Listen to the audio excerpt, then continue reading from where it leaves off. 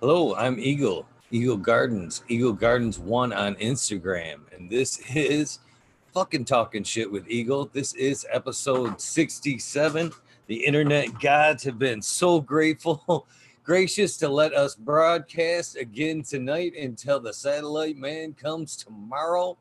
Hope you guys have had a beautiful Saturday. I know I did. We have an amazing guest with us tonight. You've known him around the community now for years. His positive inputs, dropping his knowledge, and we're lucky enough to have him here with us tonight. Medically Fit. How you doing tonight, Medical? You want Um, to tell everybody where they can find you and let us know how you're doing today, first and foremost. yeah, you can find me on Cannabuzz, Medically Fit. You can find me on YouTube and Instagram. Those are really the social sites. I'm also on the Weed Tube. Um, that's really where you'll kind of find me at. Nice, nice. Uh, Super stoked you were able to take the time and join us tonight. So, how was your day? Uh, well, it wasn't too bad. We had some major storms come through my area. We had hell. It flooded the streets, our yards. We don't get a lot of rain here in Colorado, but when it comes through, it dumped itself. And today was one of those days. We haven't had a good rain in a while, and we got it today. Wow.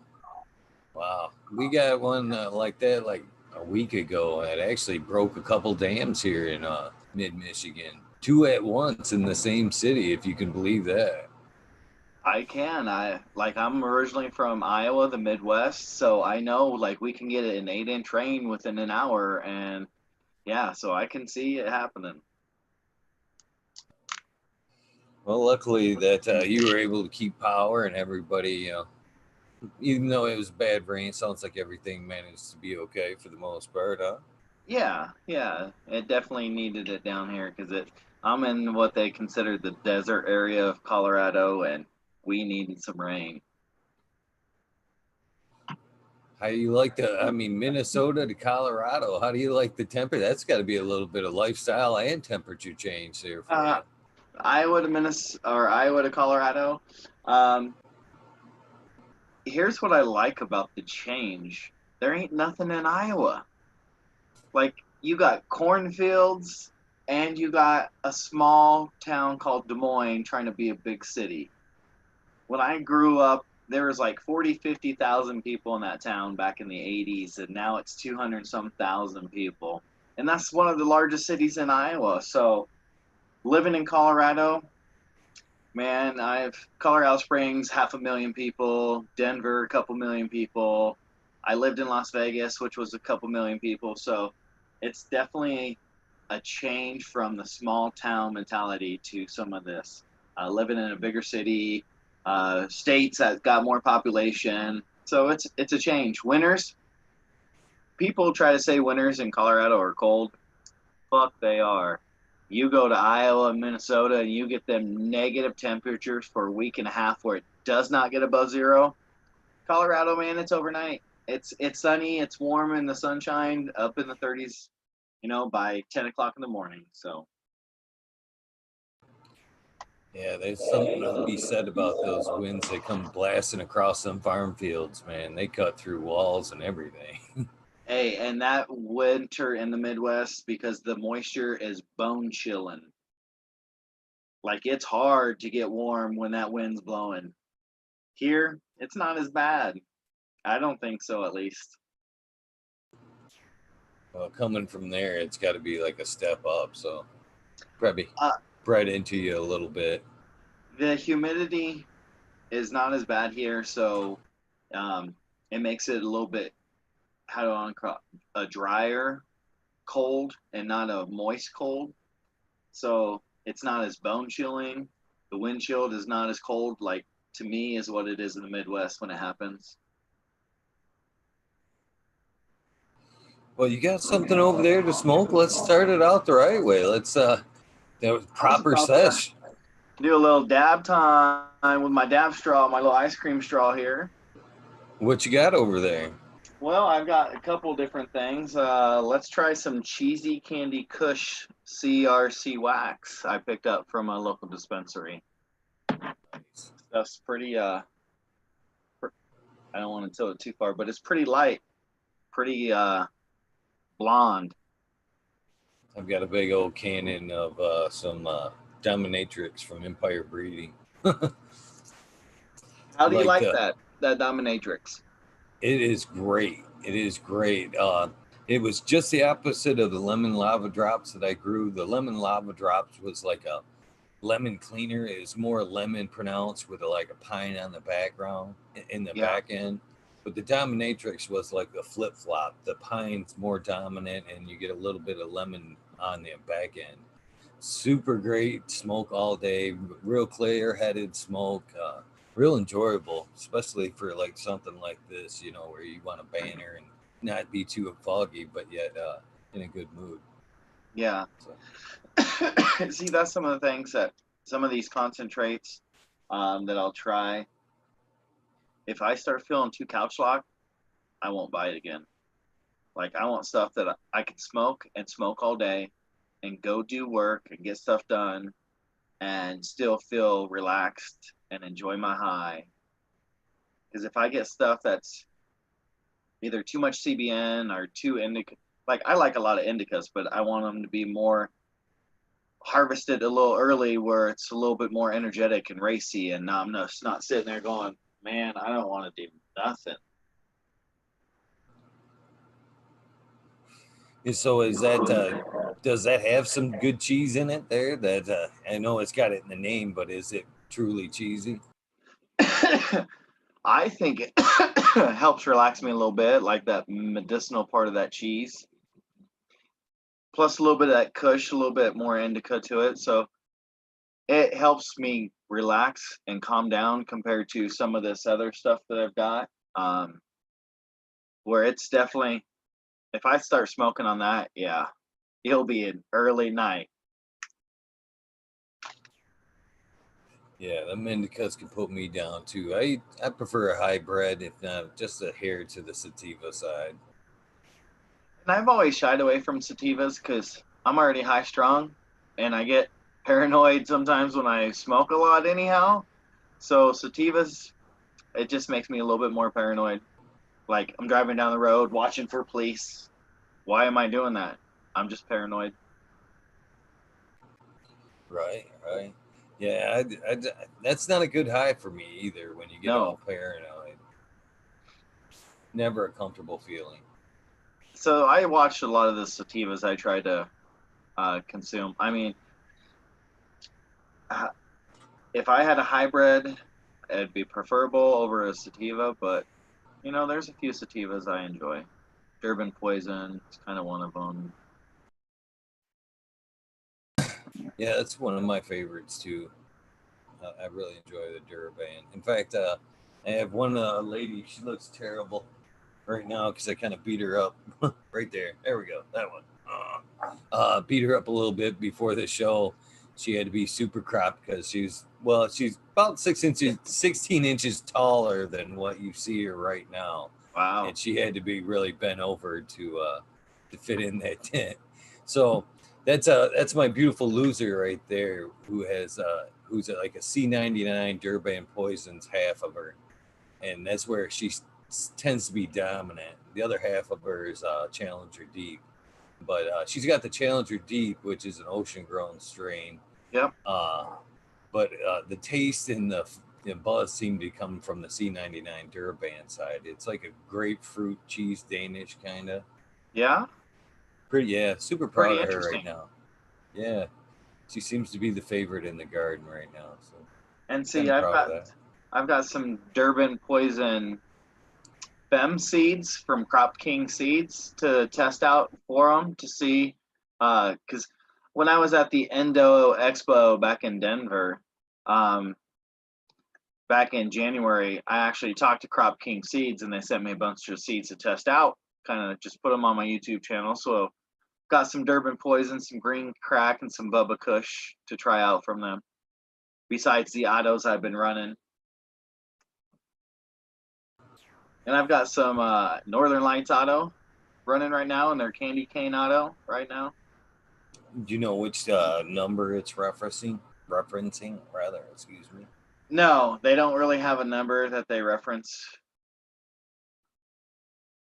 Right now, I'm kind of shooting for that. Well, I dropped a BX from Kineo's Genetics of the Northern Lights #5, which is supposed to be kind of like a pine dominant turb. And that's Yeah. really what I'm chasing after right now is the pine turbs. Trying to narrow down a winner to add to the garden. See, it's been a while since I've ran autos. Years ago, there was, um, I'm trying to remember the name of the autos. Purple Fruit Basket. And these purple fruit baskets were a dark purple auto flower. And it was a really nice cultivar that came around probably 6, 7 years ago. And I worked with them and I had a bunch of seeds and then I lost them all. And so it's been many years since I ran autos, and getting back out to Colorado and starting back up growing, I wanted to run some, and next to a plant that was in veg and kind of really watch the difference of, hey, this is my indica plant and these are my autos and they're under 21 hours of light, and watch these flowers as I'm still vegging this plant out.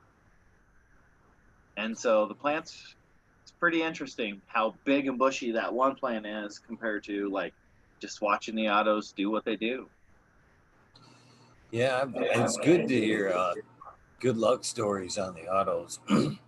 uh, I haven't had them, but they're coming a long way, and it's good to hear that people like yourself are having good results with them.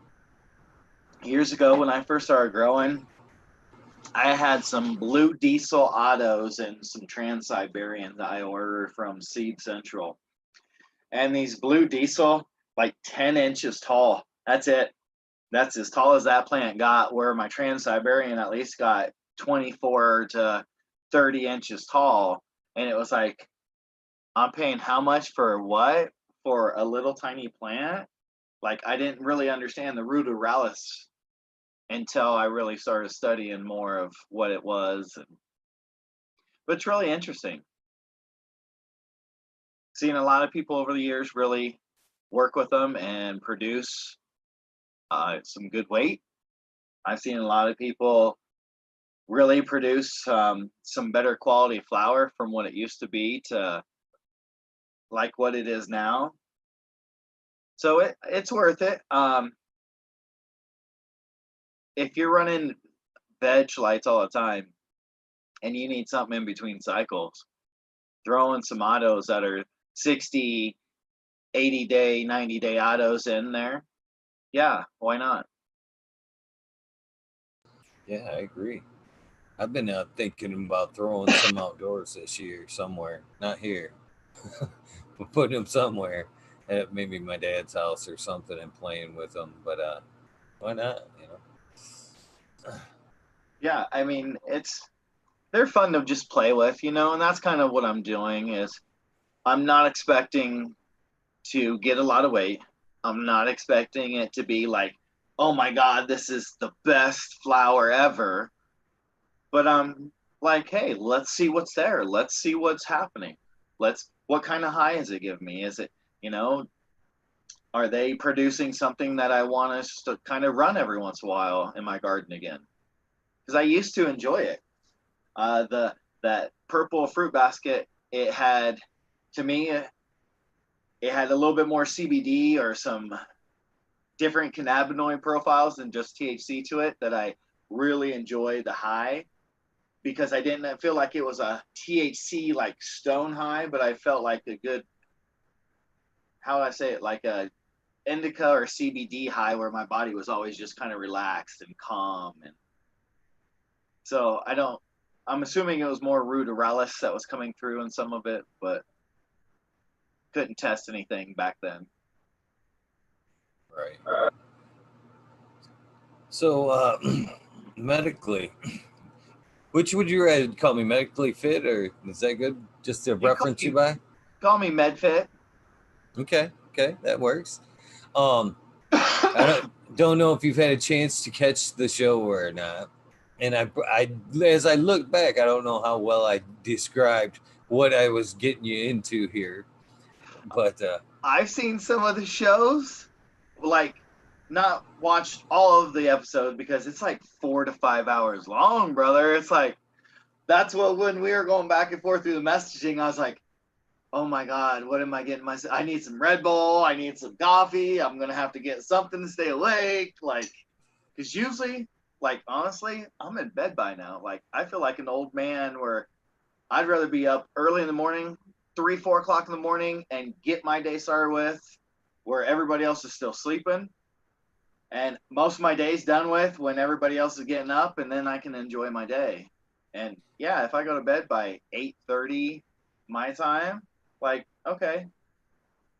that's kind of the way I'm rolling here. It's just a different time cycle. I Right? get the full run of the place, right now, and then when everybody's getting up and going crazy, I'm kind of falling out for a couple hours and then getting Yeah. back up when they're done doing their things and settling down, and kind of works out. Kind of works out. Hopefully, I'm not throwing your day tomorrow off tomorrow too badly.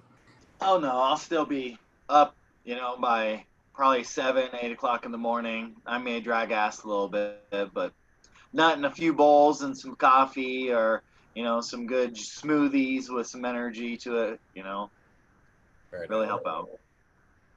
So, as you know, then from the couple episodes that you've watched, that this is kind of basically a chance to get to know that some of the YouTubers and the cannabis figures that we've seen over the years, some Yeah. of them just in chat, we could get a chance to know us a little bit better.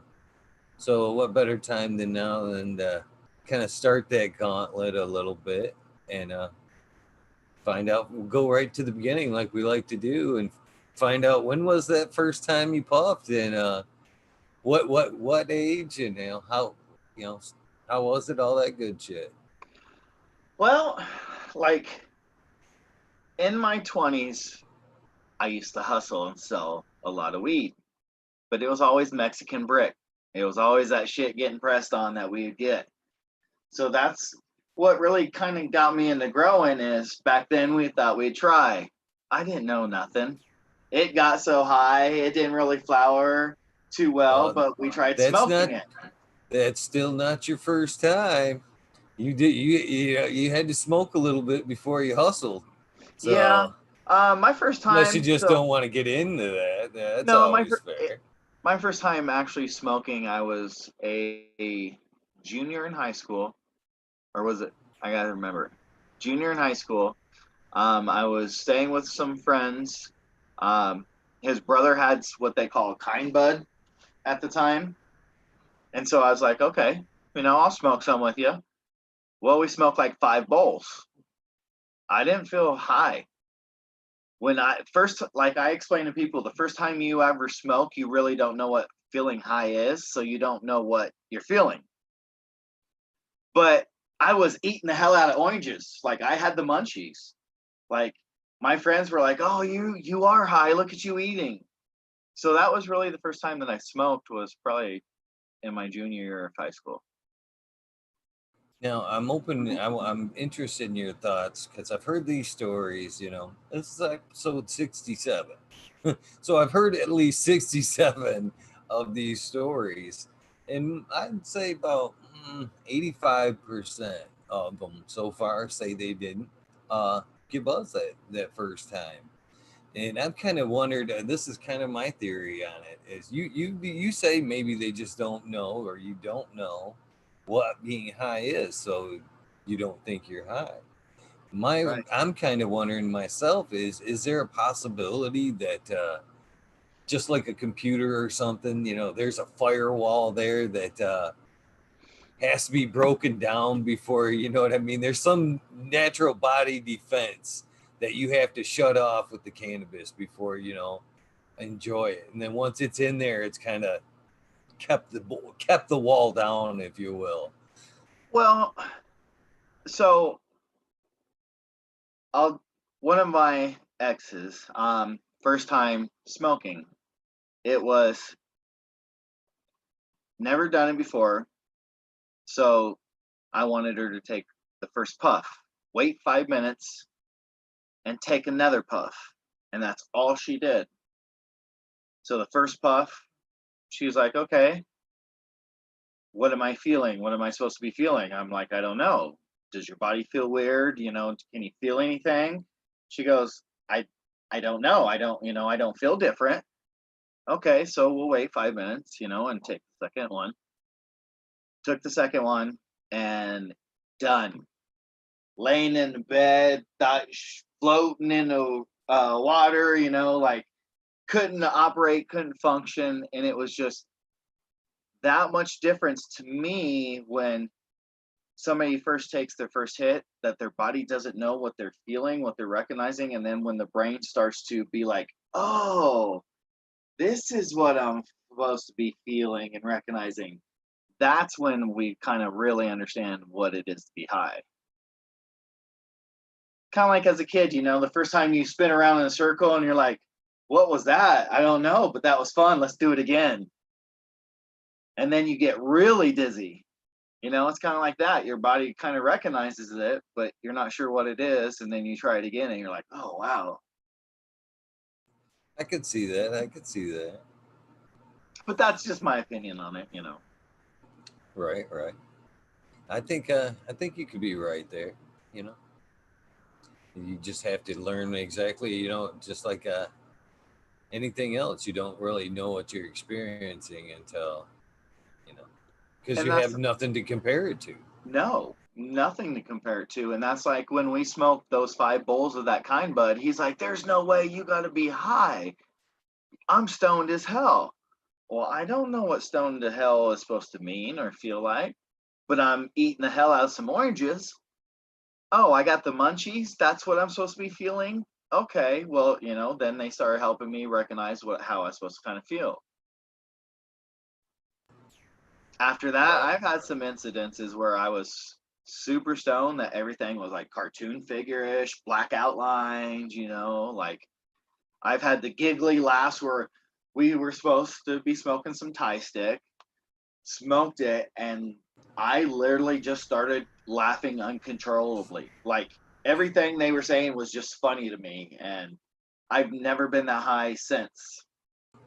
I can't tell you how much I want some of that cartoon weed. Some of that stuff I remember it was called Friesland, and there's only a few people I've heard that's been working with it, and it's been years since I've heard that name. It has just been brought up to me, and one of my Canadian viewers, I forget, they were going to be mad that I didn't remember which one, but they keep telling me to seek out that Friesland because it's heavy in that pine terps that I'm looking for.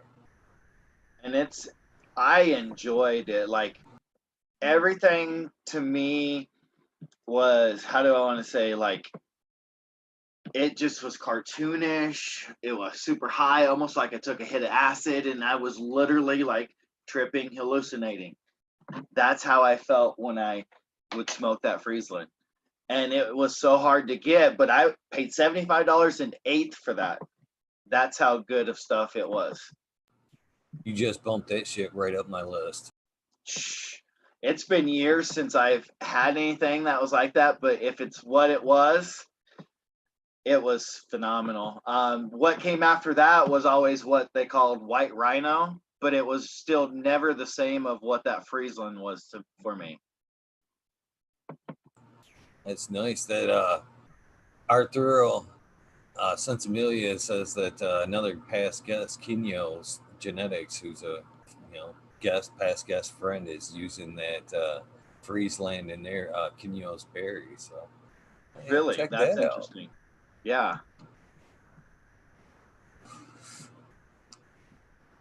Real quick, I just want to give a couple shout outs to some good folks here in chat. I seen Sequence 3, Jax Greenstock, Jennifer Steele, Skillbolt 17, a bunch of great people that has joined in tonight. CJ, so many great people that Red Eye Rustler.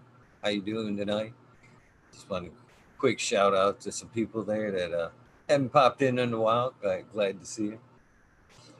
So when was your next time? The first time you said you didn't really get high. When did it start to escalate? Or when was the next time, and when did it start to pick up and be kind of a common thing?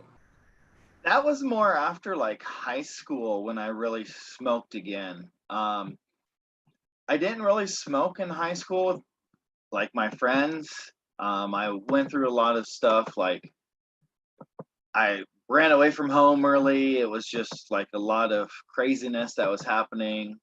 So I got away from it, but I never really smoked until after I got out of high school and started hanging out with some different friends and actually living with my aunt, which is kind of funny. Um, but she smoked, so it was kind of with her and some of my friends, and that's when you know, I, I felt more what the high was, and it didn't take much, like a couple hits, and I'd be like, okay, I don't need no more. But now that's not the same story. Yeah, you're quite the smoker nowadays. Yeah, if you take 30 days off and you come back, you're a little weak bitch. And I've been that little weak bitch many a times just because, you know, you got to clean yourself up for jobs and things like that. So when you get back to smoking, man, couple hits and then I'm like can't keep up with people, so I got to keep smoking and build my tolerance back up. And it took me a while when I got back to smoking. I have looking back, I don't think I've ever had to quit. Ever. Even like medical surgeries where I pushed it up until that day, you know what I mean, where I Yeah. shouldn't have been smoking. But luckily, I've kind of chose my own career path, and at one point said, fuck this, I'm doing it my way, and started my own shit just so I can continue smoking. You know what I mean? I The jobs where you can't smoke or couldn't smoke just didn't seem appealing, and I sure in the hell wasn't going to become like a heavy drinker just because you know my choice of works. I'd rather live a happy, clean life and do what I can to get by, rather than work a miserable job and Well, be miserable all the time. Fuck that. there's now some new fake pee out there that you can pass some piss tests pretty easily. I've passed them using it, but like living out in Colorado, they're passing a new bill that uh, employee employers can no longer fire employees for cannabis use. And it's just not for the medical side, but because it's now a recreational law and has been out here, it's like alcohol. You're allowing people to drink and drive, but you can't allow people to smoke and drive. Like, people are complaining how it's kind of, um, how do I want to say, shit, I can't think of the term right now. Um, Sorry, Uh, reading some of the comments. Uh, that's but you know what I'm saying? Like, why are you guys being harder on people that smoke when you aren't that way towards people that use alcohol? Why are right. you why are you just going after people that use marijuana and say they can't have a job because they use when hey, it was 2 weeks ago and it just happened to be in their system? Like, so there's too many stipulations that people still try to get away with for cannabis use and jobs. Luckily, that there'll be an emerging field where we can just work in the cannabis industry and go towards our dreams and become better gardeners. Right? Well, I don't. My dream has not really to be a head grower for a company or a dispensary. No, I've already had too many friends go through the nonsense and be like, yo, it's not worth it. The money's not worth it.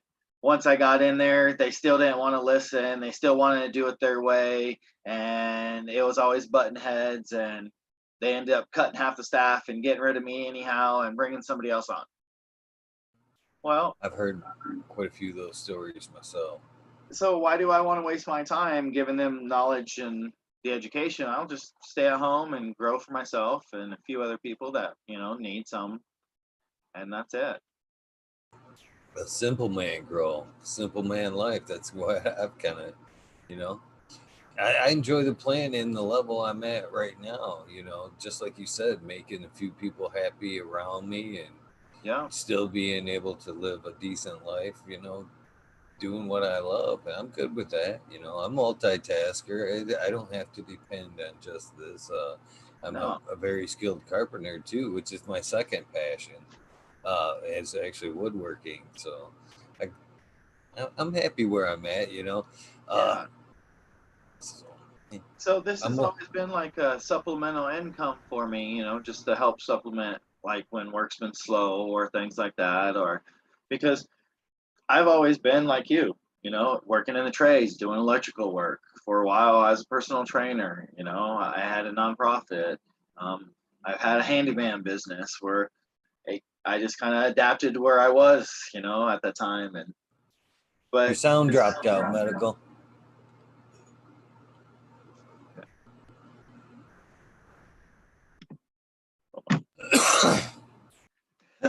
let's see if this works.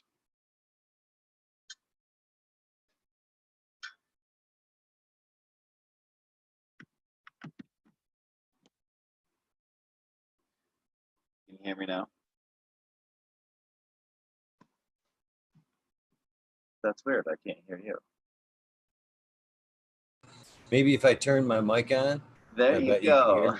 I can hear you now. All right, since we had a goofy spot there, that kind of leaves me an awkward spot where we can pick back up from. You were kind of just smoking a little bit more after high school. So when Yeah. did you make the? How long were you in Iowa for before you made that jump? Were you Shit. pretty young or still or? Yeah, like I was probably 30 by when I finally went to Vegas. Um, We need to back up. yeah. So When I you was in. started hustling then. You said you didn't see it around 26. We gotta back up a little bit. Oh yeah. So I was in Iowa till probably like 29, 30. Right after that, I left and moved to Nevada. So yeah, you want to talk about Iowa? Let's go. Yeah, let's fucking get into the hustle and all that shit. The fun days, man. Before Yeah. it actually became, a little bit more serious. And we want to get to know, this is the part where we get to, tell ourselves about everything, you bare the soul almost to everybody. And I know it anymore when I've seen, and this will go for you. No longer will I see the icon or the types anymore. I will hear your words and so this Right. is your formal introduction, to the community. And there's been 66 before you that's done the same thing. So don't feel you know, embarrassed about any kind of facts. Oh no, We've not told at all. some fucking crazy stories on here. So That's the uh, whole point of fucking talking shit, right? that's right, brother. So so when did things start getting fun? Obviously you smoked a little bit after high school, and then there was some point where, you probably like I did and everybody else, you went, man, paying for this shit sucks. You want a bag? You want a bag? You want a bag? Let's go do this shit. That's exactly what happened. Like everybody that I knew was for a bag of swag was paying like $30 to $40. Well, I knew where I can get an ounce or a half ounce for like 75. Okay, so you give me 25, you give me 25, I'll throw my 25 in and I get a free bag on top of that and you guys get eights. Sweet. So, I just started learning how to pay to smoke for free. And that's kind of how you started hustling. And it wasn't that I was moving a lot away, it was just enough to smoke for free. You know what I mean? And that's kind of where, a little bit of you know, you learn the if you don't mind me streets. Yeah. saying, brother, but wasn't that some of the best schooling you probably ever learned in your life, man? Once you learn the hustle, you cannot take the hustle out of the man. There is always that craving to keep things moving, keep things going. But you're right.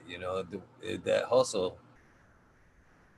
Once you've learned it, then it's permanent. It really is, and it can be life saving.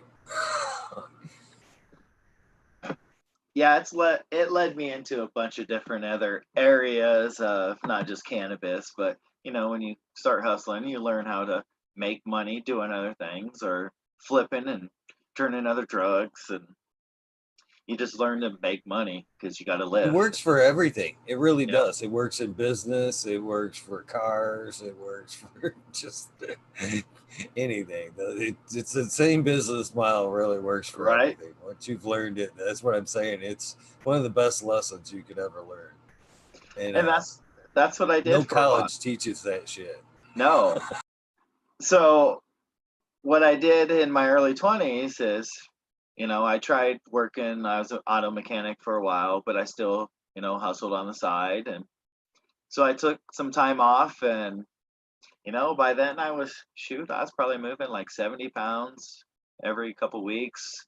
Like I just had the right connects and I was making good money. And I actually started put myself through some college, paying for, my schooling. And like I tried using it to my advantage, and instead of being an idiot like I was, where I was at the bars blowing $100 and some a night, trying to show off and, just be the young kid I was.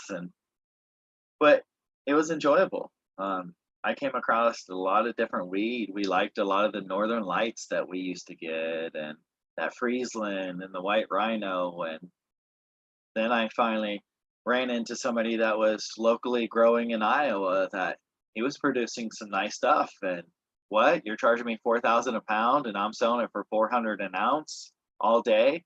Yeah, like so I was enjoying the low hustle part of it, enjoying what I got to see and what I got to try. And what Mexican brickweed? No, man, I don't need that no more. I got this stuff. So I watched the culture change on how it went from the good or from the bad to the good. I got to see that myself, and it was good times. It really was. Some of the best times of my life, really. I mean, this generation, the people are just kind of starting out in it, have it nice, but they'll never know that aspect of it. They just Not know at all all. these strains they've been blessed with, and pretty much everything's hybrid now. But they'll never see it blossom into what it is now. And it Yeah, was a great how time. It how really that stuff was. used to be smuggled and brought to your local dealer, and then he'd have to cut the packages with the seal wrap and the packing grease, and like, oh my gosh. The feeling that too, because as a caregiver now, you have to move things from place to place, and you're within your legal numbers. And I've been with people that they're not used to just the legal number. You know what I'm saying? They're like, I'm nervous as shit that we have a few zips on us or whatever. And aren't you nervous? I'm like, no. No, I was doing this a long time ago, a lot worse than this, and sweating like that back then would have got you in trouble. I mean, you guys got to be. I mean, this is a whole different ball game. It's nice to be able to move those numbers and be safe. I mean, I don't even Well, sweat let's it talk about anymore. when I was being young and dumb. I literally had a kilo of cocaine in the car, and I had my little Acura Integra, my buddy and another friend, and we were doing 90 on the interstate. And he goes, "You're driving like an idiot with that in here, right?" And I goes, "Yeah, but I'm driving like it's stolen, and I don't care." And that's how I drove around. Like, there's another time we were taking hits of acid, and we had our SKSs in our car because we were going to go to the rifle range and shoot. And then we're like, "Oh, this isn't really smart. We're on acid and we're going to the gun range. Like, no, we better go back home." Like, so I've done some stupid stuff over the years growing up. That's funny. I did not see none of this coming, and I can relate to a lot of it. I really can. I was much the same crazy fellow. This is gonna be a good night. This is gonna be. I can relate to this. Uh, yeah. Like my early 20s, it was wild. A lot of drugs, a lot of smoking cannabis, mushrooms, acid, ecstasy. Never really did cocaine. Is never my drug. Meth, I tried it, did it for a little while. I didn't like it, and I like just stopped. It was never fun after that. I one thing that you said that I particularly like is not that I drive like an asshole, but I do lead foot a little bit. People say the same thing. They're like, man, I'm like, they're looking for the guy that's fucking sitting there with both hands on the wheel, sweating like you right there. And Acting they're too not that. nervous, yeah. Yeah, the guy that's speeding, acting like he's just late or whatever. Is you know less of a. That's why I But like. I don't do anything like out of the ordinary. I'm not going to be overly cautious. I don't, like back in the day, I would just be casual, like drive like everybody else. Like if I didn't fit in with everybody else, then I'd look to me like I was, like being suspicious and oh, look at me. yeah, I agree. I agree with everything you've said. But it just makes me think of them days, man. It really does. I had fun back then. It was good times. It those were some good times, and me and a lot of my friends, we still kind of talk and reminisce about them days. But we look back and like, oh my God, we could have died. We could have went to prison for all the shit we did. Like, how lucky were we? And so yeah, it's good times, a lot of craziness. Made some good money during that time too. Yeah, easy. It seemed like it went just as fast as it ever came.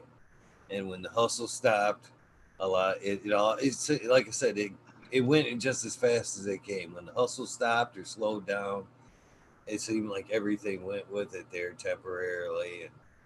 And it's weird. It came with its own yin and yang there. It's what Well, it's more the of a reason not to stop hustling, I guess. the part that really got me out of like cannabis game and hustling and that back in Iowa, and really started making me work more honestly is I got tired of fronting everybody and everybody fucking me over and not paying me. Literally, I'd go possess cars, TVs, whatever you owed. You owed me a couple $1,000s. I was going to take whatever you had worth that value, and that's just how the game had to be. And I just got tired of it. And that I just nope. I don't want to do this no more. It became more of a hassle than it really became a business. Yeah, I gotta agree with that too. And then you gotta sit around shit. I remember there was a time where I actually had like 6 cars sitting around just for that fucking reason. I had $1,000 watches, like $120 pair of jeans to $300 pair of jeans. Like, yeah, like I was trying to show off like I was a little baller, but I think my first wife, um, I spent $8,500 on her wedding ring, and that was paid with just hustling, and that was a chunk of money, that hey, $8,500, that's a chunk of change to be dropping on a wedding ring for your first marriage. You know what I'm saying? But like I kind of stated earlier though, that It goes even quick. though you took that, you may have transitioned into maybe a more legal you know, income, that business model, that hustle, like I referred to here, it refers to any business that you can run. It teaches you, Oh, it's helped how me to. run my handyman business. It helped me run my personal training business. When I was building the nonprofit I was running in Las Vegas, it helped me understand, like the parts that I couldn't do that I need other people to help fill those parts. Like it gave me a lot of street knowledge as well as like business knowledge. Like what? I can make a quick $200 by flipping this and only paying $50 for it. Like, oh yeah. Uh, Jennifer, I am smoking Dominatrix, and thank you, DLP 2372, for covering that answer for me. That time.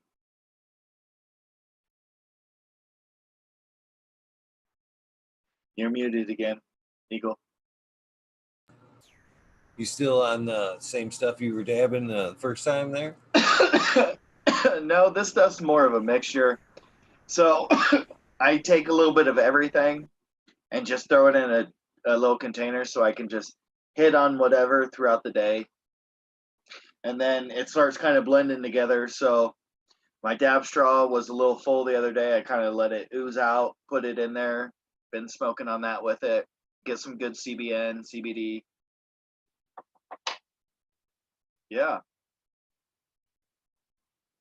They were commenting on my shirt, so I had to show it off a little bit there. Healthcare. Healthcare provider, the real THC.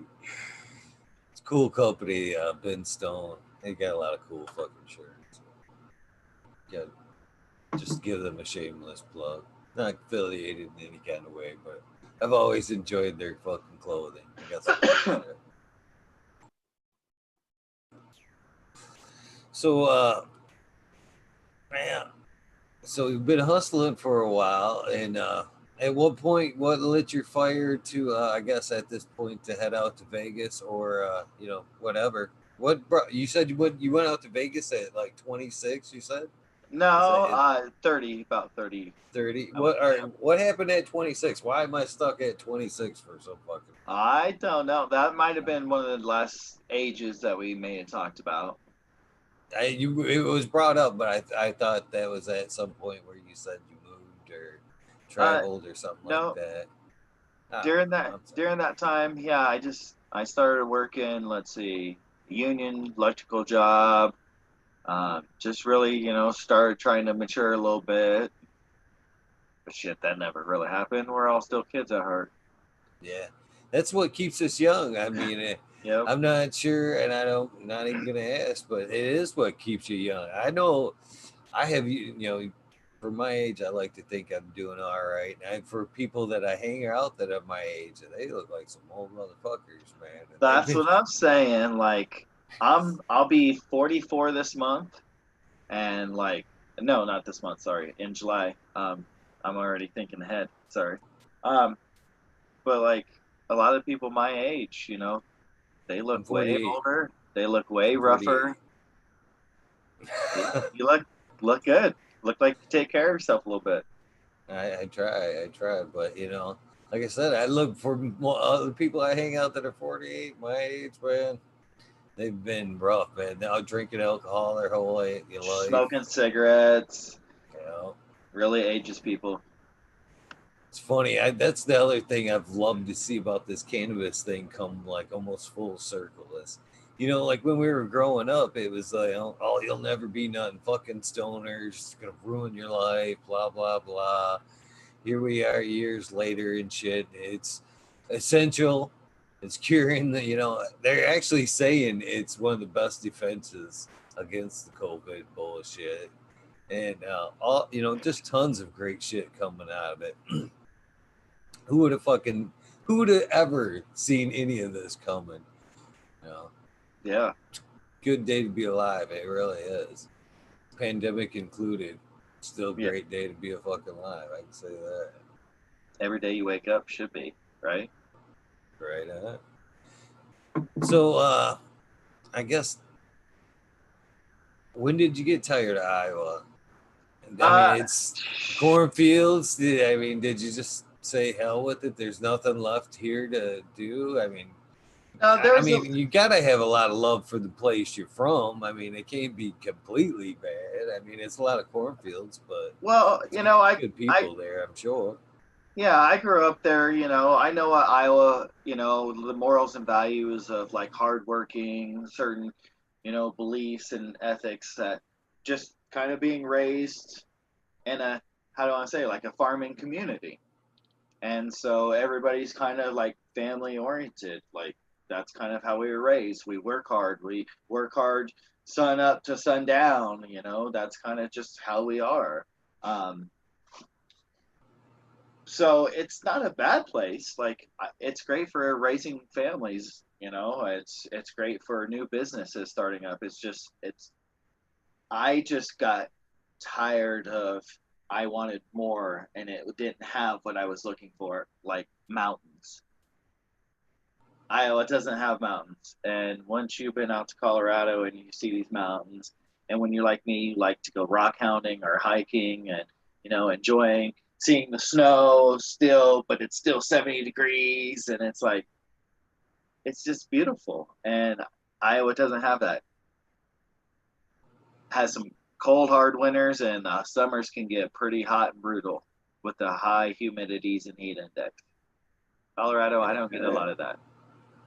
I can respect all that. I really can. You know, Yeah. it doesn't take much one time to actually, you know.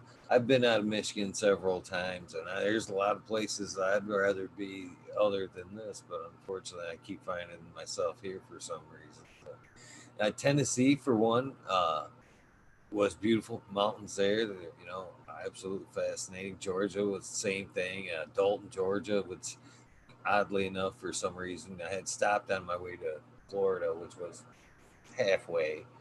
But Dalton, carpet capital of the world, but a beautiful place to wake up on that mountain and see. You know, it was beautiful. I could see why you'd want to be in Colorado, especially with it being pretty nice most of the year. Fuck yeah. Yeah, and the winters aren't too bad. Like the summers, you know, down where I'm at, it'll get in the 90s, but it's a drier heat. It's not a humid heat. It's more manageable to me. Um, we've got land in a different county, and it's a little cooler up there. It's a higher elevation, like 7,900. So at the hottest, it only gets in the mid 80s at the hottest point in the summertime for there.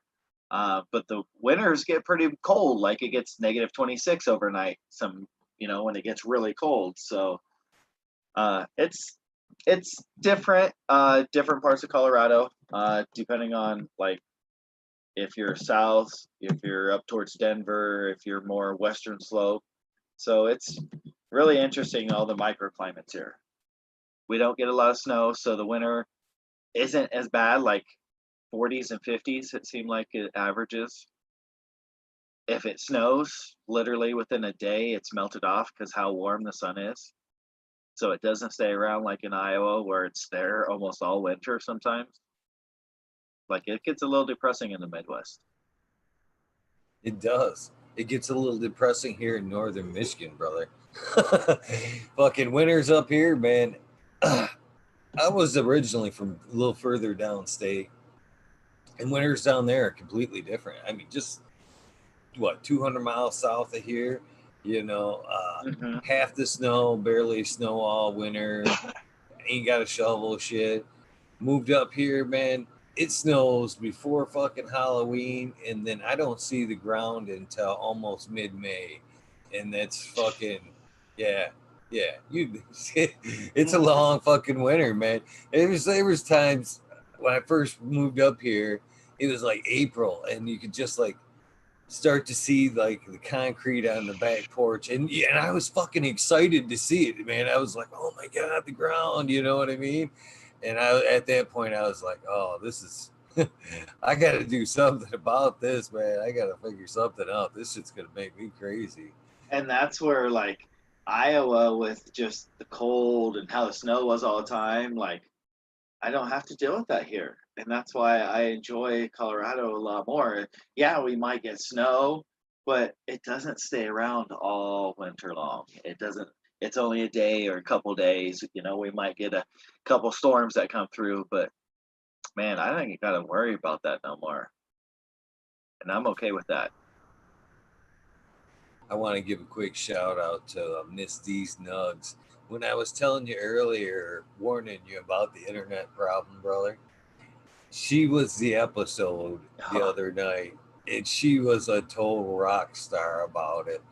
every time, it'd fall out, and she just kept going and kept going. And this is honestly my favorite part of the episode because I'd fall out like 5 times throughout the episode.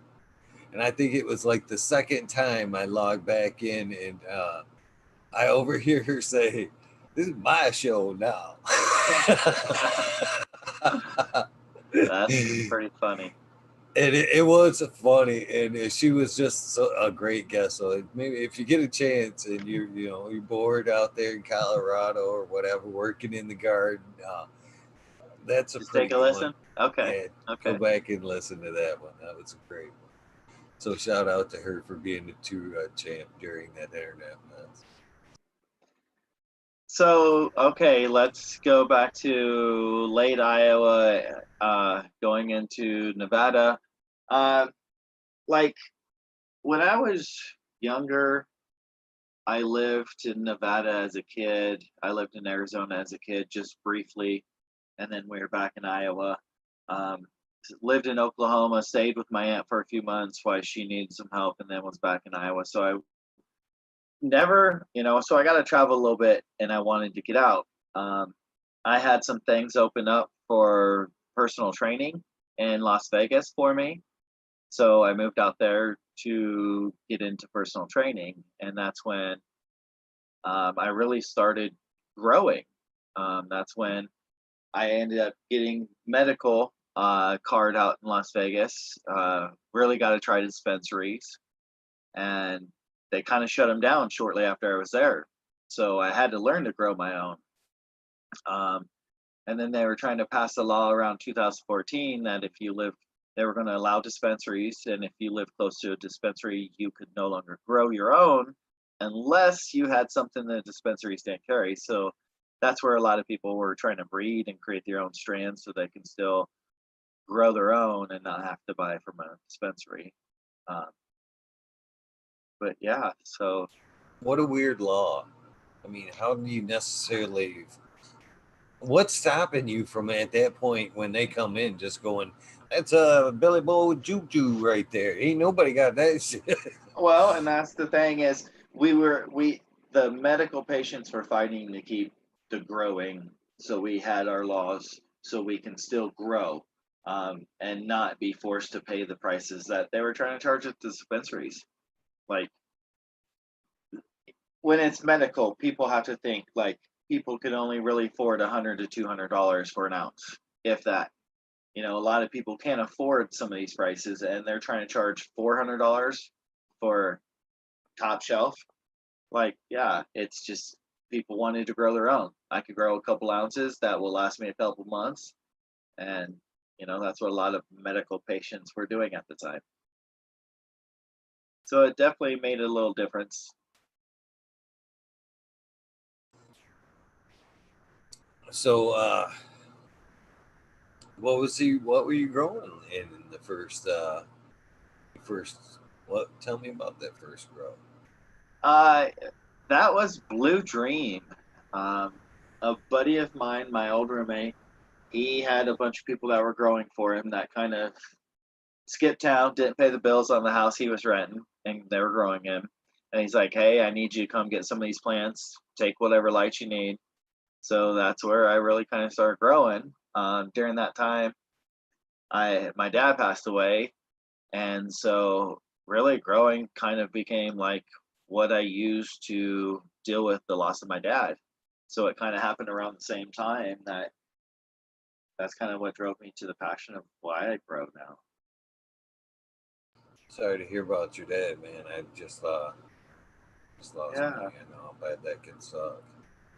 Yeah, Uh, it tore me up, and people don't have the cognitive skills to go through an event like that.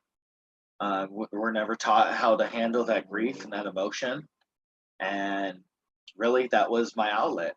Like I could go in there and I can get rid of a lot of the emotion to the plants and just sit there and just be at peace with everything and just watch them. And it was like my decompression time. And my ex-wife never helped me. She wasn't comfort for me. She didn't know how to deal with what I was going through. So it was a lot for me to really learn about the plant and how to nurture it, because it was like nurturing me at the same time. So it really helped out a lot. You know, just this right here, because I lost this. This is 67, and I lost my dad at 50. So it's a few weeks ago. Sorry to hear that. And this whole thing right here in the cannabis community is what is helping me to get through it. To be honest with you,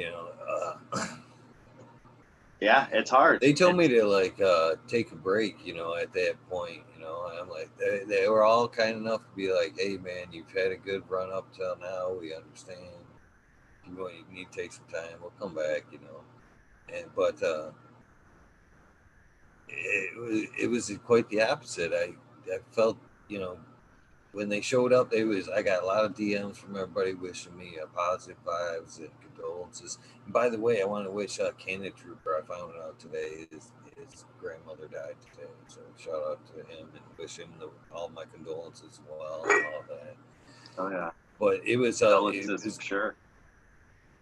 It was talking to you people like this and showing up, and all this taking my mind off of that. If it wasn't, because I couldn't even go down there during this whole time because of the COVID and all that bullshit. We still can't have a funeral for him.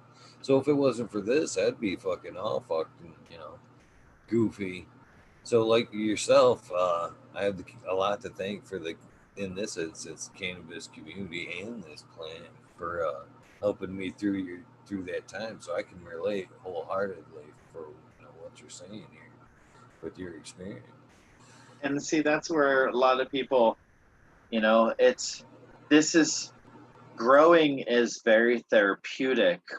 It's just not about smoking when it comes to, cannabis. It's just the growing part is something about helping a plant grow and nurture and watch it grow along. It's like you're kind of doing it with yourself as you're getting through some of the emotions. It's like, all of a sudden you're in there watering plants and you break down and you don't understand what's going on, but it's like you just need that emotion to be released, and the plants are there. They're there for you. They don't talk back.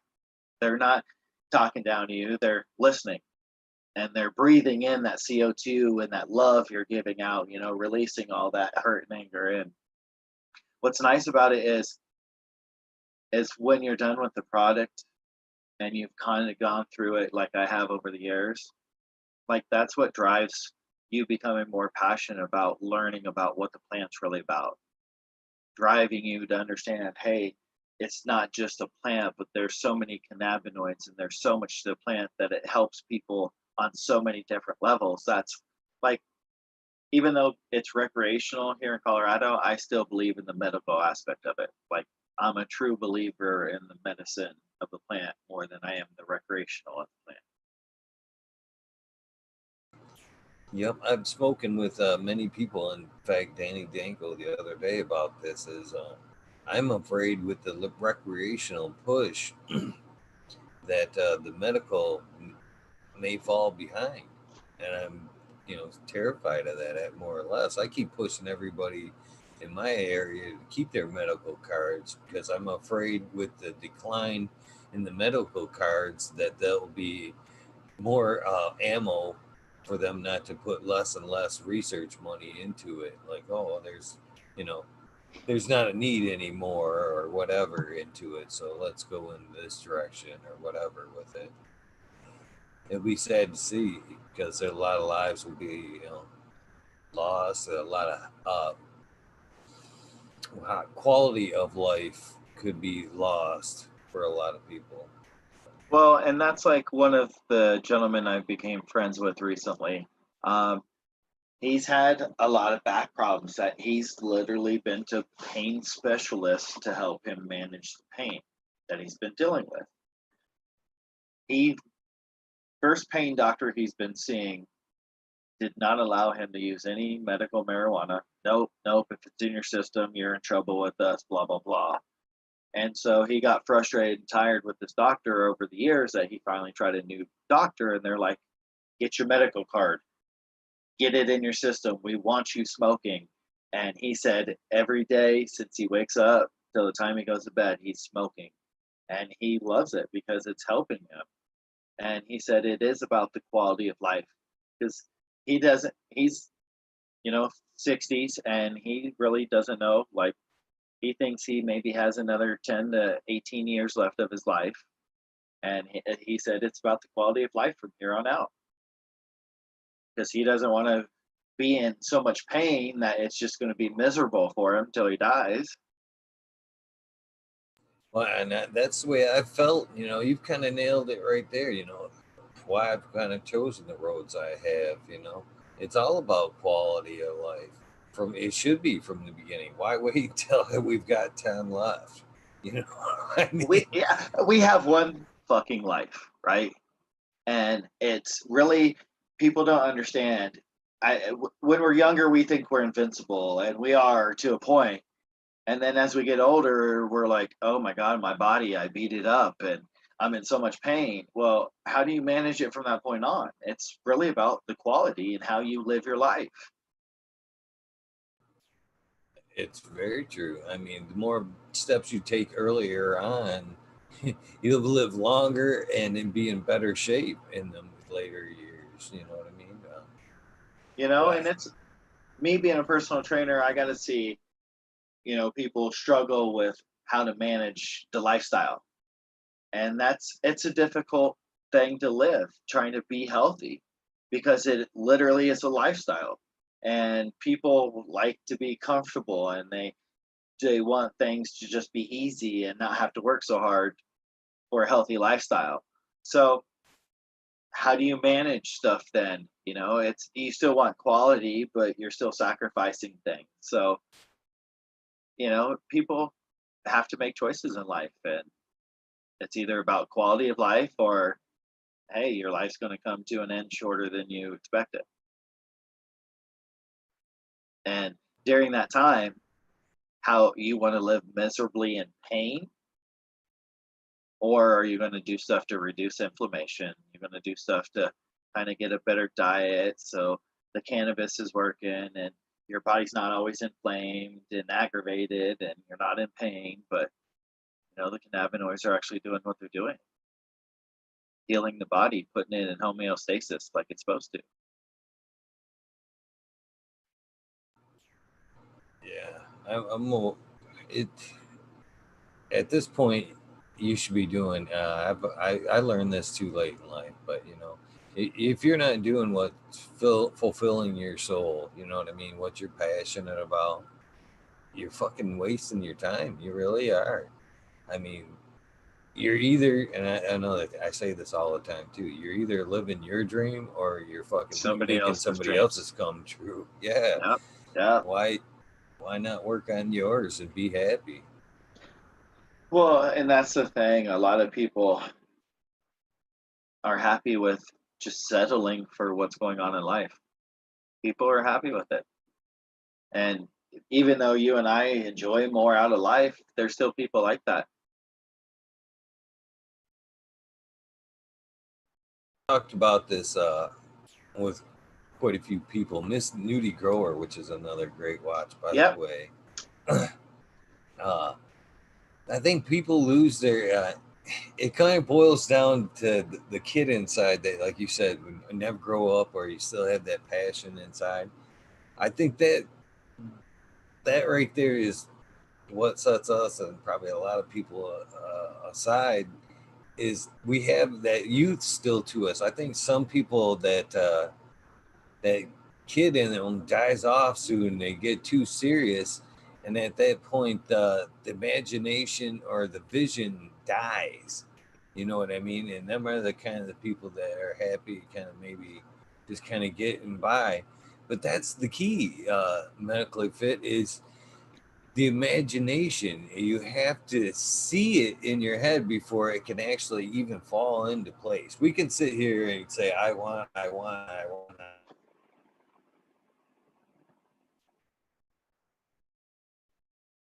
I don't know if he froze up or if I froze up.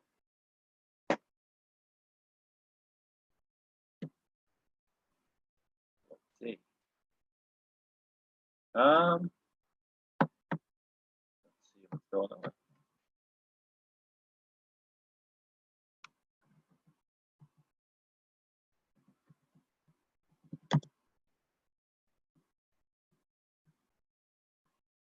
Okay, I don't know if it's me or if it's Eagle.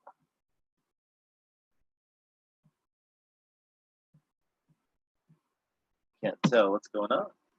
Nope, seems to be. There we go. Out and in.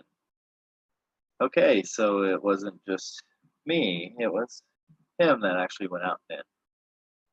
Yep, take over. So, you know what time it is, people? It's dab time. So, we're going to take a quick dab. There he is.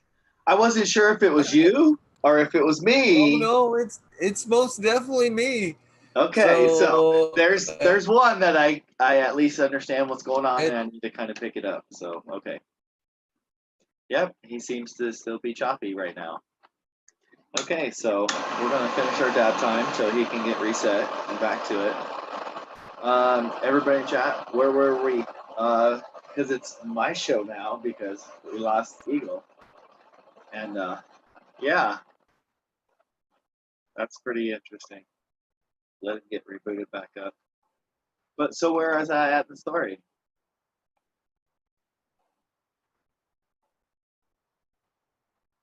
Just to help focus. At this point, yeah, this There you go. He's trying to come back in, but he still ain't doing it. could be the best. Yeah. I don't know what's going on my end. This sucks. But you're coming back. It's your video's choppy, but maybe if you just turn on the Can you mic. see me? Yeah, you're frozen. Yeah, that might. Can you hear me now? If I at least turn off the mic. Yeah, I can hear you, and you're not so choppy. You sound pretty decent, clear wise. Dab time. Thank you for being a champ about this. This is exactly what happened during the Miss These Nugs show. So yeah, if it happens and I don't come back with it, fucking roll with it, and just whenever you're bored with it, hit end and it'll fucking publish. Okay. Sounds good to me. Yeah, hopefully this problem will be over tomorrow. That's what I'm saying, man. I'm fucked here in the fucking sticks with this internet. Tomorrow I'm getting satellite, so hopefully this reign of terrible internet will be over. And sadly enough, you'll hopefully be the last guest to go through this shit. But feel free to take off with your story, brother. This looks like it's most definitely your show from here on out. So we'll talk a little bit about Vegas and like out there, you know, living it, starting to grow after my dad passed away. So I started off kind of growing Blue Dream and didn't really know when to harvest. And then I started kind of getting on YouTube and, you know, watching videos on how to grow. And that's when I really got into the YouTube community. And man, I watched hundreds and hundreds and hundreds of videos, like thousands of hours just on YouTube alone watching stuff. When I first started growing, just trying to find all the information I can. And that's when, you know, there's some people doing like regular videos every few days. And then they would, you know, try to do some live shows and I try to catch lives. And that's where I started kind of engaging more like in chat with people. I don't know how many people in chat remember Jay the Grow Pro. He's from Michigan area, and he was back on YouTube probably, let's see, 8, 9 years ago, and that was one of the first people I really kind of followed. That was all the time posting videos, and so I started kind of watching him and following him, and then it became the social grow. There was a big community on YouTube that became the social grow that had Mendo Dope already kind of featured on it and talking, and Ninja was already passing out the Ninja fruit as tester seeds, and like it was a small community that was already doing test test seed giveaways and people growing, and it was really interesting to watch how the YouTube community from like 8 9 years ago till now it's just grown and blown up, and different people have just like went from no views to like hundreds of subscribers in like weeks, and it's pretty interesting. So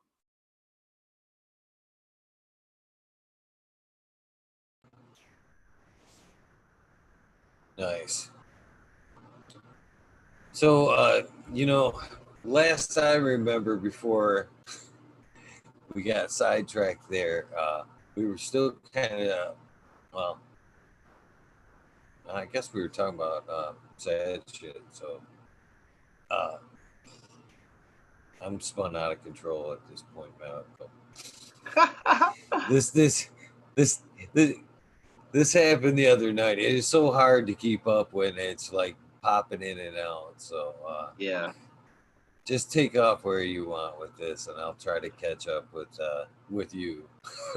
Well, we'll just keep talking about Vegas and kind of like how, like my channel on YouTube kind of really grew, what I Okay. was growing. Um,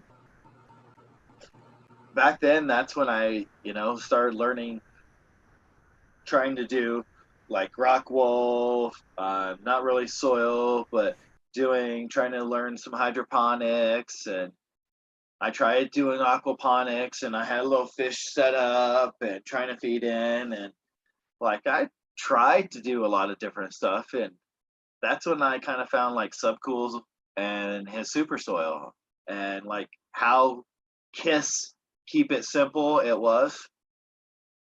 And it was like, well, okay, I don't have to because back then, like, I didn't really understand how to measure out 5 milliliters. I didn't have nothing to measure it out. So I was like, well, how am I supposed to do this? And nobody really told me the amounts I was supposed to be putting in, like more people are doing.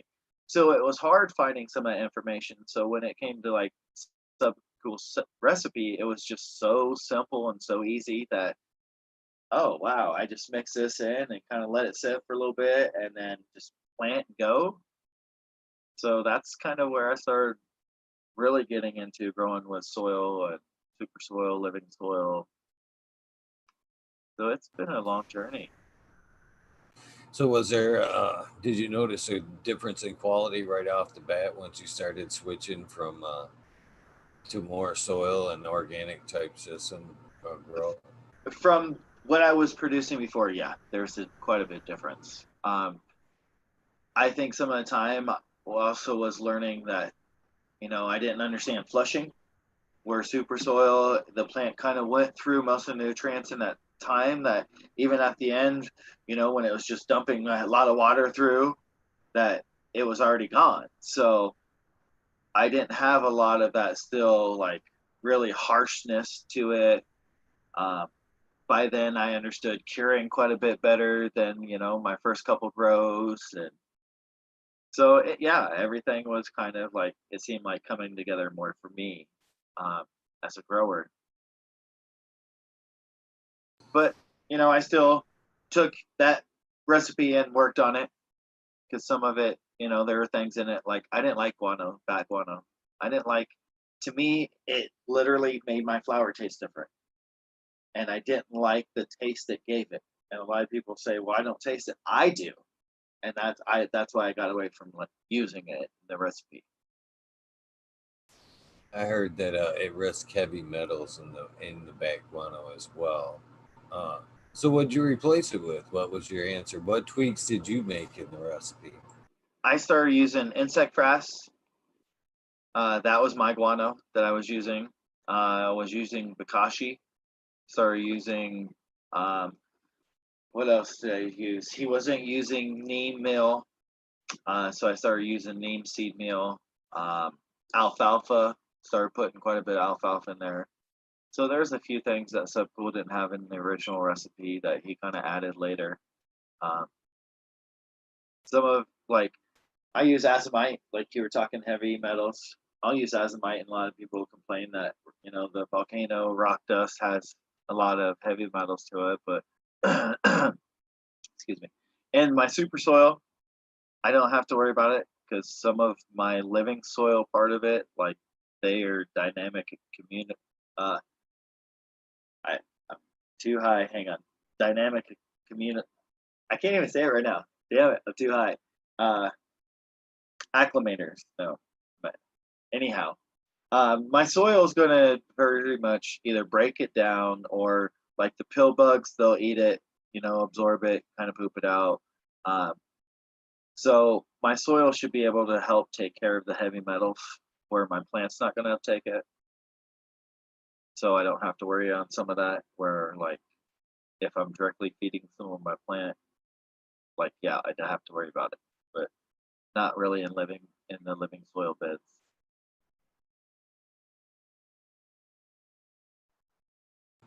So what kind of lights were you using back then? Oh shit. So let's get into here's some good funny stories. So when I first started really growing, um, I was first dating, getting ready to get married to my ex-wife now. Um, but I was growing and I spent a little money, like a couple $100, got a light. I think I got a 600-watt metal halide light and then a ball for flower. And then I ended up getting a tent shortly after that. I ended up like making CFL type uh, lights too, just buying a socket and screwing it in and cutting some tin, kind of shaping it to reflect it down to do some veg stuff. So really in the beginning, I was kind of playing around with a couple different lights. Had everything taken, lost everything, had my ex-wife, she ended up calling the police on me. They came, thought I had too many plants in my plant count, but I ended up getting everything dropped and dismissed, but they took all my grow stuff, so I had to start over. And literally I had to do the budget grow. I had to make a makeshift tent with some wood and some metal or some mylar, some emergency blanket, like $2 emergency blankets, and wrapped it around this wood and taped it up and used some CFLs, some big they were like 60-watt, warm, like 2700, and then a couple like 500, 5K bulbs mixed in. And I was growing under that, like 6, 7 plants. So I really kind of started off doing a budget grow when I had to start growing all over again. So, That emergency blanket is a fucking great tip right there. That is so much cheaper than Mylar. You can actually go on like eBay and pick up like 100 of them bitches for like yeah, 10, $15. see, What are they, like 5x6 or something like that? I still use them. yeah, There's some right over dude, they work a great. library veg area I threw up, an insulator, what, degrees barrier or something like that. Very Yeah. reflective. Great tip. And that's one thing, like, I had to find something that was cheap, but that was as reflective as possible. And I knew about emergency blankets because I always kept like an emergency kit. And I was like, oh, that's Mylar. We can use that. It'll work. And so just went to Walmart and they were like $3 at the time and picked up a couple and just, wrapped the whole little wood frame in it and then used blankets to cover it.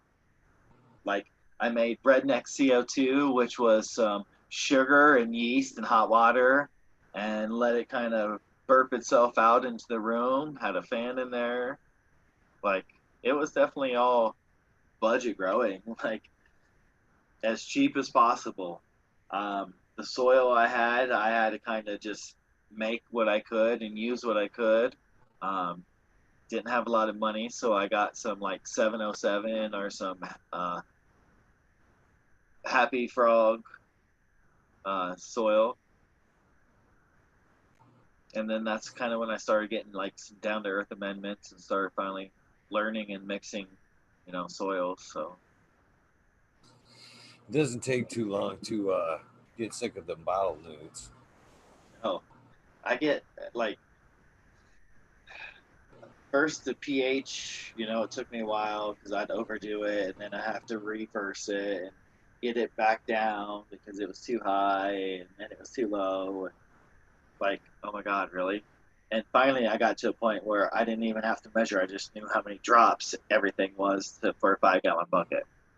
Like, after you do it so long, you just get it dialed in. But when it came to just, oh, I just water, add some sugar to my water sometimes, or some simple sugars to feed my plants, or some teas, that was just easier. I just found it that I didn't have to take that extra time to mix everything and check my ppms and make sure I wasn't going to burn the shit out of my plants.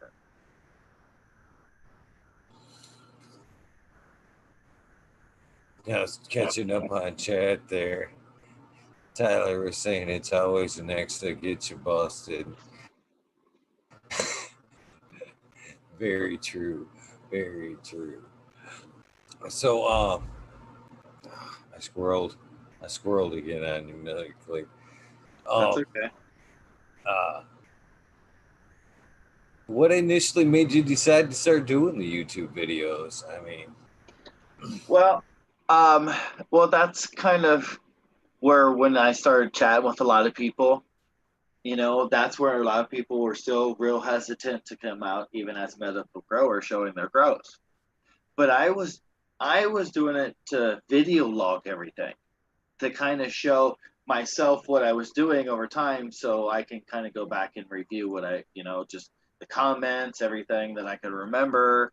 And that's kind of how I started, is doing it as just video logs.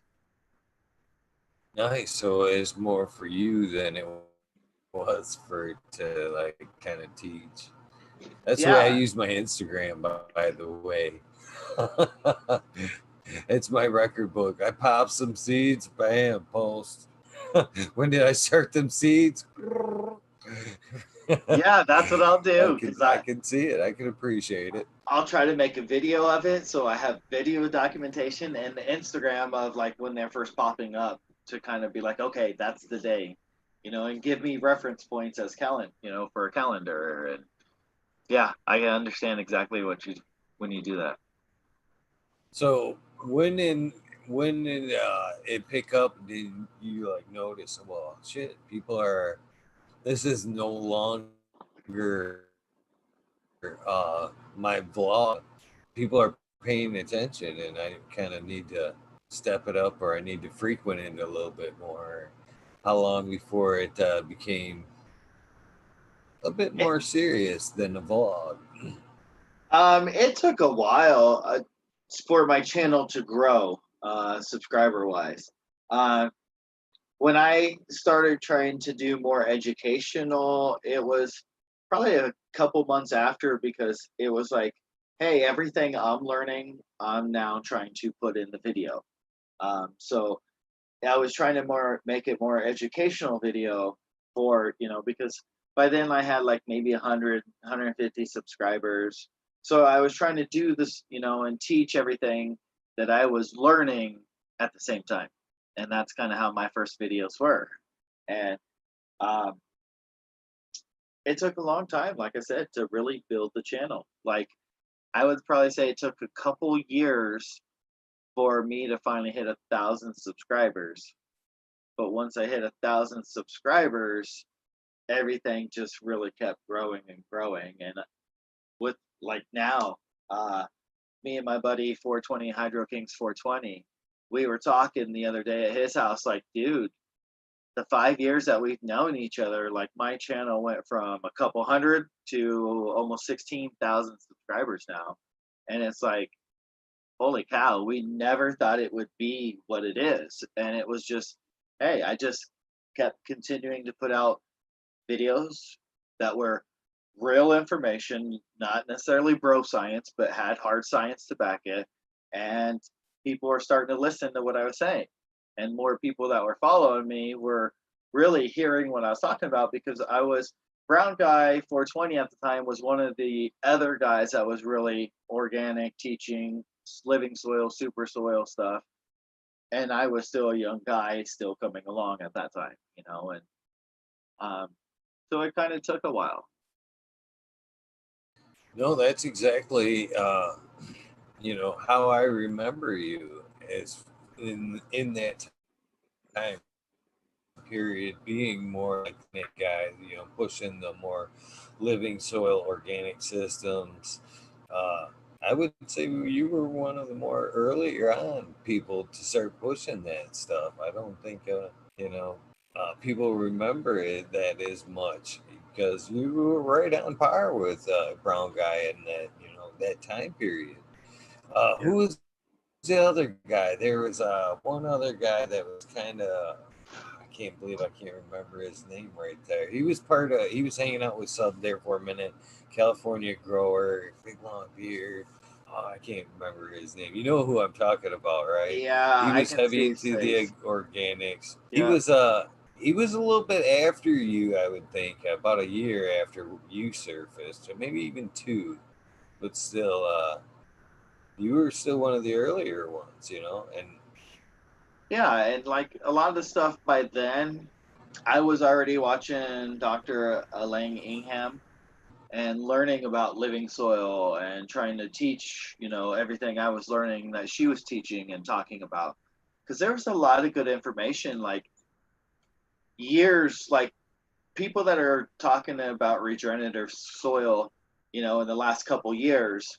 Like I've been listening to people that were talking no-till way back when I first started growing. And that's where watching it now come into the cannabis community is really interesting to me to see no-till and regenerative culture come to the cannabis community when I've been following people, for many years on YouTube that were teaching that way and that style, but more to heal the land of the earth and teach a better farming practice. we would be crazy not to give Pedro a shout out who just popped into chat, I who see I that. know that you know. So Yes. Hello, go Pedro. ahead What's and going on, brother? How you doing? honored that you've taken some time to pop in and check out the show and check out your buddy here. Support to everybody. That's awesome, brother. It's icon in the community who's believes in helping each other out, and supporting each other. Well, and Amazing we're guy, talking amazing talking guy. about growing up in the cannabis community. Pedro and I, like, that's how we kind of met through this and kind of grew up our channels, just watching each other grow at the same time, and like met him through Envy Closet Med Grower out for the Las Vegas High Times Cannabis Cup, and that's like this whole weed tube community meeting different people through these events has been an awesome deal as well. Got to meet Mystic Grower, got to meet um, Fada Mike, got to meet Ruby Doobie, got to meet, Doggo, and a lot of people over the years. Mystic Grower is coming on here uh, next week, I believe it is next Thursday. Very cool. So it'll be pretty awesome. Pedro's been on a Yes, couple I did. times. He's been on, gracious enough to come on twice. I see that he's rebroadcasting us on Twitch right now, which is pretty damn awesome, man. Very cool. He, I can't say enough good things about him, man. He's been very nice and showing support and whatnot. He tried both time every time the first he was on 420. Did you happen to get any chance of the 420? That was an awesome No, day. I haven't.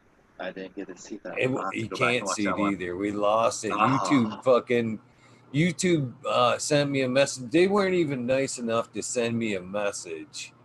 I was just happened to be strolling through my studio and doing my every couple day check to see how it was doing in the processing. And then I hear it's all red letter: process aborted, video too long, didn't make community standards. It said that wow. because it was 24 hours long. Oh, Yeah, wow. I smoked 24 hours constantly and then had gas going from back to back all day long. Tried to keep it in groups of three, you know, with like say me and you with one other person coming in midway, and Right. then you checking out, and a new person coming. That kind of a format all day, smoking all day. But then I get that from them, and it was an amazing day, by the way. Everybody participated, fucking amazing. Pedro, Med Grower, Lost Leaf, Fagroli, Tanazi. We had tons and tons of T Dog was on. Amazing! It was an amazing day, not just for me, but I like to think for the community as well.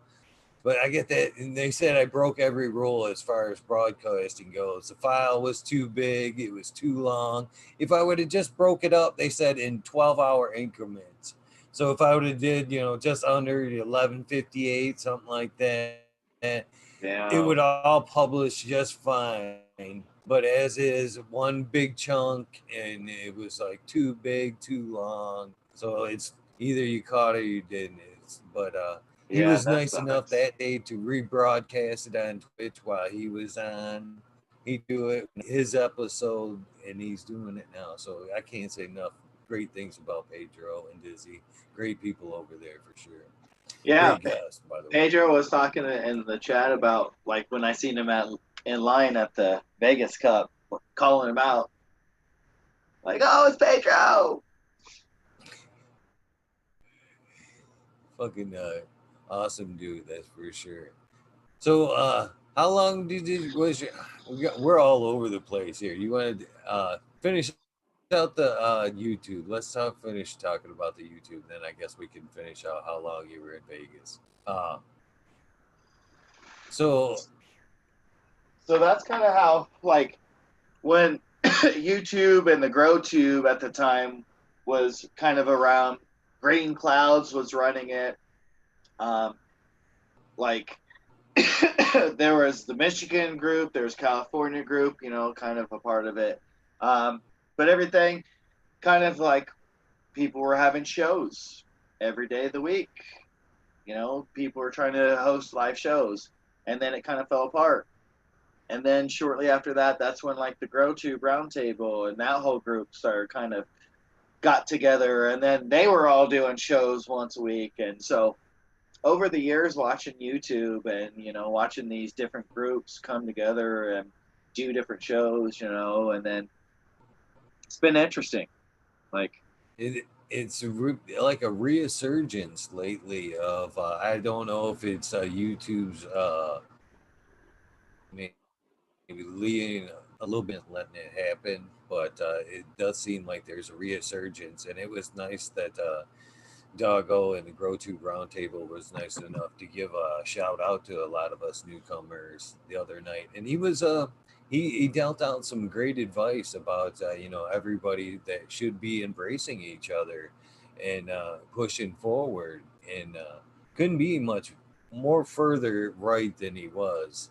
You know, and Pedro, like I said, Pedro and yourself are honorably nice enough to do that. You know what I mean? Just spare your time and your help, and you know pushing me along because you know like I said, you got a lot more followers than I do. You know, you've been around a lot more times, and I am not gonna lie, tacking your name on to that title tonight will help you know bring push it along. So I'm not gonna lie about that. And, you know, oh it's a no, I'm happy to be a part and help. You know, that's part of like when I was part of the Embracing Organic show. It was kind of to be there to help build the show and get more people to come over and listen to what was going on and what was talking about on the show.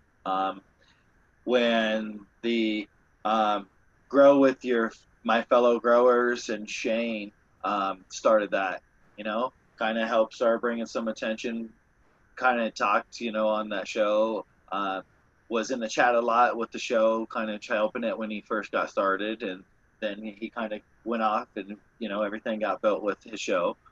Um, so it was pretty interesting, you know, watching like just like you're saying, just being there, you know, it kind of helps people know like, hey, how do I say this? Medically fits a part of this. Like I don't think I'm anything big, but people follow me, and that's what I'm saying. Like if I'm in chat and people are recognizing that I'm in chat, okay, they want to see what's going on. they want to see, you know, what's being talked about. You know, when Pedro's in the room, same thing. Hey, Pedro's in the room. What's going on? What are people talking about? And that's what we're trying to do. It's same thing with the American one or Jack the Greens. You know, when these people that they see in the community are all in a chat together, people want to know, and you know, they stop by and want to see and hang out and start chatting with the community because what it's a community that we're kind of building, right? Well, it sure doesn't help. It doesn't hurt that you guys put out a fucking ton of great educational info. You know, yeah, you know, there's a reason why people follow Medically Fit and Pedro, and it's because that you guys have blanketed the community with good information and taught a lot of us, and myself included, great tips along the way. You know what I mean? And that's, you know, where we get the respect and for you, and it's Well, what you needed. You know, people even to this day can go back and watch all those videos and pick up a lot of great shit. You know what I mean? All that stuff then still applies now, and and uh, and hopefully this it works in both ways, brother.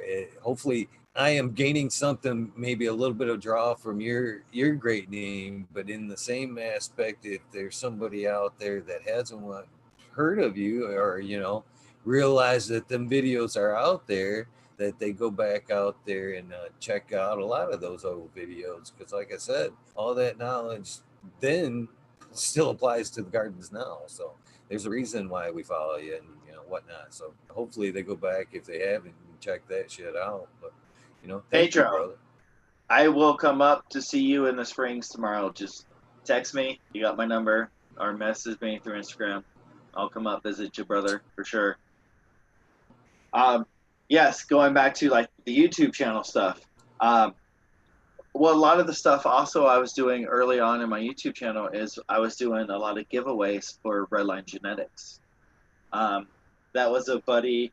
Actually, it was two guys in California that got together and created it early on when the social grow was happening. And so I kind of got to know them and befriended them. And years later, Permanently High hit me up and asked if I wanted to start doing giveaways on my YouTube channel. And dude, I was giving 40 packs of seeds away at a time. And it'd be like once a month, we'd do 40 packs of 5 seeds. And there's a lot of people in this grow community that grew out the Redline Genetics and really enjoyed what they were. And that's kind of another way that like my YouTube channel kind of grew, is just going to, you know, give away these genetics. And there weren't a lot of people that were giving away seeds, and people I wanted do. seeds. Yeah. Yeah. You know, but back then there weren't. There was not a lot of people giving away seeds, and we were giving away 40 packs at a time.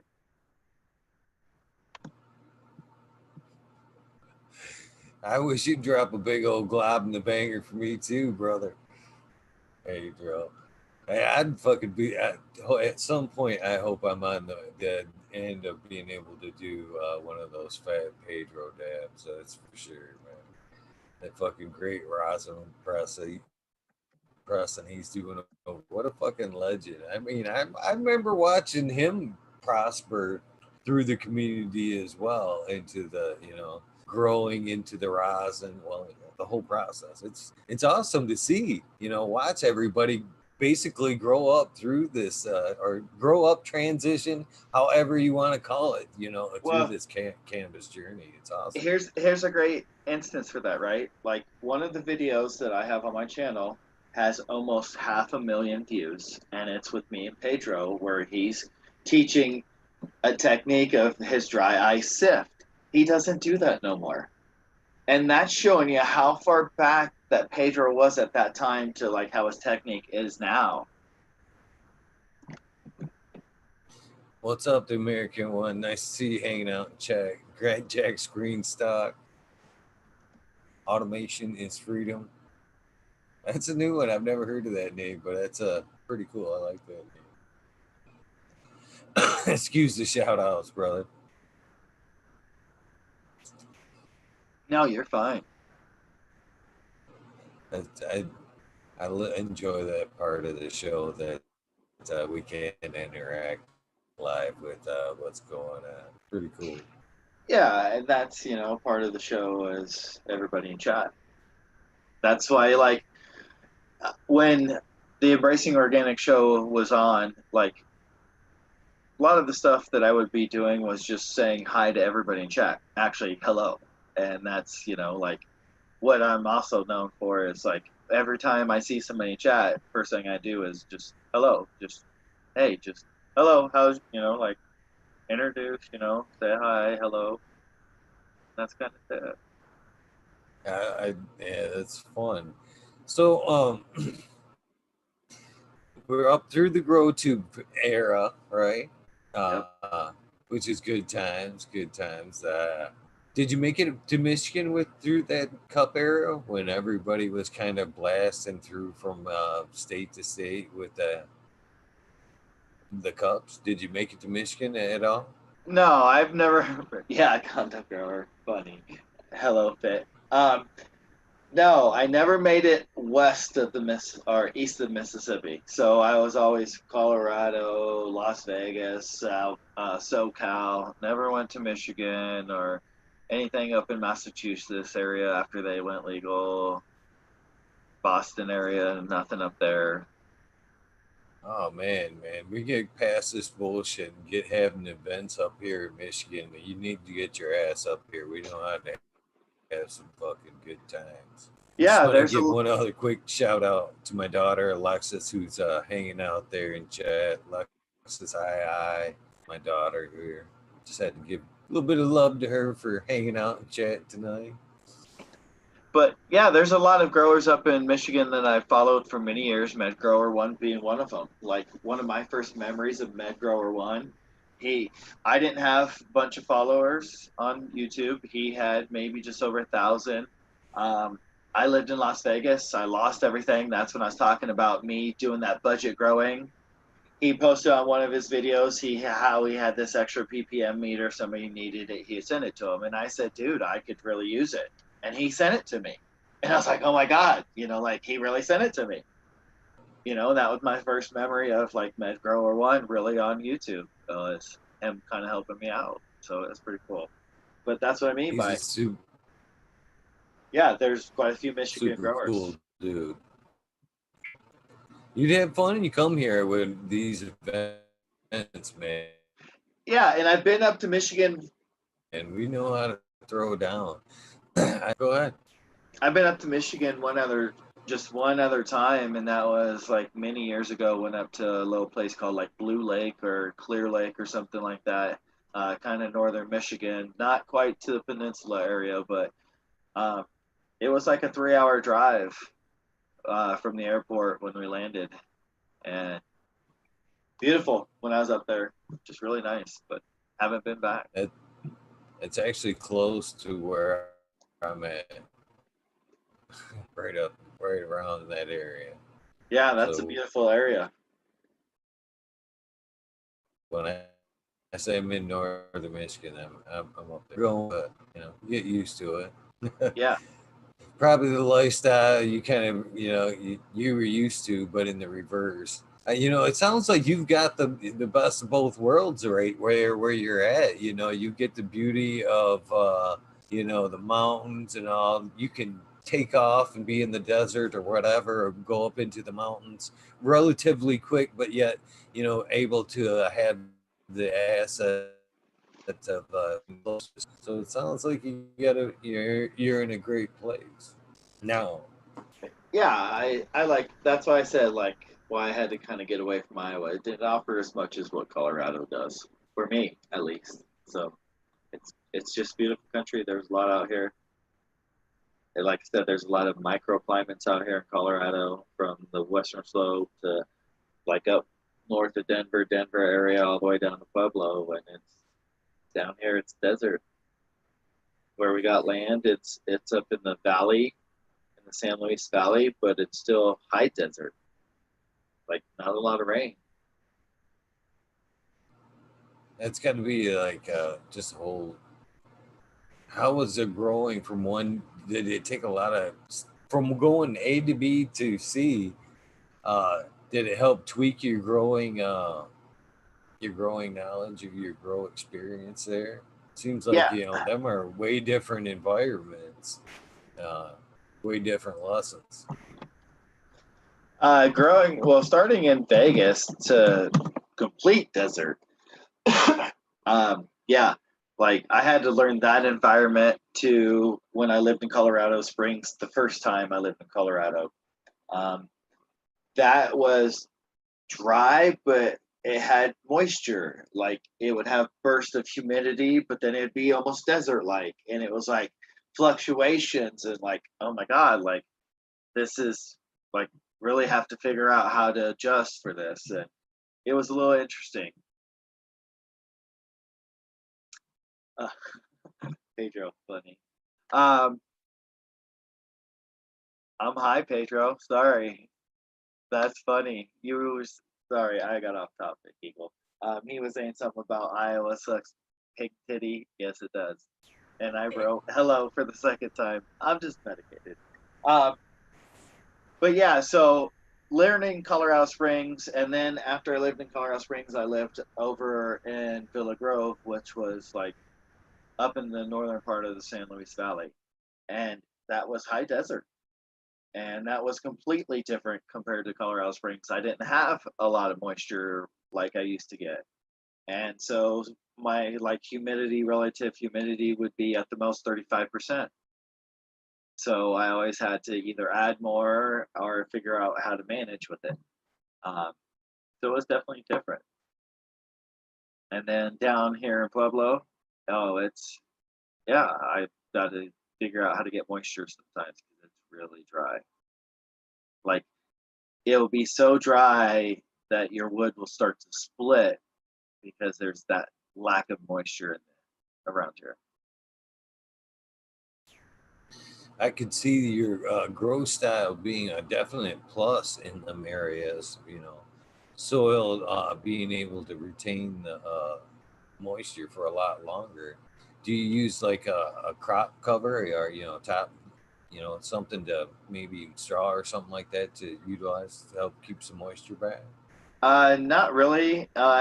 In my indoor gardens, like when I do leaf stripping, I'll put my leaves down on the top. Soil kind of help it. That's all I can really do. I mean, it begins to break down back into the soil anyhow, but that's the only real thing I'll do. Most of the time, it's just making sure I have them watered because literally in a day and a half, sometimes they'll be almost bone dry. So even if I'm adding something, it just depends on like what the relative humidity or the temperature is because it changes so quickly. You got something to drink over there? Speaking of bone dry, I've been over here, been just fucking chugging on this Got some pop water. and shit. Well, Yeah, I it had is some pop. I'm coffee. I got actually some drinking water. tea. All right. Yeah, Pedro, I'm super high. Let's see, we've been at this for 2 hours now. Yeah, no worries. That's what it's about, man. Yep, This is dabbed a couple times. Hey, but Pedro, buddy, you know when I start dabbing out how I get. He fed me. I had 14-hour drive from Iowa, and I went to Pedro's house coming in Colorado, and got to his house, and he fed me like 1,000 milligram RSO pills on top of dabbing. Dude, I was so exhausted by the night's end. Like, I don't know how I thought to stay awake. seems like everybody has that I've interviewed that has had the blessed opportunity to hang out with Pedro has, you know, he fucked me up stories basically, either with the capsules or the dabs or whatever. And sounds like a gracious host, man. How could you not want to stop in and see fucking Pedro? I'll tell you, I've had some good times at Pedro's house. Like, Pedro, I believe, like, as well as I've got to know Pedro over the years, I consider Pedro a good friend. You don't talk to him every day, but when you talk to him, it's like you just catch up, like instantly with everything. Like, oh, hey, what's going on? Blah, blah. That's how like I feel about Pedro and Dizzy. Like those two, just over the years, I've grown to know them so well that, that it's like a brother, across the other side of Colorado. So Oh yeah, I mean, you just like yourself.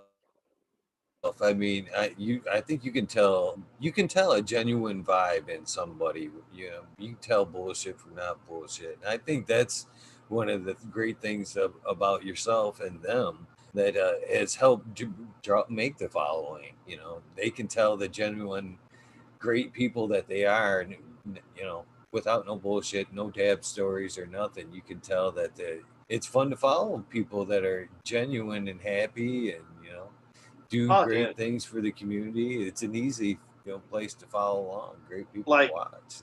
I got some stories on Pedro just from hanging out with him that we've had good times. Like he had an old LED light that we did an office style. Um, have you seen Office? What is it? Office Space Oh, I movie. fucking love that movie. Love Okay, that so movie. where they destroy the copier, right? They Oh take it yeah, down, yeah, destroy yeah, it. yeah. We took out an old LED and we made a video. Me, Dizzy, him, and Tricky D, and dude, we had fun doing stuff like that. We did it. Another deal Please where tell me you played the music. Please tell me you played the music and everything. yes, That'd been fucking funny. Pedro has it on his YouTube channel. You guys can even go back and watch it. It's pretty Oh, I comical. Like have we to. had good time. Another time, I had created it's Solida OG. It's a purple deadhead OG King Urkel OG cross, and it has some sativa to it. Well, it hits me like an indica. So I left some at Pedro's house for him to try out. He's doing a show, and he forgets it's sativa. He starts getting jitters. His sativa hits him.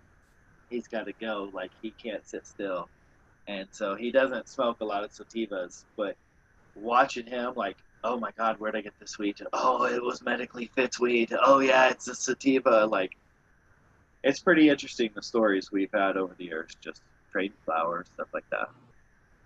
So yeah, but that's like being a part of this grow community. A lot of people I've in Colorado, I've traveled and met a lot of other people too. I've got a friend down by Trinidad, Walsenburg area. Um, I've been over to Pedro's house. I've been up towards Fort Collins to Scotty Real's place, hanging out with him, to Nasi Gardens. Um, my buddy 420 Hydro Kings up in Colorado Springs. So yeah, there's a lot of people that I'll travel to Colorado to come hang out with. I bet. I bet. Fucking, it'd be cool as fuck to hang out with, take one of those, uh trips they could, Pedro. I'd be down. I'd be down. I ventured down the rabbit hole just the other day, and got to do it every once in a while. But man, to hang out with them guys, do some dabs and desert and shit, that'd be fucking epic day. That'd be a fucking epic day. Uh, Well, and it's like, a lot of people, that follow us, oh, you're so and so, you're so and so. Well, we're just like you guys. We're just everyday people, you know. We'll hang out, we'll smoke with you, we'll get to know you, we'll swap stories. That's what we enjoy doing. That's kind of what that really helped build the YouTube community, the Instagram community. It's people want to share, people want to hang out and share what they're growing and talk about it and enjoy the conversation. that's the best thing, you know. I say it all the time. There's just so many, many different aspects to the plant. I mean, from growing it earlier, losing yourself in the garden, just cultivating it to the point of harvest, just getting into enjoying it yourself, to passing it on your patients, and the joy there, to even just the fact that it's given it to patients is another gratifying. To talking about it, just the fact that we're talking about it, we're talking about it in the community, the events, it's all uplifting across the board. I mean, it's a miracle plan. It really is. It's, Kind of what, really brought this community together. Even though we've had some bad apples, through this community and kind of caused divisions, but like all together, everybody really comes together when, hey, let's sit down and just smoke a joint. Let's sit down, take some bong rips or do some dabs, and let's just bullshit and talk and hang out. Like, there's local events. Love for the Plant. He's on Instagram. He had an event. It was a grower sesh up in Denver, and this happened right before the coronavirus nonsense went on. And there was quite a few people that drove, all over Colorado to come into this event. Actually drove in, where was T-Town Flowers? Ohio, I think he's from. He was actually at this event. Like, there were quite a few people that came to this event just because he posted on Instagram. And probably, I'd say 50, maybe 60 people there at this event for the first time. And it's people want to be a part of this community. And they want to go to events like this. And that's it's amazing too. I love, I love smoking and just talking cannabis with people at them events and seeing the passion in their eyes, about what they grow, what we're smoking on, what they've got in, store for the future. It's great to see that passion. And again, there's very few things that ignite and bond people the way this plant. When people break out their flower, people want to see, the quality, want to see the cure. When people break out the rosin like Pedro, everybody's mouth start drooling and eyes just get real big. Like, everybody wants to see it, especially when it's live and it's just not in videos. And it's really interesting just how everything just brought this community together like that, and how it's just grown over the years. You've just kind of brought up a point to me that about it is, it in a way it keeps reinventing itself with tech and stuff, you know what I mean? Just as it may fizzle out a little bit, here comes a new rosin, or shatter, or diamonds and sauce. Right. And then, and not only that, it's a whole nother group that subgroup, you know what I mean? So it's you get all these people that are passionate in so many different aspects of the plant. It's really crazy. It really is. And it just makes it bigger and bigger and bigger. I love to go to the events and see the first timers that have they're like, oh my god, I never knew it could be like this. You know what I mean? And it's finally won them over. The floodgates have broke and shit. It's always a great. And I try to tell everybody hey, try to go to an event. Try to just go meet people face to face at one of these events and experience what it's really like. Because, like, every event I've been to, it's been different. But it's always meeting people and greeting and smoking and enjoying the conversation. But, like, from Las Vegas event to the SoCal event to the DGC Cups to the Indoor Expo, they're all a little different in what's going on. The DGC Cup, that's an awesome event if you guys never tried to going to one of them. But it's literally local home growers sending in their cannabis to test for everybody to smoke to see whose is the best. They also do it with rosin and oils and concentrates. But it's interesting, like last year, there was 40 some flower entries that we got to smoke and try during this whole event. That's pretty awesome. That's pretty awesome. You know, that's what I kind of like about this show. And as far as like, we're talking about going to these events and talking one-on-one with each other and seeing the passion and whatnot. That's what I kind of think what's cutting this show a little bit different than what is going on right now is we're having that right now, even though we're not there. You know what I mean? We're not at the event. We get to have this conversation. I still get to see the passion and what you're doing on that side. Not only that, but then we're including them. So not only that, now am I having this again, even at a sesh, Right. when I have the opportunity to sit down with you for 2 hours or what I in counting and have this opportunity long sesh with you one-on-one. But not only that, they're in on it too.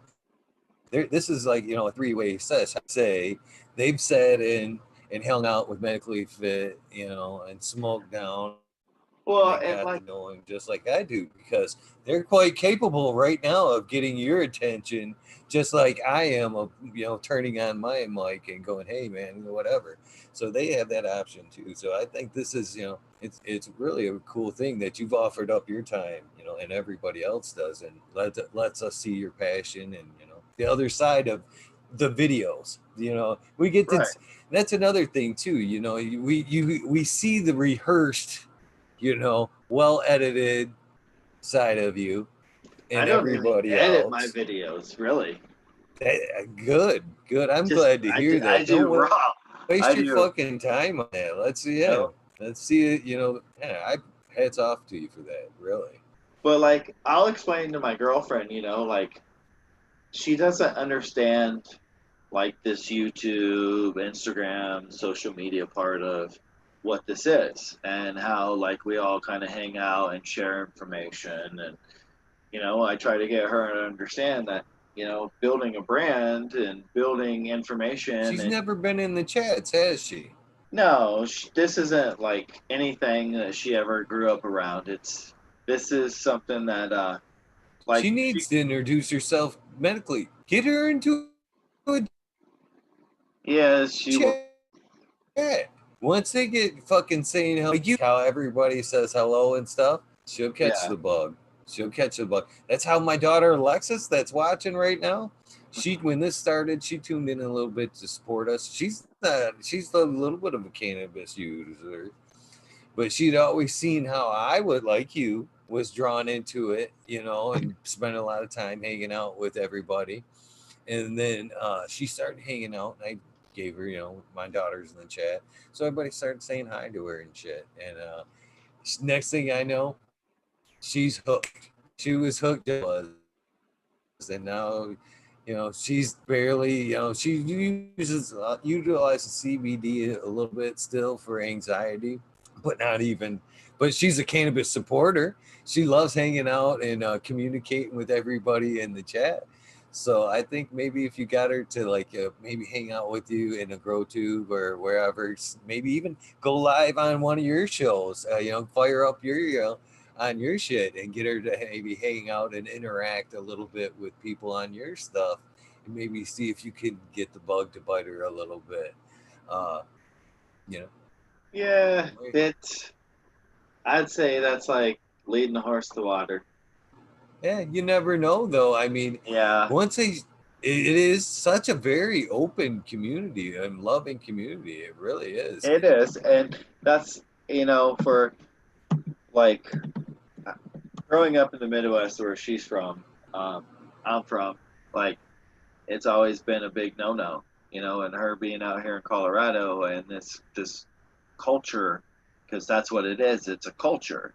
It's different for her to understand like how it's part of YouTube and the social media. And I try to teach her about it and getting her to understand, but she still questions a lot. it's still hard for her to kind of like, well, why do you got to do this? Well, because I'm trying to help. I'm trying to put information out there. I'm trying to share the knowledge that I have that I've learned over the years, and that's why I do it. And I go to these events so I can hang out and meet people and trade, seeds and cuts and different thing. Try different products from different people, and like Mars Hydro, great example. A lot of people, will talk crap about Mars Hydro because they tested them or they just thought they're crap lights. Or some people now, like me, we're testing out these new lights for them. But it's things like that, the channel's now led to, oh, what? I can now start making money through contracts with different companies because they want to pay me to put their stuff on my YouTube channel. And it's not that I monetize my channel, but now I got companies that want sponsorship through my channel. Oh, okay. So, now my channel is becoming more than just the education. I'm getting enough where I'm getting people that want to start paying me to put their product on my channel. Okay, well, let's see how this goes. And that's fair enough, brother, because that works on two different levels, okay? That works on two different levels, and I'll say without like any kind of like sellout level, if you will. That works because that allows you to actually kind of compensate a little bit for your time, because it is time. You do real life evaluations on products that people that are watching may buy, and I can tell right now that you're an honest person. If it sucks and you're not happy in the end of it, you're gonna say, "Well, thank you for the sponsorship, but you need to work on it. Maybe send me Gen 2 or something, and we'll go another round." Right. And people need to know that. And you don't. A lot of times, you don't even have to fucking say that because results don't lie. The people that are watching are gonna go, that like didn't really do, or whatever. It's but either way, if you're able to compensate a little bit like that, then it keeps also from having to do that, whatever link and then hit the box or whatever. It keeps that away. You don't have to do that. You don't have to compromise that if you don't have to. I mean, it's an option. I don't know if you do that or whatever, but But that's the thing people should understand that want to be YouTube creators. Like, if that's what your goal is really to do, is build an audience, build followers, subscribers, if you're trying to be a creator, use your influence for some of this. Use your influence, like getting into some of these contracts. I had to. They wanted to try lowball me, and I had to pretty much show, hey, this is my work. I'm bringing to the table over 2 million views on my channel. Like, that's worth X amount of time and money alone. Like, then my subscribers, look, one of the videos I already did for you hit over 5,000 views within just a few months. Like, let's talk real numbers. So people as influencers or creators can use things to their advantage, and people want to put their products on your channel. Don't think that doing it for free, like, make it worth your time. Right on. Nothing wrong with that either. I don't know. I've had a few. Go ahead. I've had a few instances with that, but not yet. You know what I'm saying? But hopefully that comes. That's not the reason I stepped into this realm. No. It was the knowledge, and not as you can see though. There's nothing I'm selling good people. Well, so that just makes it easy, yeah, and that, like, I never set out for my channel to be any of that. And, like, that's the thing. Like, over the years of growing, and that's what your channel's doing too. It's growing, and then you're gonna, Thanks to great people like yourselves, and yeah, it's not like nothing I'm doing. It's for real. It's absolutely nothing I'm doing. It's 100% great people like yourselves that are coming on and helping this grow. I just yeah, show up all every night and question, but it's people like yourself that come on and help put their name to this. Pedro that help broadcast this. The people that tune in and tell everybody else about this. This is I do some part of this, but this is growing because of people like yourself and people. I just I try, but it's all great thanks to you and everybody else that this even takes place every night. What you got? Oh, what good? we, What we we got here? we just got some seedlings in here, some testers going, and we got to finish getting these grow rooms finished up. We've got them framed up. We got some power to them. I got my other plants in a temporary site right now, but these seedlings, 3 of them are Pound It, which is 9-pound hammer times Cookie Puss from Jinx Proof. The other 2 are Mendo Dope. They're some seeds I got from Tanasi a while back, and thought I'd try pop them and see how they turn out. And the lights just went off, so that's why it kind of got dark in here. Did so a couple fire genetics there for sure. Are you gonna upload their progress in a series maybe? Yeah, I've been doing some video updates, just kind of posted a 1 or 2 on YouTube so far for these. I got to get another one on their growth. Like I've been doing quite a bit on the Crop King Auto seeds that I've had going, kind of showing their progress, kind of showing the Snow Goddess, and how horrible it's been doing because I've been just neglecting it lately. Haven't been over there to really treat it and take care of it like I need to, but like that's all part of my plan. Like I show shitty plants and how well they'll recover. Like that's not a problem for me to show that recovery. So, but I want to show, like people do have problems with plants. Even the best growers out there, some of them don't like to try to show that they do, but they do. So It's more honorable, I think, when people like yourself do show that they're having a little more problems. Makes it more relatable, and because people do have problems. You know what I mean? And it's more harder to believe that people don't. And that magical garden just generates, day after day after day, and everything's always spot on. That's insanity, really. Shit happens. yeah, and that's why I like to do raw videos. I like to show what's really happening. Like if I'm in my garden and I'm like, oh shit, I found something and I didn't want the camera to see it. I can't take it away. That's why I don't edit it, like edit videos. I want to show what's really happening. I want to show I'm having problems if I'm really having any problems. I don't want to show that I'm the top notch best grower and I'm so, no, dude, if I'm having problems, I'm going to show you. That's part of being a real grower is everybody has problems. Everybody doesn't get it right 100% of the time. Even if it's fully automated, you're still messing up and having some issues along the way. I don't blame you, man. That's 100% why I do this show live, and I will never fucking record this shit because it's just better off live. It's more sincere live. It's it'd be more of a job too to go back and edit it all.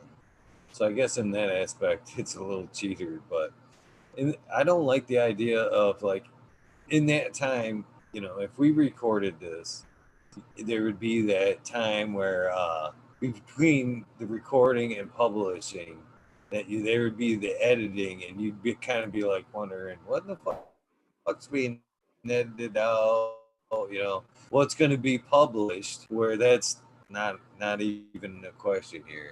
This is live. This is exactly how it's going to be published, and it's more real Well, like that. And I think that's why people tune in and they appreciate the realness of it. And, the I few think that's why they videos, tune into your videos too. Yeah. yeah, and the few that I've had to edit was because, oh, my camera either was running low on battery and I've had to get some more footage and didn't have enough, or it's something I've had to do over times and do increments of and then put it all together. But like most of my videos that I do are just straight raw, right? As soon as I'm done, upload. Let's get it right uploaded and get it rolling, to get the information out there or get my video log recorded. I think too when you do make a little bit of mistakes that people just appreciate like a stumble in words or something like that. Oh, I'm notorious about that, especially when I get high.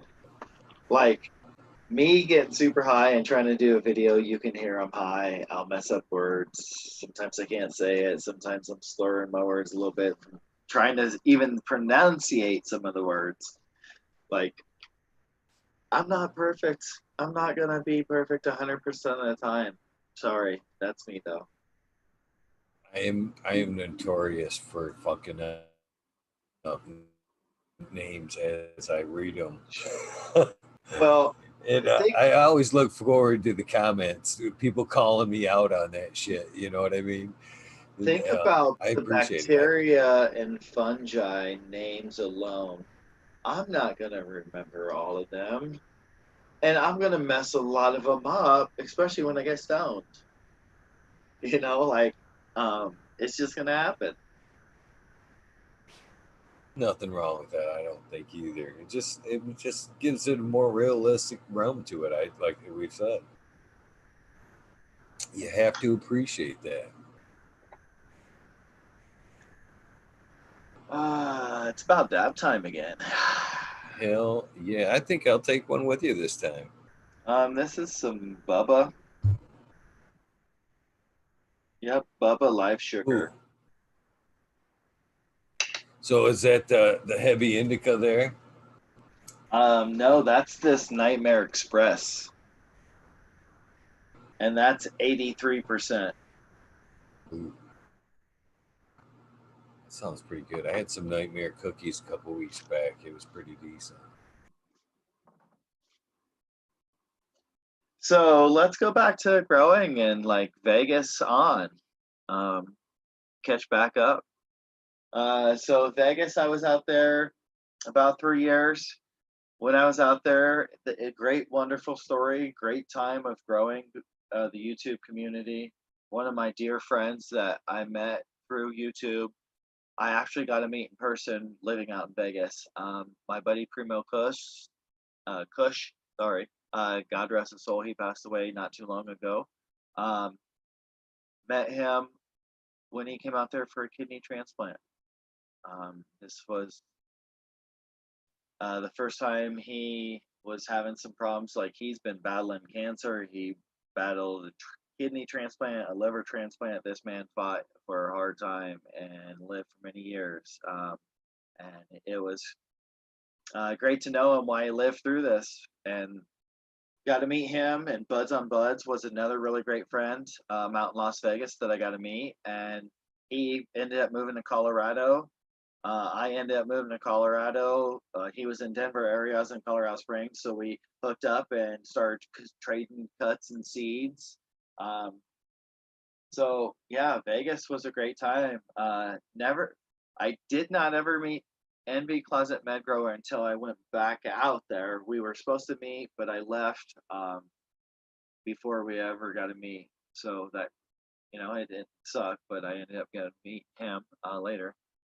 But yeah, um, I was growing Bubba Kush, growing some Redline Genetics seeds. They're Blurp, which were I had a couple other things I was growing out at the time. Um, but yeah, after that, I ended up in Colorado. Yeah, what's going on, Vegas? But ended up being up in Colorado. Um, that's where I started picking back up growing, and really the YouTube channel picked back up. Of course, we probably lost Eagle, so I'm having to host my own show again. Once again, here I am in the darkness. Sorry about the light. But yeah, Vegas was good times. Got to meet some good people out there. Then got to Colorado and started to meet like Pedro and 420 Hydro Kings, 420. So there's, got to meet quite a few people here since I've been in Colorado. So what's everybody smoking on? Because I don't think I've really asked anybody tonight. Because you all heard I was smoking on some Bubba Live Sugar. Then we gotta heat up our little ice cream cone dab straw. Can't find any Tangy. Hilarious. Right, CJ?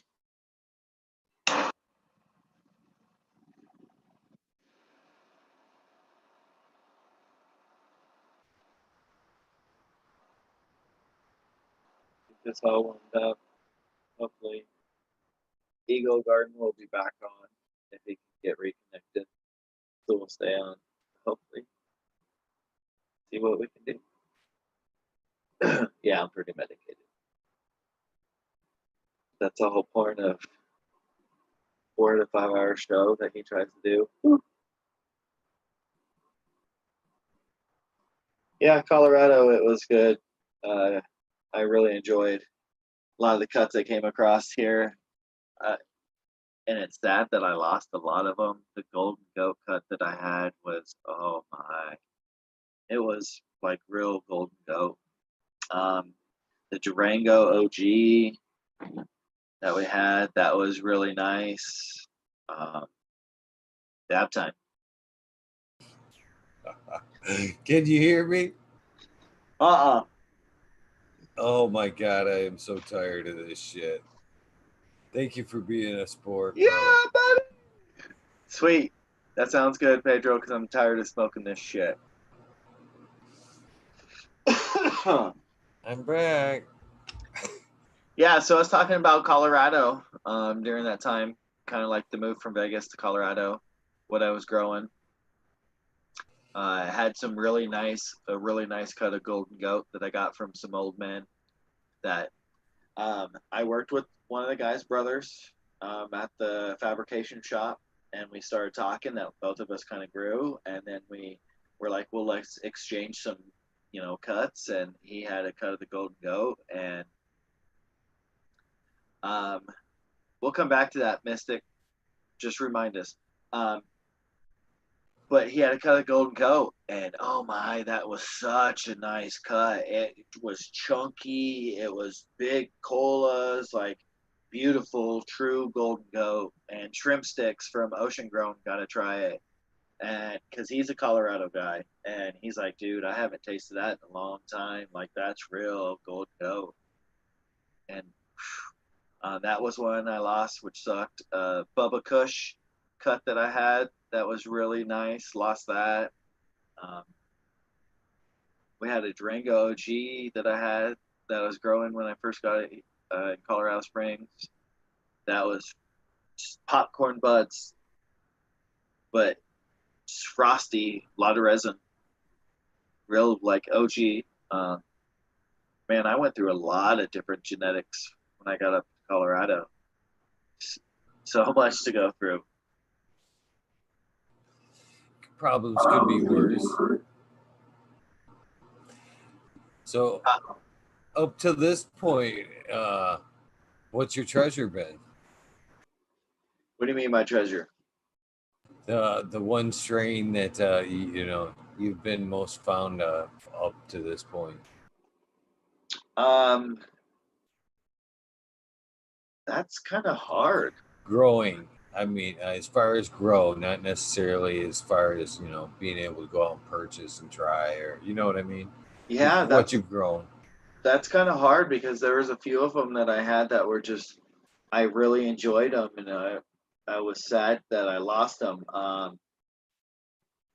We had one that was called Blue Wiser. It was Blue Dream Chernobyl Pennywise, and it was really a good medical. It was a 1.5 to 1 ratio. It grew like the Blue Dream. It really produced really well, but it worked great medicinally as well. Like um, some of like my old roommates, one of her was talking about she was having cramps one morning and she didn't feel good. And me and her boyfriend and her were all supposed to go hiking, and I was like, "Here, we'll smoke some of this." She's like, "What?" I was like, "It got some CBD to it. Try it out." And she smoked it, and she's like, "Oh my god! Like, I feel better. Like, I don't feel like I'm really crampy like I was." Well, not that I need to know that, but yeah, that's cool as hell. Like I'm glad it's helping you. Like so that was one of them. The King Urkel that I had. Oh, that was like a sweet, pungent pine, like a rotten fruit, pungent smell to it. Outdoors, the plant produced over a pound, almost a pound and a half dry weight. Um, so it was set over 8 foot tall by 8 foot wide. Like it was a nice plant. Um, I had a Esifia G that was a bag seed that I did outdoors that was super resinous. Like I've had a lot of plants. My BB Kush, there's another one. It wasn't really indica dominant, but it produced 0.86%, so almost a percent of THCV, and that loved the plant for it. It was what 27, I think, percent total cannabinoid. THC, THCA, THCV, a little bit of CBG to it, but it was a really nice plant. Stayed really short, bushy. Even outdoors, I maybe could only get a half a pound off the plant dry weight. Like it didn't. It was just a bush. It wouldn't grow any bigger. That was just a really nice plant too. So yeah, I've had a lot.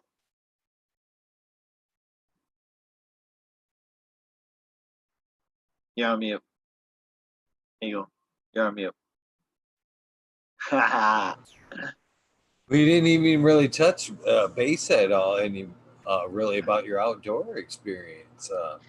No, What like, what kind of outdoor grows have you had, if you don't mind me asking? well, I consider my greenhouse my outdoor grows because it was literally in a greenhouse that had nothing but windows.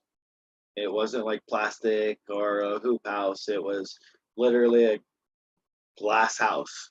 And it was like straight sunlight, 120 degrees in that house. Like that's what I consider my outdoor. Um, it's that greenhouse. But my plants in there, my I had it was called Noble Charlotte. It was the Blue Noble times fake Charlotte Web. It the fake Charlotte's Web was supposed to be real Charlotte's Web, but it wasn't, and we had it tested, and it was like a 1.5 ratio to 1 CBD THC, and so I used that. But the plants got 11 foot tall in that greenhouse, like bending over at the ceiling. So if they could have got any taller, they probably could have. But those plants were really nice. A couple different phenos of them. Back to hosting the show again. That's up. Yeah, but those noble charlottes, those were probably the biggest plants I had outdoors. Um, the next probably would have been that king urkel. It was close to 8 foot tall. The golden goat got pretty good size. The sage and sour the following year got probably close to 10 foot. Um, so I've had quite a few. Um, what else? Oh, I had the um, IDFK. Fuck, I don't know. Plant. It was purple. That one was a nice one. Purple, really purple flowers.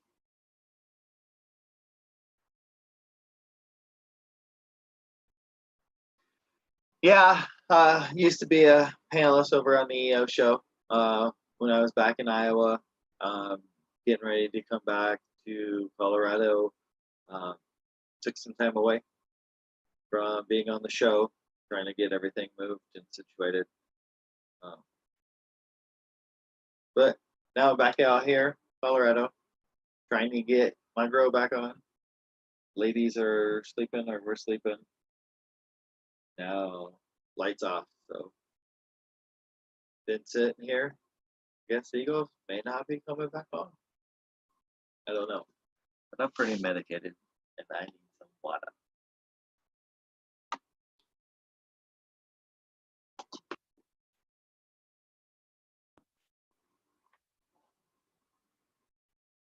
But don't you all have something else to do tonight? No, I'm kidding. This is late for me. Usually I'm not up this late, so I'm surprised I'm doing well. But I think this cup of coffee really helped Eagle, because I'd have been really dragging ass if I couldn't make it. But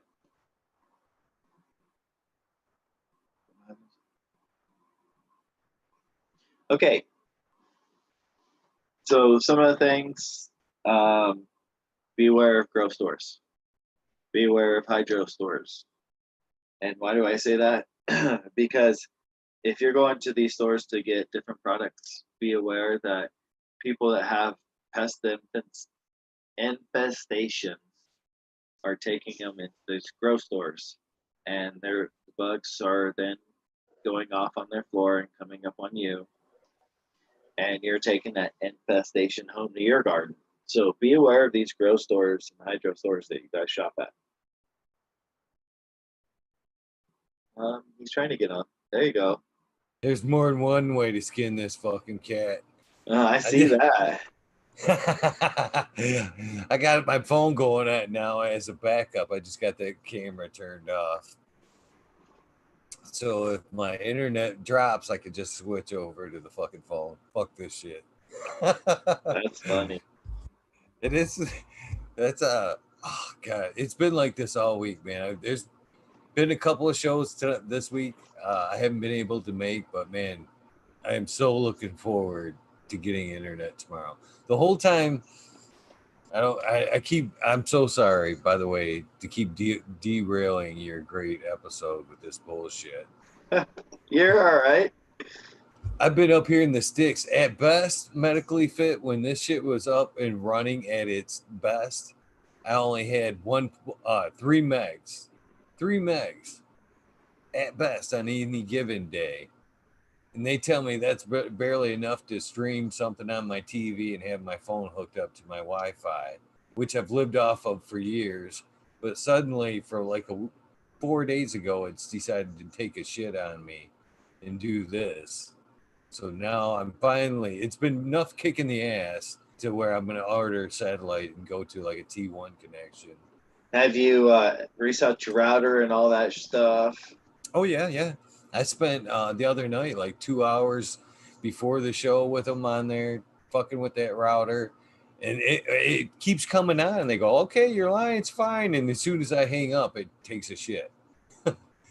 And then that same night, again, after trying to go live with the show, I spent another hour and a half with the tech on there. And he'd sit there and go, okay, you're fine. I'm like, oh, no, you're not. You're not going anywhere. Let me get over to the internet here. And I try to go live and take a shit. And they told me the 11th, they weren't going to be able to come out here and fucking look at this shit until June 11th. So I was going to have to stumble through this shit like this for another fucking 2 weeks. So I was like, oh no, this has got to stop. So see, internet. When I lived out there in Villa Grove, we had to have it was satellite, but we had to have it point towards a certain mountain, so it would, hit the satellite receiver, and we can hit it, get the receiver off that dish or whatever they had up there. But yeah, so I know your problems. Like, there's a lot of times we had to have them come out and reset and see what was going on and why we weren't getting signal. And yeah, living out in the sticks and you don't have great internet providers, dude, it sucks. You've been a total sport about this, and I can't apologize, enough about this. This is really embarrassing on my end to, have you on and then drop in and out and be very unprofessional about this whole thing on my end. But I Oh, appreciate you being a sport about it. I really do. so we were talking about like the greenhouse grow and what plants I was growing. Um, some of the plants I had in there, my noble Charlotte was over 11 foot tall. Can't even Um, imagine. oh, monstrous! And what blew me away is when they went in a stretch, they literally stretched almost 4 to 5 times their original size. But they were Sativa, they had Blue Dream, they had that like haze background, like they just wanted to keep going and stretching. And by the time they were done, I was amazed at how high they got, how tall they got in that greenhouse. That'd be a nice medium for me. I'm afraid to go outdoors 100%. But greenhouse, you could probably control the smells and a little bit more than being right out in the open. Well, another thing about our greenhouse is like it wasn't just on the ground. We dug down. It was dug down like 3 to 4 foot down in the ground already, and then the rest of it was built around it. So that way, the frost line, we were able to get the plants down in the ground a little bit sooner, keep them in there longer, later in October, because the frost line up there at the higher altitude, it would come late September, early October, and when that first good kind of frost hit, one of those noble Charlottes, there's two different phenos of it. One of them didn't like it so much, but the other one was hardy. When it got down to like 20 some degrees in that greenhouse, it it thrived, and that purple, like really uh, color came out in the plant, and it was nice because seeing how hardy that plant was, in that cold of temperature, let me know that that would be more of a plant that I'd want to work with outdoors.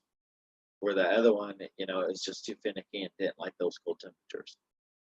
That would probably been one I'd want to work with indoors. Other plants in my greenhouse, that King Urkel, same 8 foot tall. I think my sage and sour got close to 10 foot tall, but that was probably close to 10 foot wide too. It was a ball, like huge bush. But I do a lot of topping to my plants. Do a lot of training.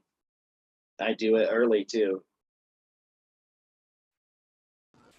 I think that's a must, uh, especially in an outdoor. I have never grown outdoors, but it seemed like you'd have to. A bush would be better than a nice tall 12-foot monster that's going to ultimately probably snap on you.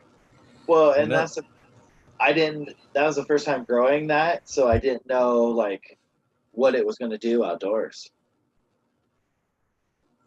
I also like the fact that when you're in the greenhouse, you're growing in the ground. It seems like that would be a better way to keep that root zone happier, cool like it should be. Because if you're up on in the ground, out of ground rather, in a pot, it seems like you'd be fighting ambient temperatures all the time, trying to keep it, especially in Colorado where it seemed like it could get hot as fuck. You wouldn't want that root zone 80, 90 degrees, you'd want it in ambient 65 to 70, right? Be Well, optimal.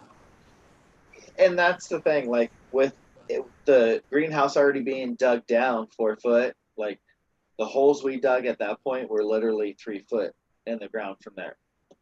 So we were also trying to get them to get closer to the water table, because there was water, at least 40 to 60 foot deep, the shallow table. And if the roots can get that deep from, getting tall and doing some watering, I was hoping at least, not have to water as much. But up there in the high desert, you know, plants need a lot of water. And running off a well, burn up a pump trying to water some plants, and people don't understand that living out there and you run off a well and you're watering all the time and that pump's running hard. Well, it seemed like another issue. You might not have this problem in the soil, but the water table shifting is, crazily from season to season Mhm. can really throw things off as well. Is that something you notice in organic systems? Uh, they like if they're able to get their roots as deep as possible, they'll find good water. Especially where I was up at that altitude, there was a creek, a little stream that went behind there, and it wasn't that far behind, so I knew the water table was pretty shallow. Um, but man, watering them, I'd probably go through a couple 100 gallons of water trying to water them all, and that'd be through a week. How many plants was that? That would be 7 plants. I go through quite a bit of water myself, and I'm on a well, so I can understand that. And I see a lot of growers in Michigan that are in shittier areas, shitty, wild water areas that struggle before they figure out that it's their water that's the problem and not necessarily what they're doing or the nutrients or whatever. It's actually the shit in the water that I had a hard time when I first moved up there in Villa Grove and was on well water coming from Sid water to really figure out because it seemed like I was having some lockout issues or some pH issues, and well, I also had some heavy iron in the water. Like a lot of the pipes and the house that we were in had a lot of rust going through them. The hot water heater months later had to be replaced because it was all just like rotted out from rust, and didn't realize that was getting into the water that I was feeding the plants. Like it was heavy iron toxicity, like having issues. And so, yeah, it's a learning curve going from city to well. definitely like you said, once you get it mastered in one season, you can hit a dry spot that the water table can drop, and then it's a whole nother scenario, extra hard water. Right. And yeah. And that's why I like a lot of people with wells have to watch for that hard mineral, heavy minerals that are in the soil that leach down into the wells, and whatever chemicals are been sprayed, like you have to be worried about that in the well water.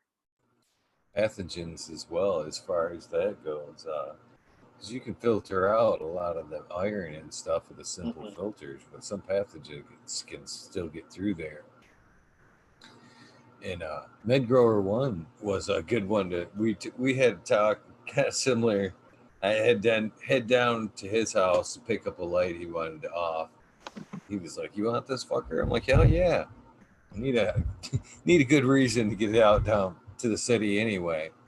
So I headed down there, and we were discussing water and being on a well and whatnot. And he was telling me that a good way to check your water is to fill up a tub and then let it sit out, for a day, 24 hours or whatnot, and then kind of feel it the next day, the edge of the bucket for pathogens, as far as pathogens go. Mm. And if it was like kind of slimy, that your well needed to be treated, there's tablets you can drop down your well to help, alleviate that type of shit. Which I didn't know that was even possible. He's like, "Oh yeah, I had that problem here, and that's what I had to do." Every so often I have to drop tablets down the well to take care of that. Oh shit. And see, that's one thing that a lot of people, as growers, going from that city water out to country rural wells, we got to remember that stuff because I didn't remember that stuff when I first moved out there. And it's like, oh, this water is way different. I still tried treating it like it was the same, like it was city tap, and I needed to leave it sit out and oxygenate. Well, no, it's a whole different water. It's not chlorinated, and it doesn't have chloramine and chlorine and fluoride and all those other chemicals the water company puts in, coming from the aquifer down underneath, and it might have some toxic, high iron or high metal content or something in it that I didn't understand, and it wasn't part of my grow, and now my grow it's all fucked up, and oh shit, what's going on? Like, it took me a minute to really figure that out.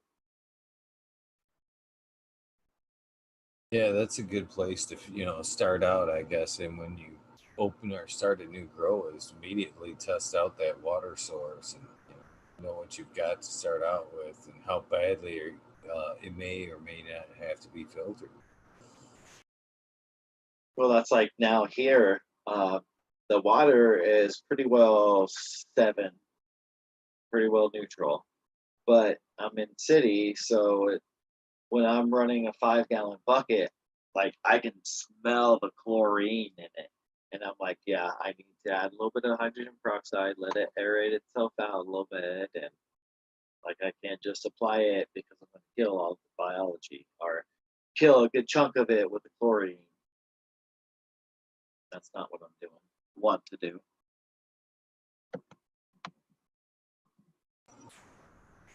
So, are you still able to utilize the greenhouse to catch myself up here? No, that was when I lived in Willow Grove. Now I live down in Pueblo area. Back in the tents, are you able to grow outdoors at all? Inside the city, it's supposed to be under a roof, canopy, behind locked doors. There's kind of some regulations growing in town. In Pueblo, I'm not really trying to grow outdoors either because there's too many thieves. And there's just like, even though we got dogs and a 6-foot fence, that doesn't stop people. People will still come get something if they see it and they want it. So right now, no, I've got a tent set up that the babies are in, and then I just finished framing up 2 rooms. They're a little over 6 foot wide by 8 foot wide by 8 foot tall, both of them. And I still got to get the walls done. I got some electric done in it. So I still got a little bit of work before I fully get into them. But yeah, trying to get those ready and start getting some videos of what's going on. So what kind of are you going to be in a super soil type system to start out with there? Yeah, I've got my super soil. I just did a video a couple months back of a new recipe that I'm doing this year, and it's been brewing, so it should be ready here within the next like 15 days that I can start using it. And that's kind of what the plan was get the rooms ready. Supposed to possibly have some new tester lights coming for Mars Hydro to test out, so I'll see if what's going on with that. But yeah, that's kind of what's going on. That's funny is you kind of brought them up a little bit, and feel free to mention them. I'm all about supporting everybody in the industry, companies, whatnot, big, small, however, in the community. And people have their opinions about Mines Hydro one way or another, but talk about companies that shelled out some fucking lights. You know what I mean? What other company has put out the amount of lights they have for testing? You know what I'm saying? That's part of the marketing that they're doing, and that's it's a good strategy. Here we'll give you a light to put on your channel and test it, but people that are getting those lights, like I was saying earlier, like you don't understand the money you're making Mars Hydro by doing that for just that light. You're making them way more money than that light's worth. Yeah, but in the same aspect though, it's always nice to get a nice light, Right? Yeah, I'm there. I'm guilty. I did the same thing. Hey, what do you want to send me? You want to send me their TS3000? I got a 1000 right over here, brother. See? And I'm happy with it for what it is. It's actually a good light for We'll say we both know that they're probably not the high end, right? Everybody knows that. Right. But for They're an good. economical budget, whatever entry level, they're an awesome light, I think. I'm supporting them with, because I believe for a budget grower, it's a good light to utilize. My light, I don't know if it's like my intensity, but I've had some issues with one of my plants under the light, but I'm going back to where I think it's more my soil, where I've had issues from the get-go since I've transplanted it, but at the same time it also went under that light. So, it's all part of testing. Right. So, like I've never grown with an LED. For Mars, I've had one of the HLG 260 watt that they sent me to test out, and I put a video on my channel. And I had that, and I didn't have like some of the issues, but I still think some of it's the soil that I'm in, and I'm ready for my super soil to really be ready and seed, because then if I completely change it to a different soil and it doesn't grow out of it and still has the issues under that light, then I know that the light is causing issues with the plant. But it's worth testing. It's worth showing.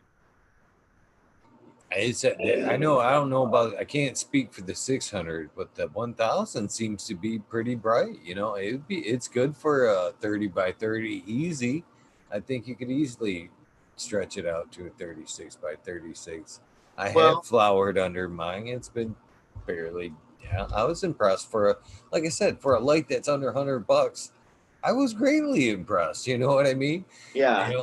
The TS3000 is $450 to $550, depending on Amazon and like month or day. But it covers a 5x5 area pretty well. I think that's pretty decent for the price, and like I said, they're bright. I've flowered under the 1,000 so far. Good night, Pedro. Later, Pedro. I'll see you tomorrow. Hit me up when you're getting close to town. Fuckers are talking about the he's not a fan of the Mars, that's for sure. But it's actually not that bad. It's really not. For if you were like an entry level, I would pick one. If like me, when I went back to Iowa, I didn't have any equipment, lost everything back in Villa Grove. So I needed to start over.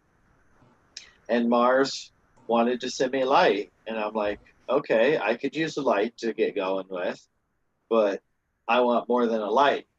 So they're like, okay, well, we'll send you a light and a 5x5 tent. Okay, cool. And now I have a grow space that I can start growing in. And so that's one thing, like, I appreciate Mars Hydro for willing to work with me and do more for my channel because I was willing to work with them. Content too. Right. And I'm here to tell you, I was impressed. On light aside, the quality of the tent I thought was pretty decent. Yeah, I think it's pretty decent. The light, it's man, I've had to turn down the voltage on it to dim it down a little bit because it's pretty intense. And like that's one thing I thought was happening with my plants is it was almost too intense and it was kind of burning the chlorophyll out. But it was causing it to look like it was having a zinc deficiency. And it's like, dude, this is strange. I not had problems. It's in veg, right? Yeah. It's in veg. Long hours. Yep, 21. Take it down. That's your problem. Take your hours down. I'm guarantee you right now. Put intensity aside. Mm-hmm. If you fucking take that back down to 18 or even 17, mm-hmm. I I guarantee without changing anything you're doing, within 1 to 2 days, the color will come back in that and it will start eating like it's supposed to. So why is it because of longer hours that it's causing it then?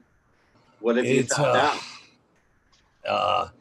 It's total light density. Basically, the plants, the light, the density of the light is, again, this is bro science and what I've picked up. The density of the light is so strong that the plant is taking in what it needs for it's like say nutrients. Okay, it's like a human. Where I'm comparing it to a human. Right. It's and it the light being our nutrients basically. So it's taking up all the nutrients are the light it needs in a shorter amount of time, and the rest of the day you're like fattening. It's overdoing it, and it's like causing a lockout is what it's doing. It's creating a deficiency because of it's too much light for too long. And I guarantee, and I've noticed this myself, several instances under these LEDs. If you keep them on too long, that's what happens right there. They start to lock out the CalMag state, and they go light green. It's not the recipe, but I'm telling you right now, you're going too long with them lights. See, when you I can't first do that. You can't do that with the LEDs. I promise you, if you dial that back to 18, preferably 17 in veg, you'll notice a more vigorous growth, and that color will come back in within days. I just had the problem go. I just went through this medically with the lights I've got going over here because we kind of went through a cold snap here in Michigan, and I've kind of flip flop for seasons. I let them higher intensity LEDs go for 24 for the heat value. Again, I knew they were in veg and it wasn't going to cause no problem, and flip or whatever. right. But that's exactly what happened. They look like CalMag deficiencies, and I knew exactly what it was from having that problem over here, 24 in veg with the LEDs. So as soon as I cut the light cycle back, within days, that green color came back. Everything was back to normal. It's just that it's too intense. They can't handle that long extra beating in veg. And See, the but same thing in flower too. You could probably knock off an hour in flower too with them. here's what's strange though, because the autoflowers, the whole time they were growing until just like the last week and a half maybe, is when I started noticing. But they had no problems. But then they started looking nitrogen hungry, like they were wanting more nitrogen because they were starting to really put on some of the weight. I mean, that's the only deficiency that really started showing in them, and that was just in the last week and a half. I can't speak to that because I've never tried to grow autos, especially in under a 24 setting or a 21 setting under the LED like that, especially under the newer type LEDs. The intensity on them is, we're in the next level. Yeah, We're in the next level. and that's what testing these out, seeing what works and what doesn't. It's all part of this grow game. Play with that and get back with me. Okay. And note it and let me know if that helped or not. I guarantee you're going to notice that color come back within days, and you'll be right back on point, and you'll be saving a little bit on your power bill because you're saving an extra time. But well, yeah, that doesn't pull much watts, only like 400 some, almost 500 some watts, I think. But I guarantee that'll help you. I guarantee it. I'm not one to give out advice because I don't like, I don't have no problems in showing people my grows and answering direct questions on how I grow.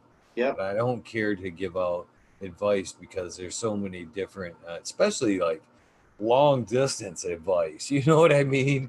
There can be so many fucking variables and shit. But I can recognize the signs of what's going on here with that LED light. I guarantee.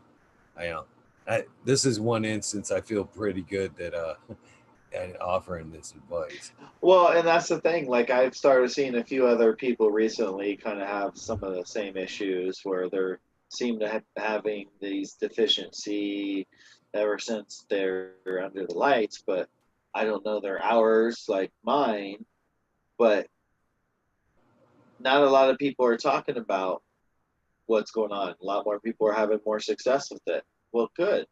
Now we're seeing both views of, hey, these people are having issues, but these people are having, you know, they're not having issues like these people.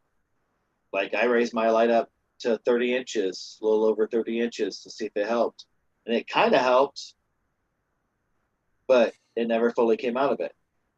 Well, the whole idea of it, they're hitting on it, Chad, is the daily light integrals, is the process that it's called. And Right. Lost Leaf right now is he's one of the kind of pioneers, especially as the YouTubers go, is really experimenting with that and being able to dial back the times because of the intensities. You know, there's multiple ways of dealing with it, and it's like the height, pulling that light way back, or dialing the intensity way down, or just keeping it as is, and then pulling your hours back are basically the options with the stronger LEDs, from what I can understand currently. So, Yeah, so it's pretty interesting playing around with these Mars Hydros, seeing, you know. they're definitely a good light. I mean, I think that for the 30 by 30 they sent me with the T1000, I think it was almost too strong for that little area. I've got it out in the open now, like in an open area, and they seem to like it a little bit more without the more intensity of the banging off the walls. Well, I know like the lights set up at the temporary location, and like my plants on the floor were my clover and my pepper and my aloe.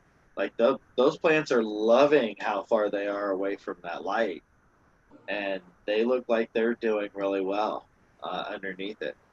So it's pretty interesting to see, you know, like plants at the different heights of it and what seems like it's working and what's not too. So it's pretty interesting to me, Right on. especially those autos compared to that indica, the photo versus the autos under it, how they're growing next to each other. Because that photos had problems the whole time, and those autos they've been doing just fine until like now they're starting to get nitrogen hungry. So I thought maybe the soil was, you know, running out of nitrogen early, but maybe it's the light because one of them's already getting that purple hue through the leaves. Like it's so yellow, the purple's already, the cyan and into the plant's already starting to change. That's another. How many have you had the opportunity to do flower under a lot of LEDs?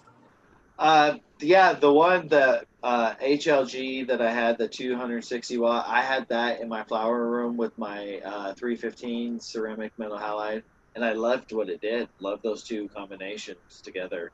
Like my Salida OG, if you go back on my YouTube channel, one of the videos has over 20 some thousand views, and just the colors those plants were putting off, like loved it. A lot of purple, a lot of nice yellow, and like orangish red color. I think I have to look at the video again, but yeah, it was really nice. The LEDs have come like a super long way. I'm looking forward to what they're doing. You know, it isn't going to be much longer before it's just straight out LED. I think it's Well, it's it's caught up. I think. Mars Hydro, this is what's comical. When they first would hit me up, it was always about that blurple light. Take that shit, shove it. Like, I'm not going to put that. Nope, I don't want that. I don't care if it's free. I just rather throw that in the trash than use it. But these new lights, yeah, sweet. Let's try it out. Well, they hit me up after I got one of these new lights. Hey, you want to do a giveaway on your channel? We have one of the old blurple lights you can do. No, dude, like, don't even waste my time. I'm not going to do a giveaway with that shitty light. Sorry.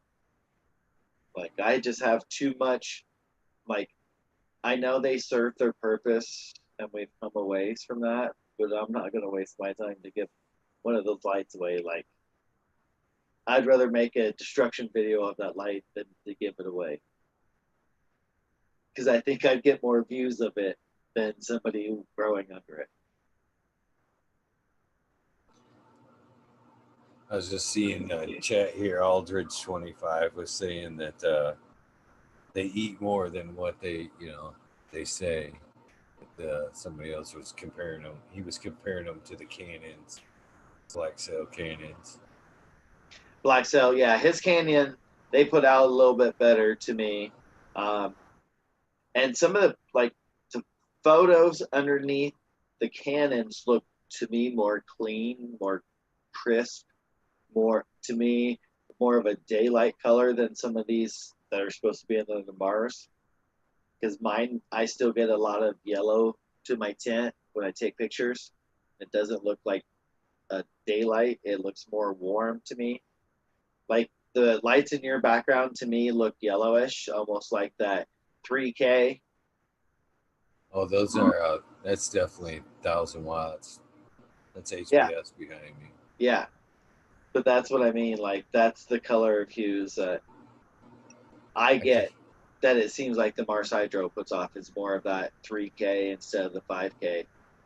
Because they say it has both. They also has infrared and far red. And I think the infrared, far red, I think, in veg, like, I'm really wondering on, like, we'll have to see once I get that plan out. Fire red, in my opinion, it really does cause some stretch. I've noticed a lot of stretch with the addition of the fire red. And that's, Mars Hydro wanted to put that in, and I think that they would be better without putting that in. And if you're going to make a model that's fully veg through flower, then you need to have an on-off switch for something like that. Because I don't know if I want it on in veg all the time. Most of the time, if I'm trying to keep my plant short, bushy, I want more of that blue spectrum. I don't want so much that far red or red. The one benefit that I have noticed as far as the far red, I guess it would be very useful, like in a scrog type, where you want it to, stretch, and you Right. fill out a net. But as far as the far red, the only other thing I've noticed about the far red, and I think it's a bit of a plus, is it seems to add a little bit stronger stems, stem strength, overall more strength to the plant. But you think from the stretching? At some point, like you say, it'd be nice to be able to shut it off and not need it.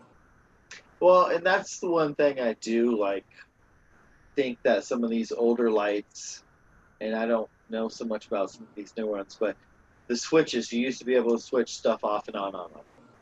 You know what I mean? Mm-hmm. Hey, I want blue spectrum, so I can switch off the red spectrum right now. Hey, I want to go into flower now, I can switch off the blue and turn on the red. And they had that in their lights where you were able to do that. I don't see designers doing that as much. Maybe I'm just haven't seen those companies. I don't know. Maybe I'm just high. I think so. Well, some of the newer lights I've seen, like the Raging Kush light was a perfect example by I think it's Synergy or something like that. You can dial it in right with your phone, the whole spectrum and everything now. I think that's something I'm looking forward to is that kind of control. Where we've seen some of these,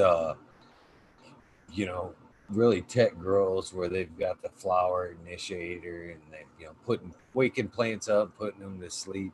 It'd be nice if we could buy that LED, be able to play with the spectrum we wanted, and if we wanted to create our own pattern like a sun up, sun down, a variable strength throughout the day. That'd be pretty sweet if they'd let us toy with it on our end like that.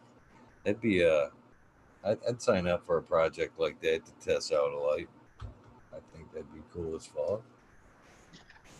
And that's, you see like HGL coming out with different light spectrums in their lights, having the blue for veg, having the far red for flower, and having some infrared in there. So, you know, some people still like the old T5s. I definitely have some around.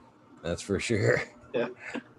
But yeah, no, like, I don't know, testing under this so far, it's still a learning experience, like I was saying. Like, the autos seem to do okay, but then that bag seat didn't do. It seemed like it's been having issues since it's been under it.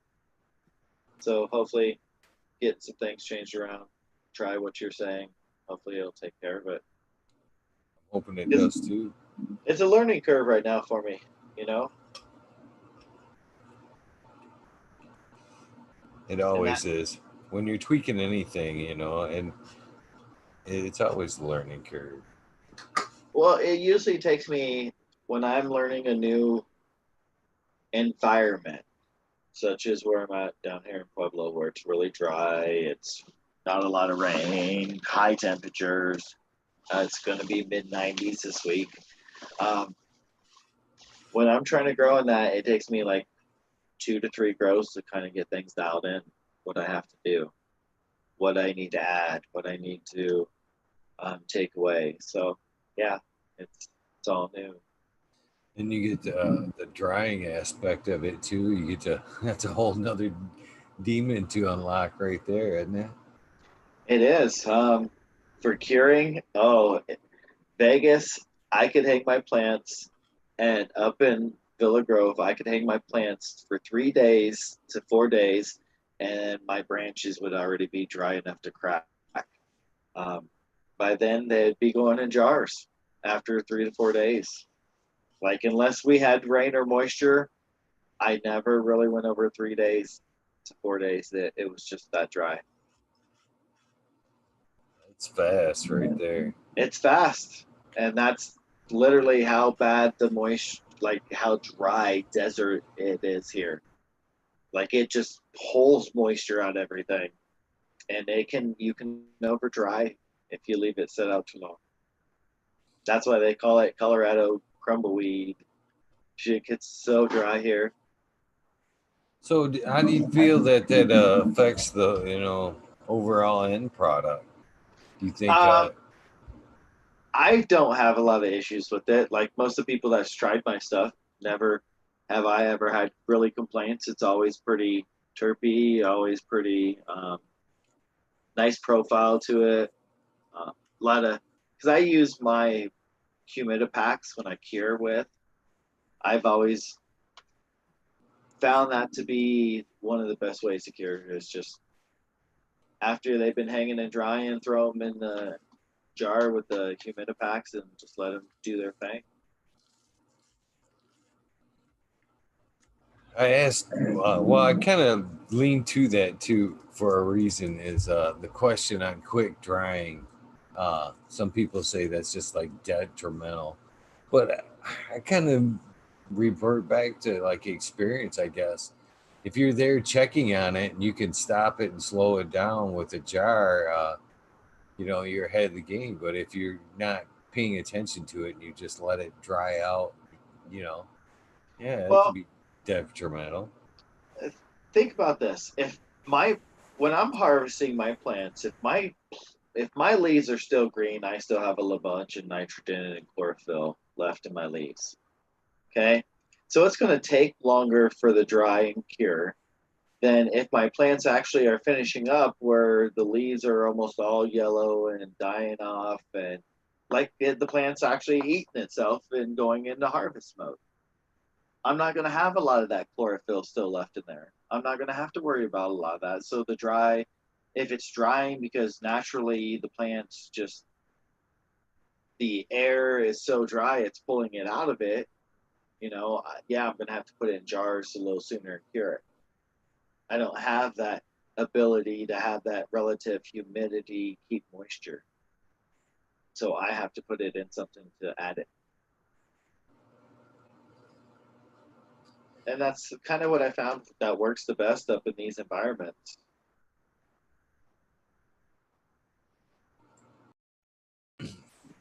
Have you ever tried anything else besides hanging as drying techniques? Yeah, I've clipped off the buds themselves and put them on drying racks themselves and let them dry that way instead of hanging. Um, Usually they'll still, it's, still 4 to 5 days maybe on the drying rack just to really get it to where they start feeling brittle. And that's more the bud because then I'll have that stem to really check.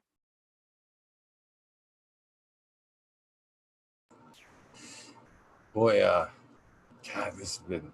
I want to apologize to you for me being able to fall out so many times on this damn interview. It's not usually the way it flows. I can Definitely, understand. for sure.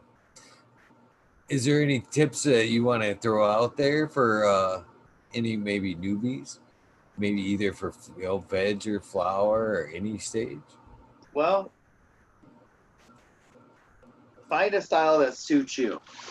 Doesn't have to be living organics. It doesn't have to be super soil. It can be hydro. It can be whatever works for you. I found what works for me, and that's what I try to help educate others on. A lot of people don't grow that way. A lot of my friends don't grow that way. That's fine by me because that's what works for them. So find what works for you. Try different styles just to try them. You might like something a little bit better when you try it compared to how you've been growing. There's a lot of people that's come over from drying hydroponics to super soil living organics, and they like what they're finding. Well, there's a lot of people that have our time with doing living organics that get too frustrated that went back to doing hydro because it's easier for them. So that's what I mean. Like, find what works for you. When you do, research, research, research. Just keep educating yourself on it. If there's some new product coming out, look into it, research it. If there's something new that you're hearing, instead of seeing if it's bro science, research it, see if it's real science. Like, that's my big pet peeve about people is I'm tired of a lot of the bro science because it's misinformation. And let's put out correct information. Let's put out real science. What's really true? That's like I have a hard time with people that want to talk defoliation because a lot of people want to heavy defoliate. Well, what's your definition of defoliate? Because like grandmaster level, I just don't care for his technique, and me and him have had our words back and forth. And I'll share information. Oh, that's old information. Well, it's still research, and it's what's available. You show me something different that's available now, and I'll eat crow. Like, so I have those type of conversations where I'd rather have it be real science than bro science, and that's just kind of how I've been. Well, there's nothing wrong with that, but and again, there's nothing wrong. I in this instance here, medically fit. I respect your opinion, your growth style, and everything else. I'm always open to hearing people's method. I'm not set my way, or nor am I beating my drum trying to push my method on anybody.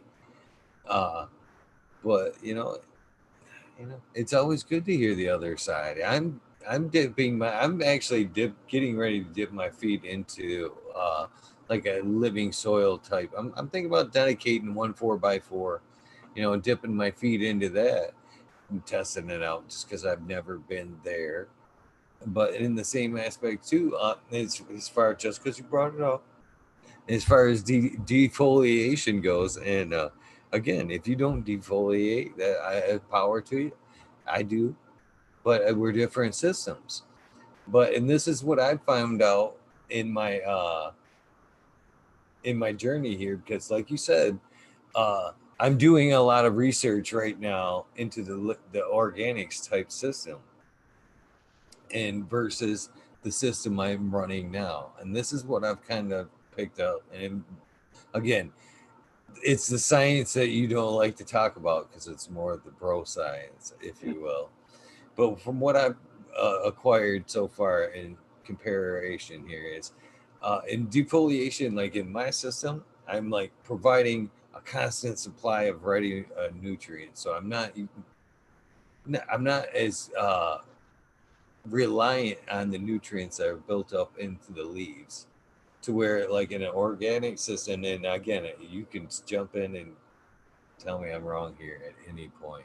But from what I can understand, like in an organic system, because it's a slower system, if you will, things have to break down and be digested and passed along. You're more dependent on the nutrient buildup in the leaves to get it through the hard times, or the ups and downs of the breakdown process. So you don't want to necessarily de-leaf as much in an organic or living leaf or a living organic system as much as you could or get away with in a salt system behind me, because it's more readily available all the time. So Well, that's, and again, I'm open for input. Am I wrong or whatever? so so That's what I here's have understood. yep. So here's some of the argument to that, because some people are pumping higher CO2 levels. You're able to remove the leaf, which, okay, your leaf is the photosynthesis producing place on the plant. It's also, when it's doing photosynthesis, you have your ATP, ADP Krebs cycle. That's the energy producing. When that cycle is being disturbed, your plant's not able to produce as much energy because now you're reducing the photosynthesis that's happening. So that's where a lot of people's like, well, I'm increasing CO2, I'm doing this, and it should still focus the energy towards the flower. Well, but you're reducing the energy that the plant is able to do by heavily defoliating the plant. My argument is, if you don't heavy defoliate, you reduce it to like 50% or less, you're going to still get just as good production of flower as you are with like a full leaf strip. There's a lot of plant science behind it, is why I talk about those energy cycles, because they're really important with the plant. And a lot of people, well, I can do this. Well, your leaf's also your oxygen, CO2, water respiration. You're reducing that. So now it can't evaporate all the water that is trying to draw up, the nutrients it's trying to draw up. That's how it evaporates and helps to expel some of the water and moisture. So you're reducing that capability when you do that. So really, how beneficial is it? Like, that's where I argue a lot of people, like, oh, heavy defoliate and I get all of my energy goes to the flower. Well, I argue that point, beg to differ, and I'm sure there's a few scientists that would say the same thing. Jeff Lowenfels, have you heard Jeff Lowenfels? Yeah. I just powered through his teaming with microbes about 7 times on audio. Jeff, Or like, audio. I've been preaching this for quite some time, and Tal, the American one, he's heard me preach about this many times. Well, during a recent interview in the last year, Jeff Lowenfels is saying the same thing. Stop tearing the leaves off your plants. Like, this is where it produces its energy. This is where, and so he's now an advocate for not defoliating so heavily. Like, so there's more people than just me that believe kind of the science in the plant than some of the bro science of heavy strip and let's feed a lot of, but so that's. Oh, no, again, and I want to say a couple things right here. First of all, thank you for dumping all that knowledge on me. Okay. Yeah. Thank you. I'm always open to hear it. And again, I'm not preaching that. And one other thing I just want to correct you on here, at least in this situation, there's no argument here. You don't. Argument is like you're a resistant ear. You're telling me you're teaching me something here. There's no argument here. You know what I mean? You don't have Right. to plead your case. I'm an open ear here, so I'm open to everything you're telling me. You know, no argument here. I'm sucking it all up. You know, And only a see, fool is resistant to any kind of new knowledge. And and thank see, we can go back to, okay, outdoor versus indoor. Well, indoor, you want to defoliate and you want that leaf surface canopy, because the more leaf surface that the lights can penetrate, the more photosynthesis is occurring. And indoors, your lower leaves that we all lollipop and get rid of, they're not getting a lot of light penetration. So okay, I understand the defoliation at that point. But outdoors, you don't see most people doing that to their outdoor garden, and they're pulling pounds off plants. We're trying to mimic Mother Nature. We're trying to biomimic what she does, right? So why are we doing this? She doesn't do it to herself in nature. A deer will come by and eat off her, or, a storm will blow leaves off and tear leaves off, but not majorly, not heavily. The ones that aren't getting the light that are down below, they just end up getting eating up and die off. So yeah, I just try to use more science behind some of that stuff. Try there's to get a nothing. better understanding of, if we're trying to mimic Mother Nature, what's really supposed to be happening and occurring. And I agree 100%. There's nothing wrong with dealing out 100% the best information you can give. And this has been my advice here, Mackley Fit, from day one. And this is a lot to what you're.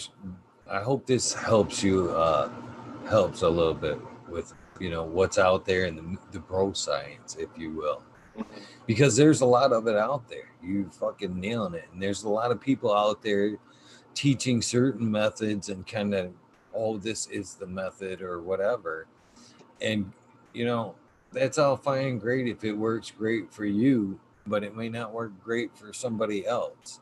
So in the sea of bro science, what I've always suggested from at least the conception of this show, day one, is you know, take it in as much as you can, and guaranteed throughout the process, you will find common truths through it all. You know what I mean? If you've heard this mentioned 100 times by 10 different people, well, there has to be some truth to that. Check. You know what I'm saying? Mm-hmm. And the same thing goes with all the information you're building there. Find them truths, line them all up, and take those truths that you've found, and then run with that sheet you've made for yourself. Don't just run with one person's bro science or whatever. Try to sift through that sea of we'll call it shit, if you will, Well, and that's find out some truths in there, because there's definitely truths in there, but you definitely going to have to search for common ground and truths. and that's why I tell everybody to do the research. Research. Just let me. I'm here to turn you on to some information. Go out and do the research. It's out there. Google Scholar, Google Bing. There's the information's out there. It's not hard to find it, but don't just take somebody's word for it. Just because they said, "Oh, well, this and that." Well, is it real? Is it like it's like fake news and real news. What's real? Well, real is stuff based upon facts. Fake is based upon opinions. And that's in another way, that's again, I'm not showing. If I were to do this every night, trying to drum my method, one blah blah blah every night, Right? be old. It'd be Right. done. It would have been done a long time ago. But what I think I'd like to do with offering with the show is like yourself. people dumping their knowledge, their technique, and maybe opening up a door that could apply to somebody else's garden there. You know what I mean? Well, And and to like you're saying, it's me getting that information out and explaining what the photosynthesis and the ADP and ATP cycle are and what they do and why it's important because nobody else is explaining that. So maybe that's people are getting the information from me, explaining it to them, and going, oh, well, that's why it's important. Okay, well, I didn't know that. and it's funny that I think in this day and age, it's crazy that people don't, we use people are so guilty, and myself included in some aspects. Mm-hmm. We have that we're so guilty of living in this great time of knowledge, and we spend a lot of it fucking wasted on social media. He said, she said, when ultimately everything we want to know is at our fucking fingertips. Any subject, any topic, I mean, it's right there. It's it's right there. All you have to do is take the time and fucking gather it. But Like there's a couple of us, Instagram and YouTube, that are part of a couple different chat groups, behind scenes and not so much video, but we do a lot of sharing information. Like we'll find great information that's coming out by a university or somebody doing a lecture recently, and nobody's really heard the lecture, so somebody has heard it, and it's like, oh, let's share this, and get that new information out so we understand what's going on. And so it's pretty cool seeing how a lot of us like to share this information with people that want to hear about it, and are more open to, yeah, I want to hear what's going on, I want to hear this information so I can read it for myself and then sort through it.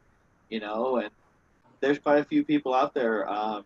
Jack Greenstock is one of them that him and I will kind of share some information with, like videos or some of the videos he hadn't seen before. I turned him on to, and now he's kind of following that person. And it's like stuff like that. Like I want to turn more of my viewers onto these people if they're interested in, but how deep down the rabbit hole are you willing to go to learn about cannabis? Because there's a lot of information, and it's just not cannabis related, but it's horticultural and botany related that still is cannabis related. I agree. That's kind of the tack that I've taken with the organics. I've done like a super soil system, Pro Mix, Sunshine. I'm in cocoa now, but now I'm experimenting with dipping my feet within living soil type thing. And what I've taken from that is I think I just need to. I dove in with teaming with micros with Jeff Lowenfels from Soil to Dirt, One Straw Revolution.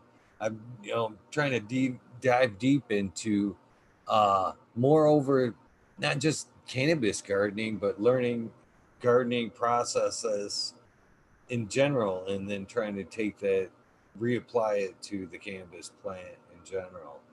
You know.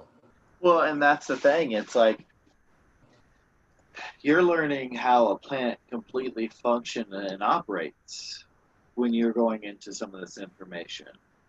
And some of us want to know that. Like, how does this plant like take the nutrients from the soil up through the xylem up to the leaves and produce energy?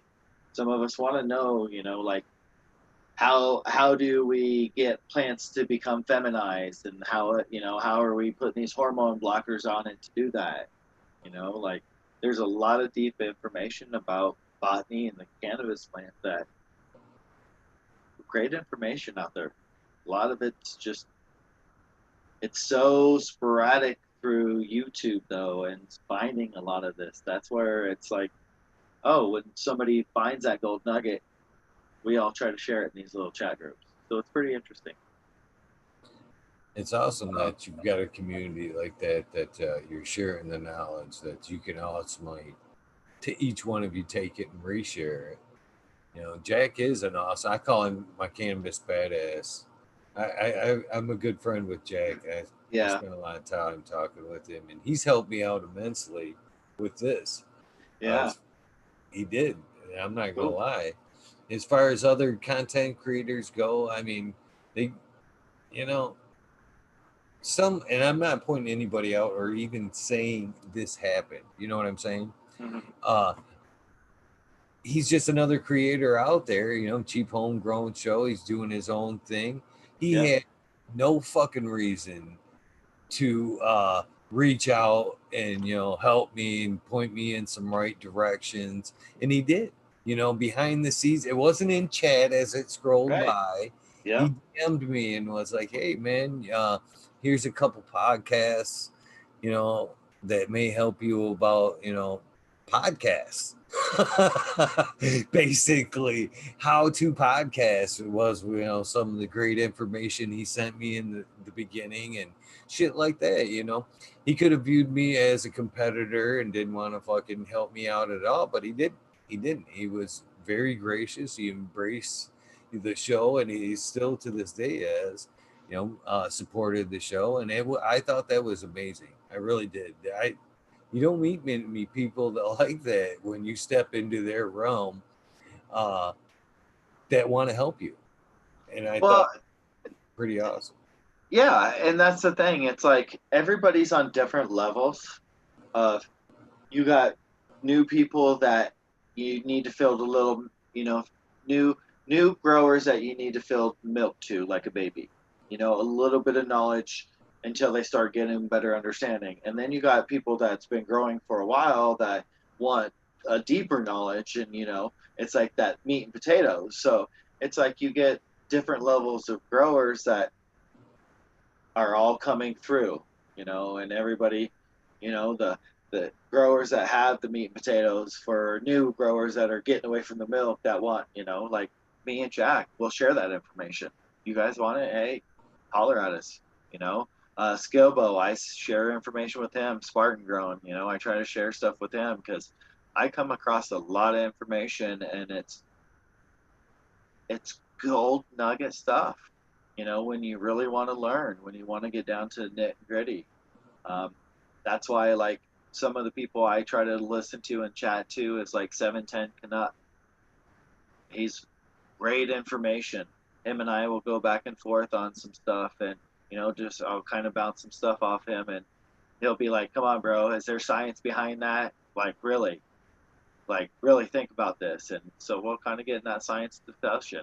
Uh, Sync Angel, Matthew Gates, he's another one when it comes to some things because he's another knowledgeable person that I'll look up to for some information. So there's people that have a lot more information than I do that I'll even look up to, and hey, can you help me out with this? You got any information? Can you share? Tal, the American one, he's another one of those that's in the group that he shares a lot of information that I haven't come across, and that's what's so great about this community. Tal's another great guy. Yeah, he's another one that's been a friend of the show and a supporter. He's been an awesome dude too, amongst many, amongst Yeah, many. he's one of them that he's always out in the community, always in a chat group or a room, with somebody talking, trying to share information, keeping the conversation going on. It's people like that that I really enjoy about the community that really are trying to help and not just, hey, this is my information. I don't want you to know it. Right, right. No, They, it's we're trying to grow the best we can. We don't want to pay these prices. What's wrong with sharing? That's a part of the community is sharing and teaching each other so we can do it ourselves, right? right. So let me ask you this while we're talking, and I think this falls into your realm. First one that brought this up to me on a mainstream or good level was Chris Mertz here in chat, Mm-hmm. and then second would come on the show and talk about this topic was MMP Creation Nations, but both organic guys, living soil, I would say. But what they brought are bringing to the table, and I think I'm seeing more of it. is like companion plants into their garden, Mhm. both for pest control and terp boosts. What's your thoughts on that? As just to Hold go hold in on one another second. direction. Yeah, no problem. Let's see. What did I do with them? Well, Plants. Some what was it? Marigolds and some asylums or something like that. Um, a cute dynamic, uh, dynamic. So you say Go ahead. detour. So, like in some instances, would you be better off keeping them in a plant or a pot off to the side, or would you be more utilized to have them in like your bed with them? Well, it just really depends. You can do both. If you have a big enough bed to do it in, you could do it in it. If not, you can put it in a small 1 gallon pot or something and just keep it in your garden. Because just marigolds keeps like rodents and rabbits and stuff away. Keeps deer types of deer away. So things like that, if for outdoors, it's good to have them around. Indoors is going to keep like maybe some small. If you have a rat or mouse or something, maybe run around or little squinnies coming in, it might keep them away. Charlie's Farm, you listening? You listening, Charlie's Farm?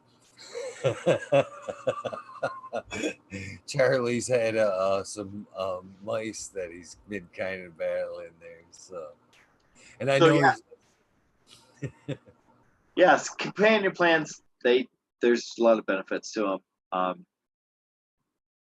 Not just only for pest management, but some of them like legumes and clover, things like that, that pull nitrogen out of the air and put it in the soil. Uh, you got other things like dandelions that help with phosphorus, putting phosphorus back in the soil. You got other plants that will help take heavy metals out of the plant or out of the soil, put it in the stalks, be broken down in another form way later.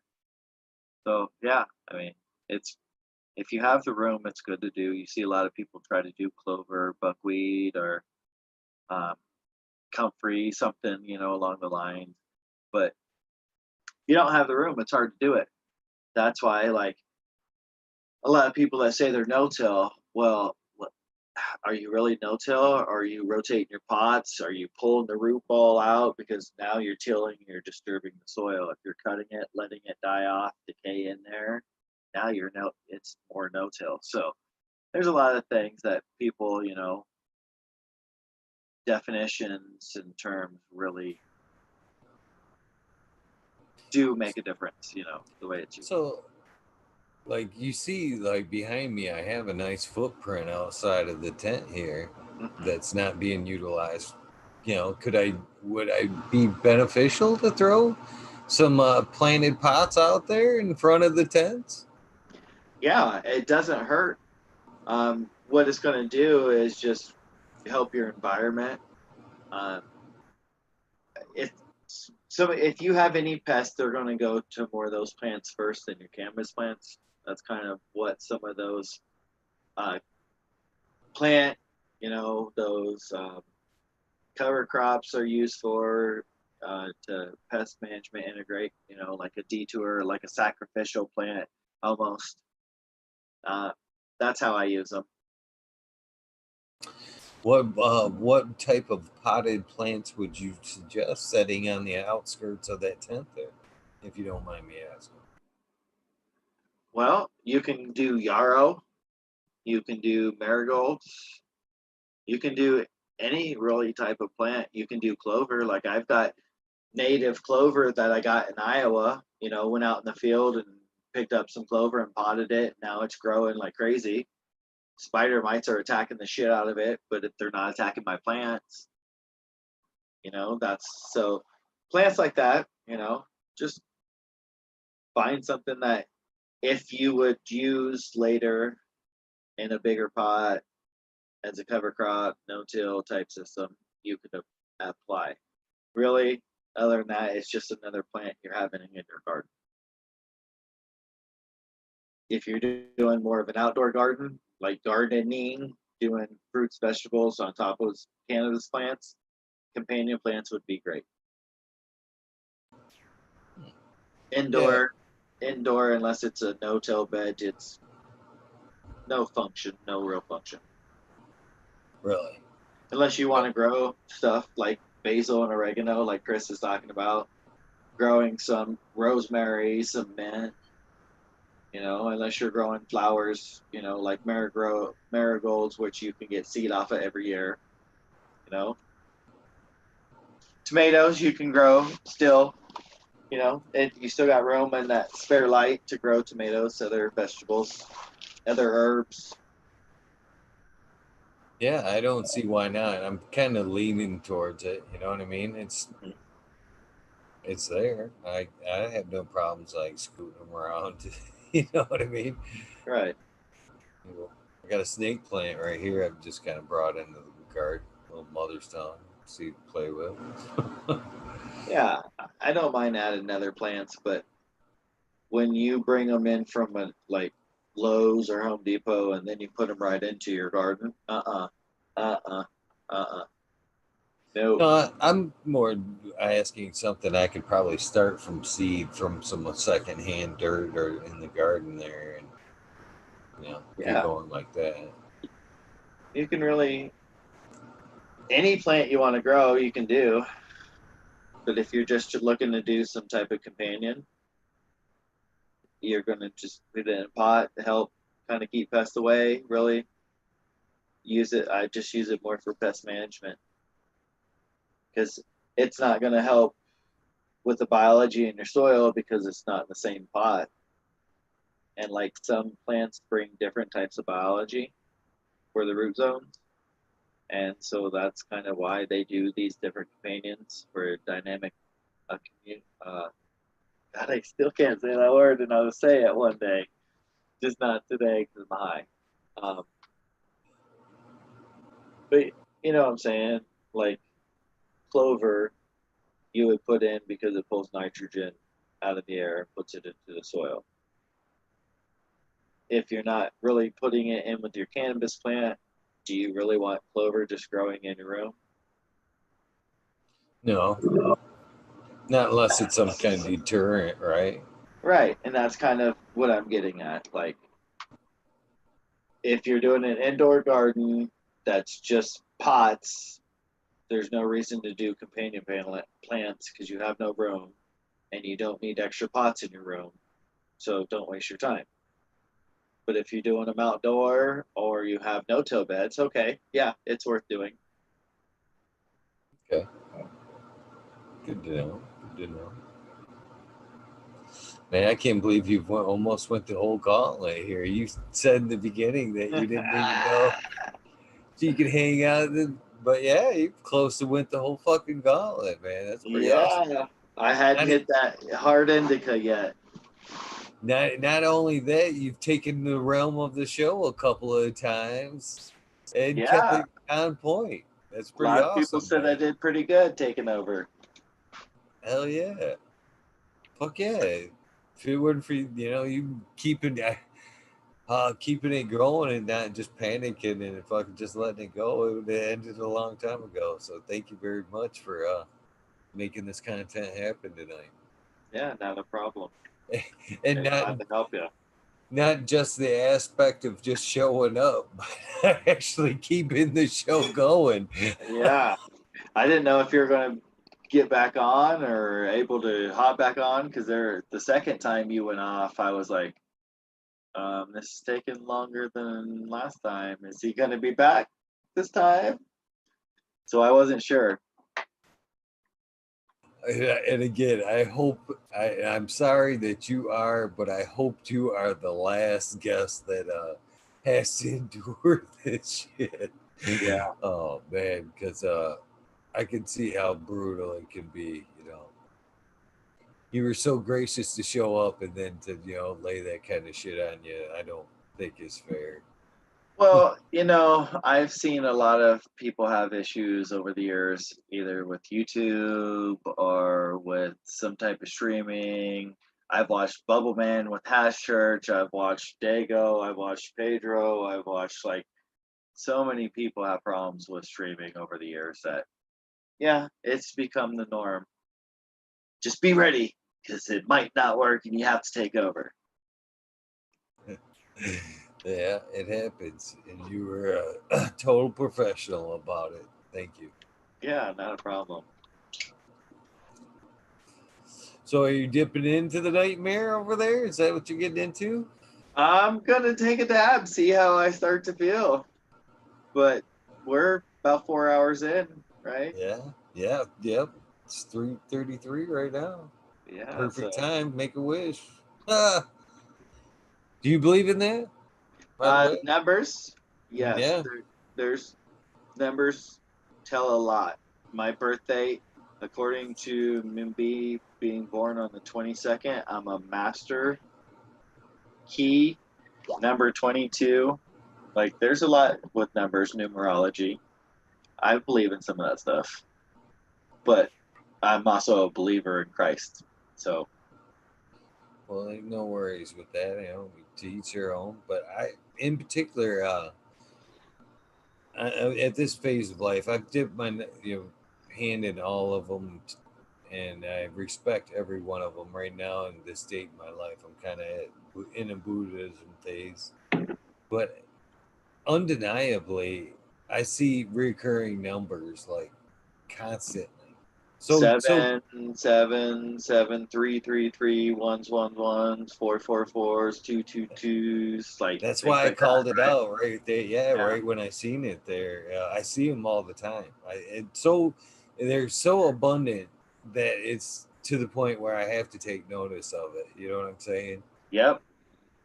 And And it's pretty they wild. they say there's a reason why you see those numbers, but each one's different on which one you see. Yes, sir. Yes, sir. That's pretty nice. Oh yeah, I like right here behind the eyes.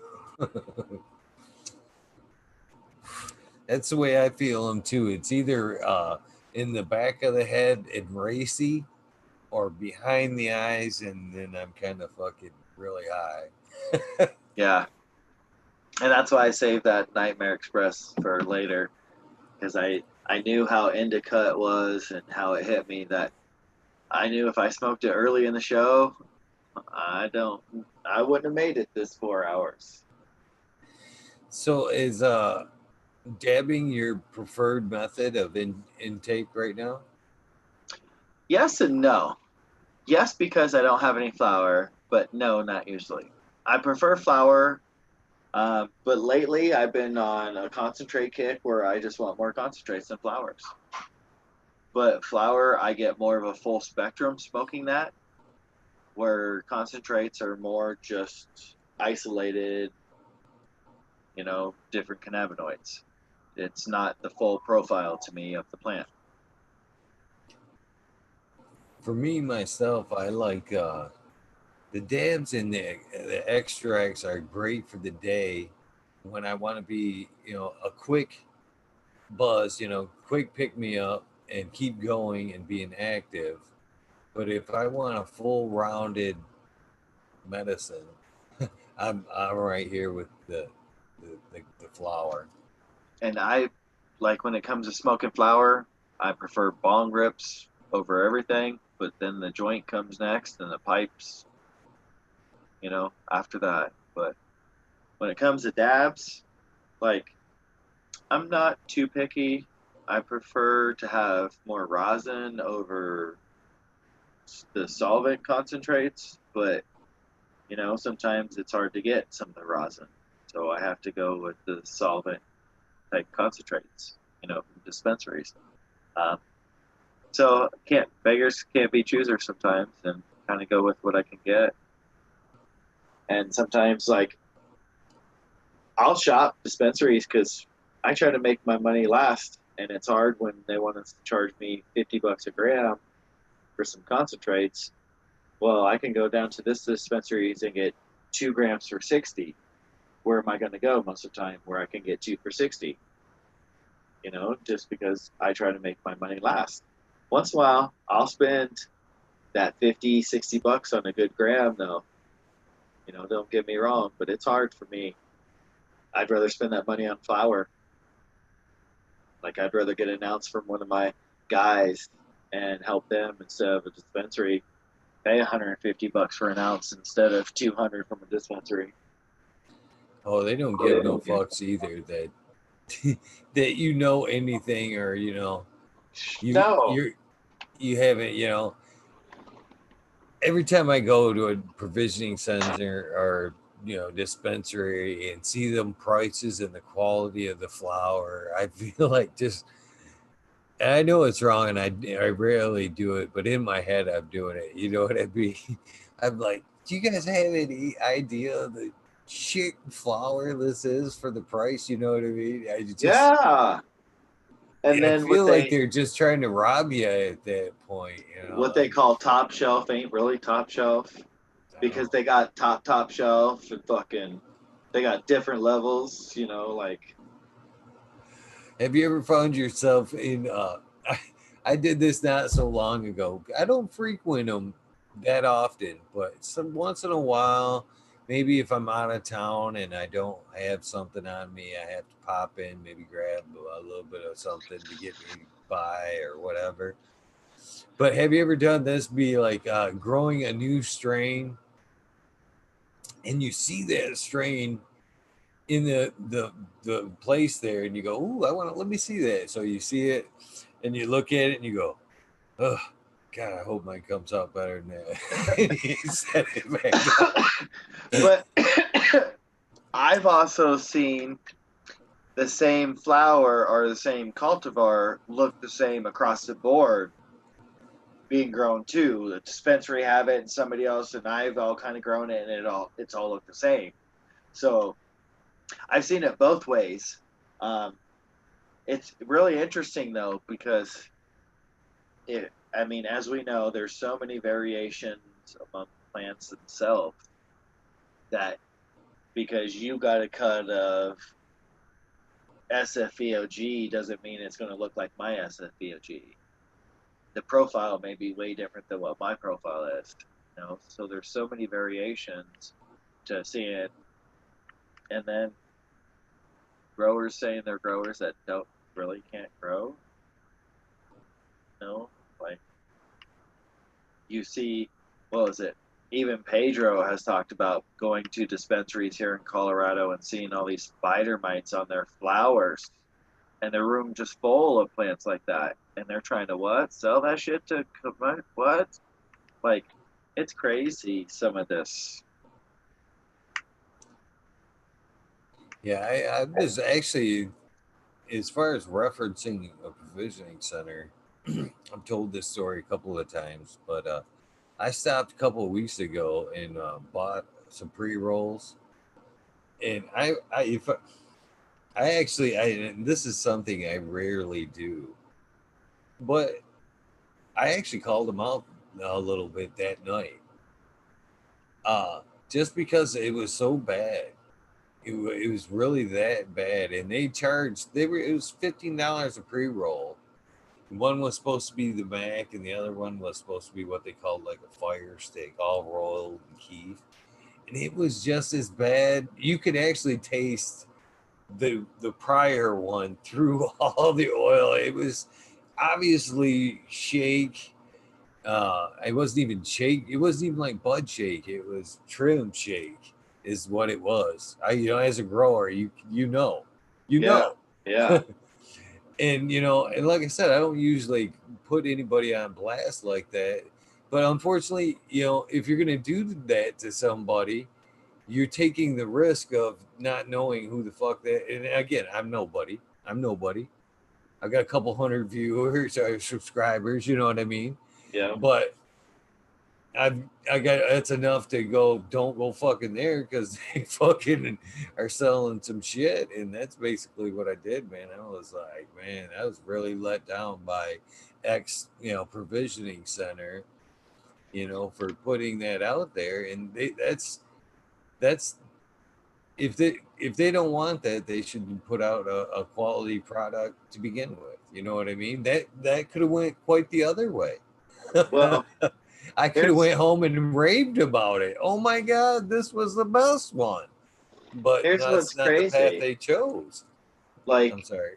some of these dispensaries here in Colorado, when outdoor season has come and harvested and they're getting a lot of this outdoor product in, dude, you really look at it and you go, really?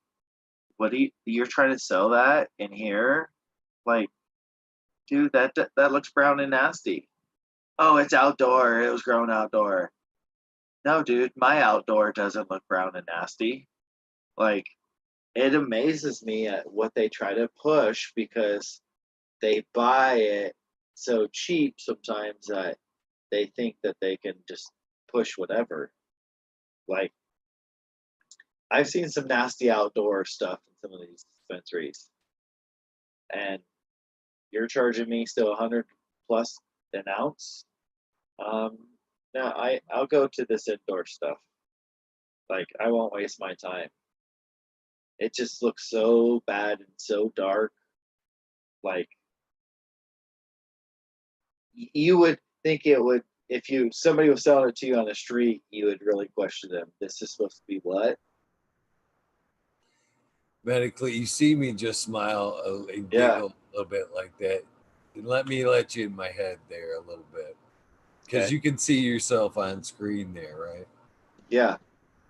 Now think about what we're talking about. You almost look like that, like insider, you know what I mean? That's like blacked out. This is really the way it's going down and shit. All black faced and shit. He's telling. You know, his identity can't be shown, but it's like medically fit in the corner. That's funny. So that's what that smile was about. It was about what you're saying. It's just the weed playing a little bit. Of course. I just happened to put that together while you were saying it. I was like, that's funny. He looks like some like insider that's all hiding in the dark there, you know, hiding his identity and shit. But I just had to let you in on that because I thought it was the things we stoners think. right. We don't mean for them to happen. They just pop in there sometimes, you know. Yeah.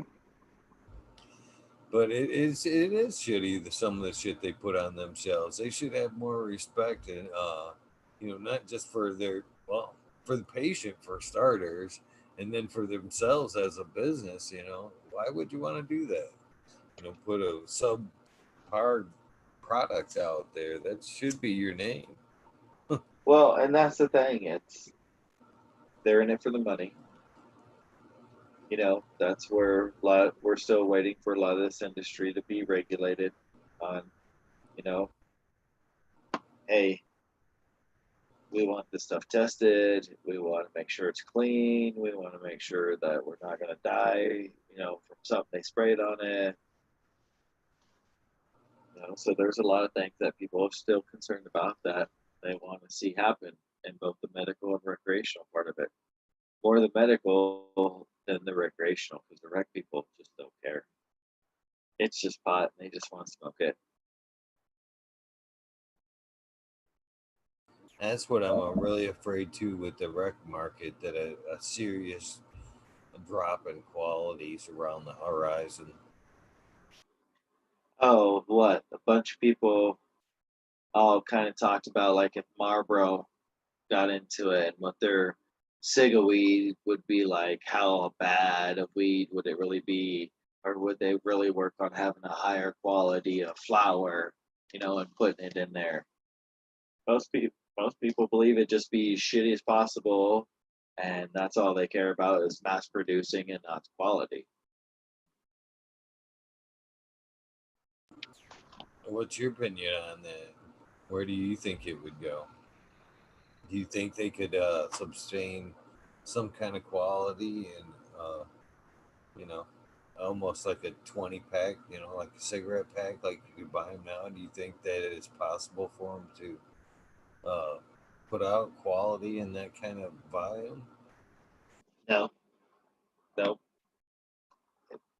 As growers, we all know if you're trying to grow quantity, you're going to grow commercial hydroponically. You're going to force and just get that plant as big as possible to produce as much as you can. It ain't about quality. So that's what I think would happen. It would be mass produced in a hydroponic indoor setup where it's not really about the quality, it's about the quantity, because we need to make 200,000 marijuana cigarettes. And You know, it's, I don't think the quality is going to be there for that. I don't think so either. Not even close. I don't even care what kind of genetics they're throwing into it. Um, how can I put this without sounding all hippie-ish? um, there with there, it's an excellent plant, but without the intervention of a great gardener in love, it's just industrial. It's fucking hemp, basically. You know what I mean? It's hemp without the interaction of quality people that are actually uh, passionate about their job. And I don't think, like you said, that can be obtained on a super large scale. I mean, I've talked to growers in, just somewhat of a bigger medical grows, like we've touched on earlier. And because of ownership of those smaller scale grows, and we're not even talking about on a scale that we're talking now, like a cigarette pack type scale. They're already trying to weed people out and automate things and pull out that human interaction. And if there still is human interaction there, the love's gone out of it because they're already afraid of their fucking jobs, or they're pissed because they, like you said, they're not listening in proper techniques or how the plant could be happier. So the person themselves are miserable. So they're not, the love's not the passion, the passion that the plant needs isn't Well, there. So it's the quality's lost right there, in my opinion. well, Out that vibe, what what hippie-ish. what cultivar are they going to grow? Are they going to grow just that and that only? You know what I'm saying? Is it going to be Blue Dream and only Blue Dream that they grow, and that's all you ever smoke when you smoke them?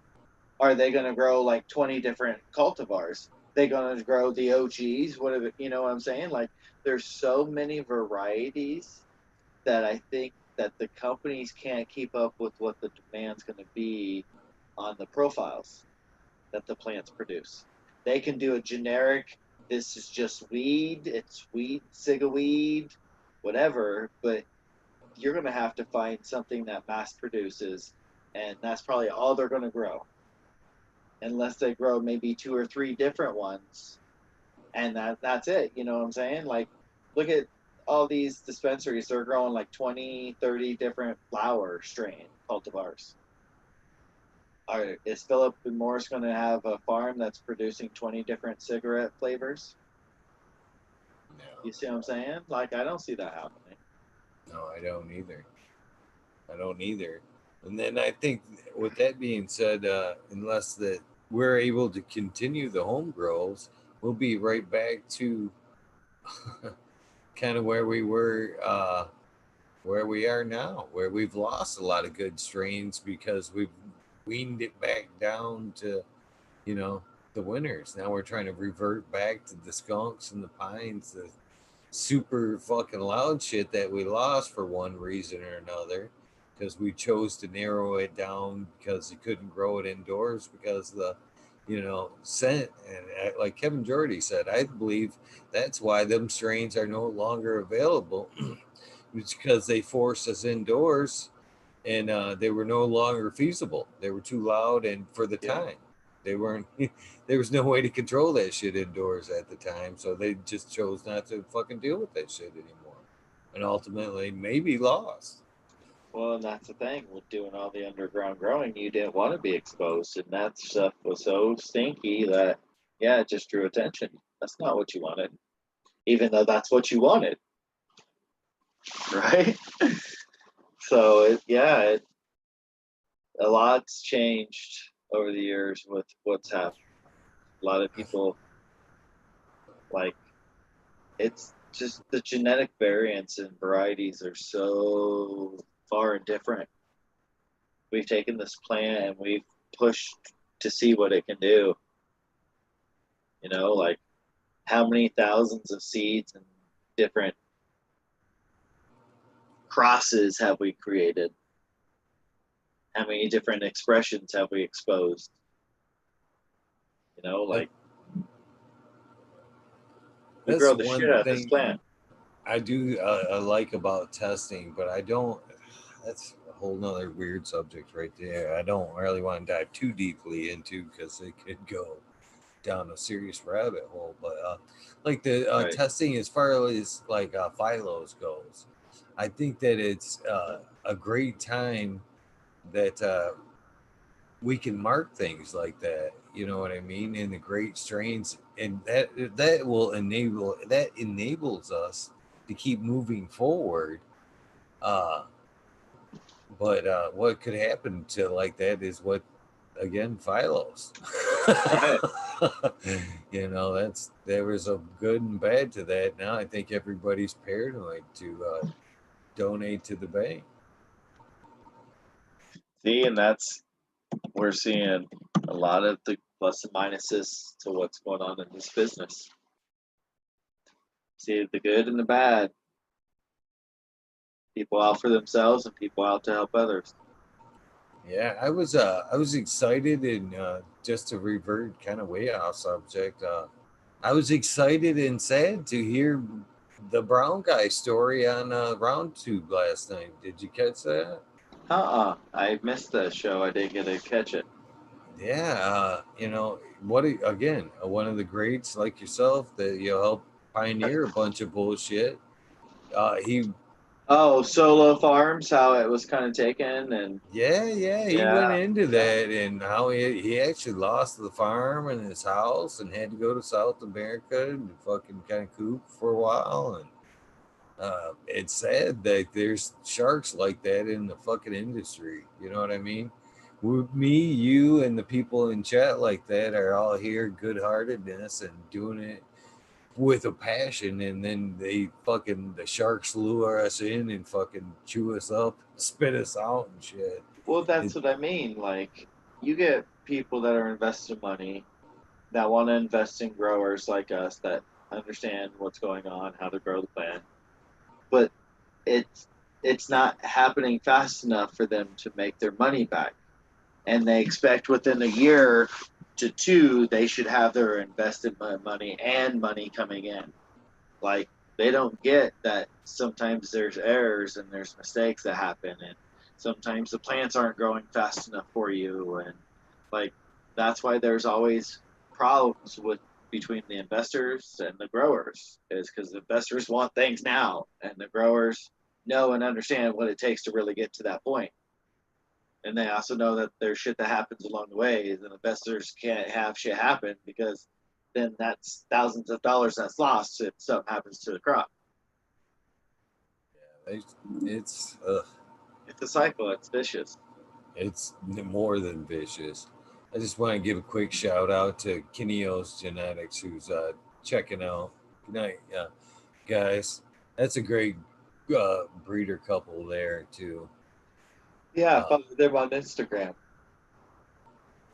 That's another really good. If you've got, that's a long episode, so you don't have to get into the after sesh there. But their cannabis story and their honeymoon was an awesome story, man. A great listen to.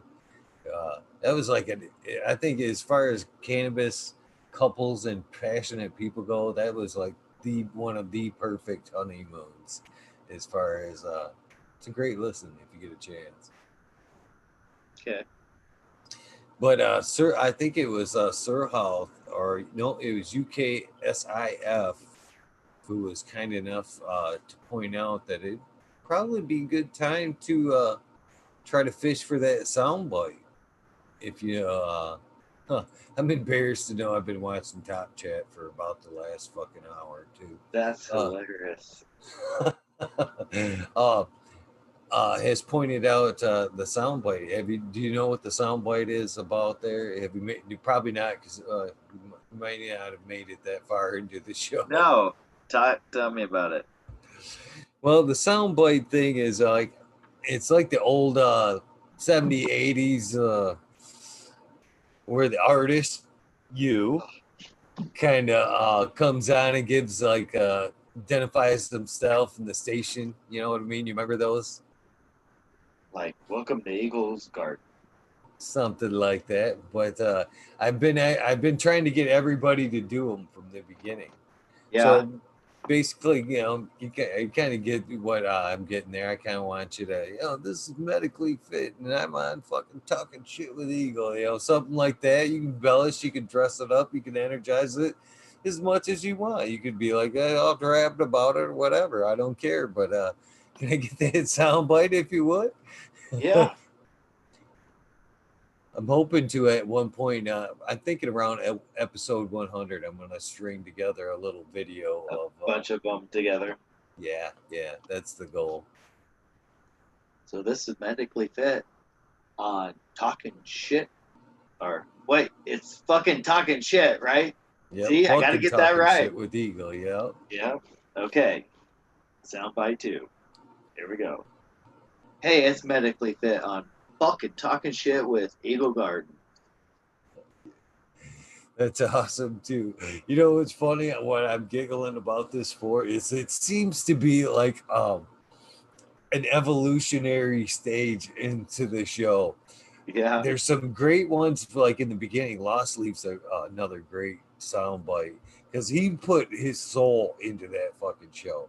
He worked like fucking 12 hours and then come on and did an excellent show with me. So I got to the soundbite, but at that point I wasn't really leading up to him.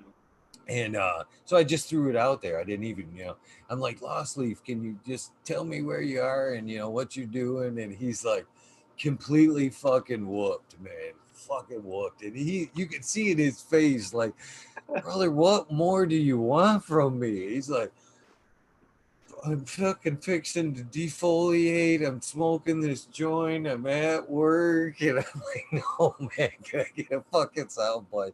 But the evolution of this is like the last, I don't know, 6. There's been takes. There's been takes like yourself. That's You're funny. just like, all right, take 2. And some of them has went as far as like 4 this week. You know what I mean? So the takes have like something new to the show right now. That's funny though, because it's like raw of like, oh shit, I fucked up. Oh shit, I forgot to get it. Like it's people in real life making mistakes. It's comical. It's fun. Like the outtakes. When you watch at the end of a movie sometimes where they show some of those outtakes and all their screw ups. I enjoyed that. I mean, the only thing closely I can compare it to, and I'm jealous because Mendo really beat me to, was the Worldwide Sesh, where they're passing the joint. That was fucking cool as fuck, man. I really enjoyed that video. I thought that was awesome. Hell yeah. Did you see it? You know what I'm talking about?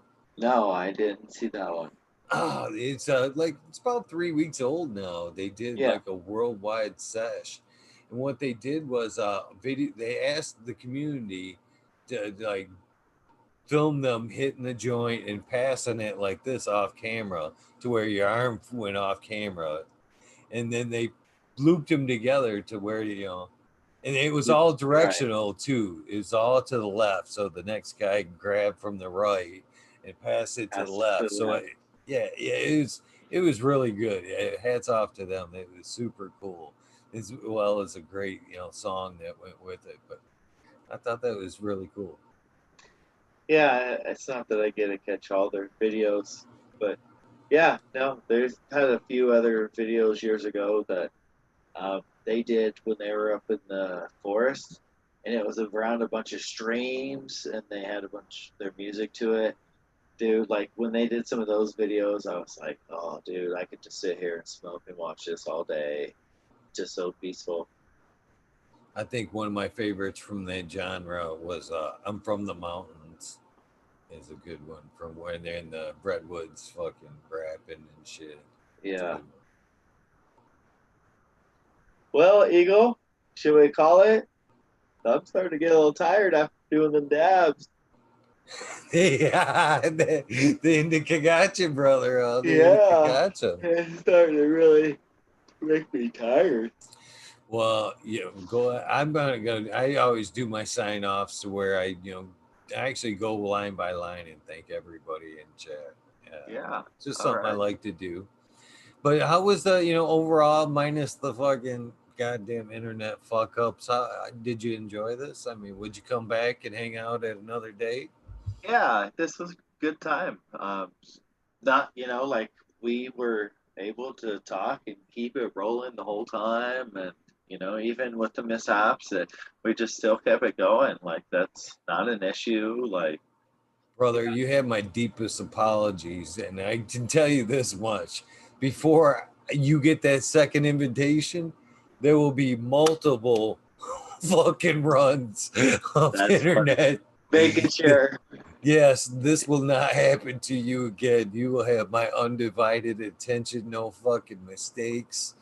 But I sincerely thank you for, yeah, no hopefully you problem. didn't you're not walking away from this going, what an idiot. He should have fucking got his shit together before he fucking, reached out to me. So, No, no. Like I understand everybody has problems. Like my buddy Dung Beetle, he was trying to get some stuff set up for Jinx Proof so they can go on and do some lives. And he was having a hard time, and I went over, was trying to help him, and we thought we figured it out. Still, we had a hard time trying to get some of it straightened out, and yeah, so I understand completely.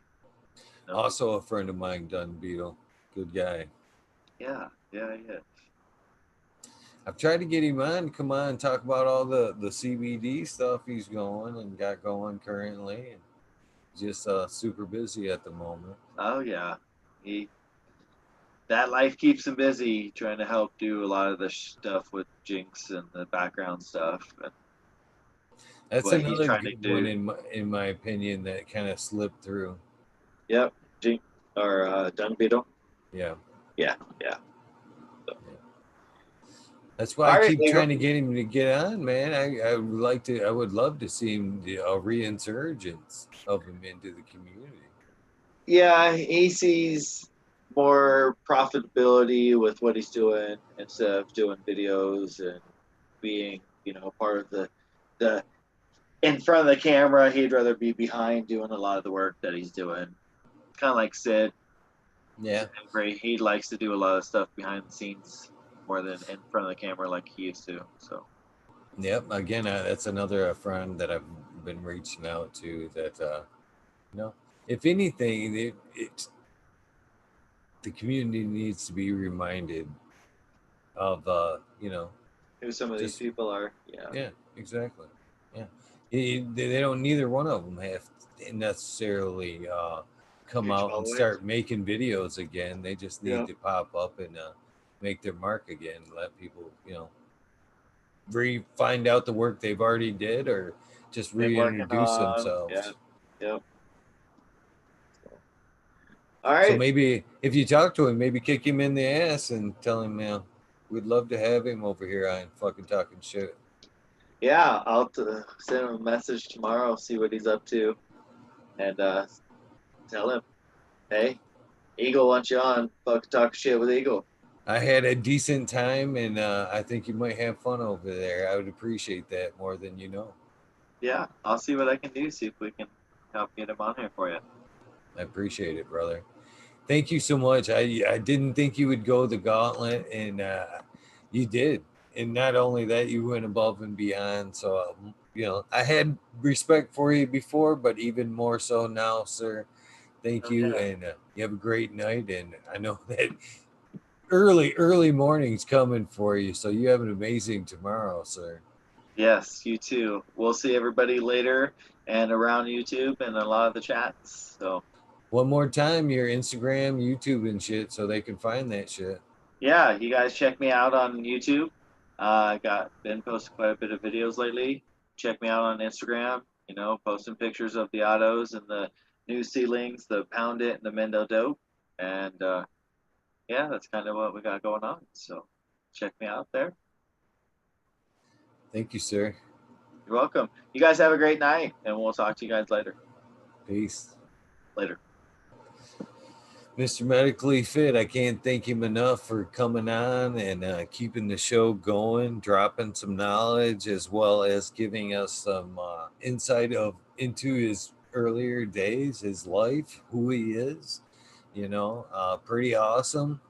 It's always awesome when anybody comes on here and offers a spotlight into their world. Uh, I think that's huge. It's not something that any of us have to do or is owed, but it sure does help us understand who they are and why we follow them. And tonight was no exception. I was greatly impressed with meeting Medically Fit. I he was a greater personality than his videos let on. He sometimes in some of them videos he's kind of super serious, and I did not see that he had a very similar background like I did myself. And again, a whole new realm of respect for Medically Fit. I did hope he had a genuinely hope he had a great time tonight, and will consider coming back at a later point because it was fun. And I forgot to tell him it. He's hopefully he's still listening. Medically, if you're listening now that you've been on the show, of course, if shows do fall short and you're in chat, you're always welcome to pop in on somewhat of a panel show or rabbit hole or whatever you want to call it. We'd love to have you in on like a group chat as well. So thank you all the way around for everything you've done tonight. I want to thank everybody that has, toughed it out this week with this shitty internet and hung it out. Still keep tuning in through this this this crazy internet mess that I got going on. But I talked to the internet people today, was super nice with them, and they assure me I will have a shiny new satellite dish with a great signal for tomorrow night, and hopefully this problem will be all gone. So with that being said, tomorrow will probably be a panel show. I think that's what I'm going to do, is trying to get together a few greats in chat. Maybe Chris Mertz here, Ganja Grower, or a couple other great people. I did have a guest for tomorrow. Who was it? Who was supposed to be? Oh, Miranda Family Farms was supposed to be here tomorrow, but they had something come up, and with the internet going the way it was, and I wasn't sure if I was even going to have internet on Sunday, so I thought it kind of be pointless to line somebody up and not be able to fulfill on my end of the deal. So I did not line up a backup for tomorrow night. So it's going to be a tuck and roll night for tomorrow night. Maybe I can throw together a panel show, maybe a Q&A, maybe just a rabbit hole episode, maybe just me bantering, smoking along and just showing up for a few minutes and hanging out with everybody. That may just be, but just a heads up for tomorrow. Chris Mertz, T1 Production, Mr. Green Pots, Medically Fit, of course, JD's, Aldridge 25, Slur Howe, Humble Grower 420 Organic, Ned Denver, Mr. Green Pots. So many great people tuned in tonight. There's still 43 people watching. UKSIF 420. 43. I know I ain't going to see 43 names in this chat. If you want your shout out, please at least say goodnight in that chat, and I can double back to you in a minute. Aldridge 25, DOA Grown Meds. Thank you very much for tuning in. Miss D's Nugs. I know I seen her. Mr. Green Pots. Diamond Press Co. Most Hated Grower was in chat tonight. Alberta, Canada, Boom Farms was here. CJ Apple was here early on. Sequence 3, I remember seeing him. Skillbow 17 was here. Who else do we have that's currently still in chat? Man, you guys that are in chat have dominated chat. That's as far as I can go back. Bummer, because I had to refresh that window. So go a little bit from memory. Of course, CJ. I seen Jill Carter here tonight. Tara Wilson wasn't present, but I know she will watch. Purple Green Thumb. Who else am I forgetting here? So many great people. Having a big old brain fart. Pedro's Grow Room. I can't forget him for tuning in and restreaming on Twitch. That was pretty awesome of him and the Dizzy Grower. Thank you guys for tuning in as well. The American one. I know I forgot his shout out. Smiley Face Gardens. I did not see his name in chat tonight, but thank you, brother, for tuning in and doing what you do with the show. I appreciate you more than you know, brother. My condolences again go out to Cannon Trooper and his grandma passing. Sergeant Pepper 420. Thank you for your time and everything you do hanging out in the chat. Hans Warrior, I did not get you, but I'm glad you threw out your goodbye. Thank you all for tuning in night after night and hanging out as much as you do, as long as you do. It means a lot, more than it does. It means a whole lot to me hanging out with you guys night after night. I learn just as much from you guys as you do from me and this show. And it always humbles me and means so much to see this community come together and support everybody night after night. Mystic Marks, thank you so much for tuning in. I can't wait to speak with you.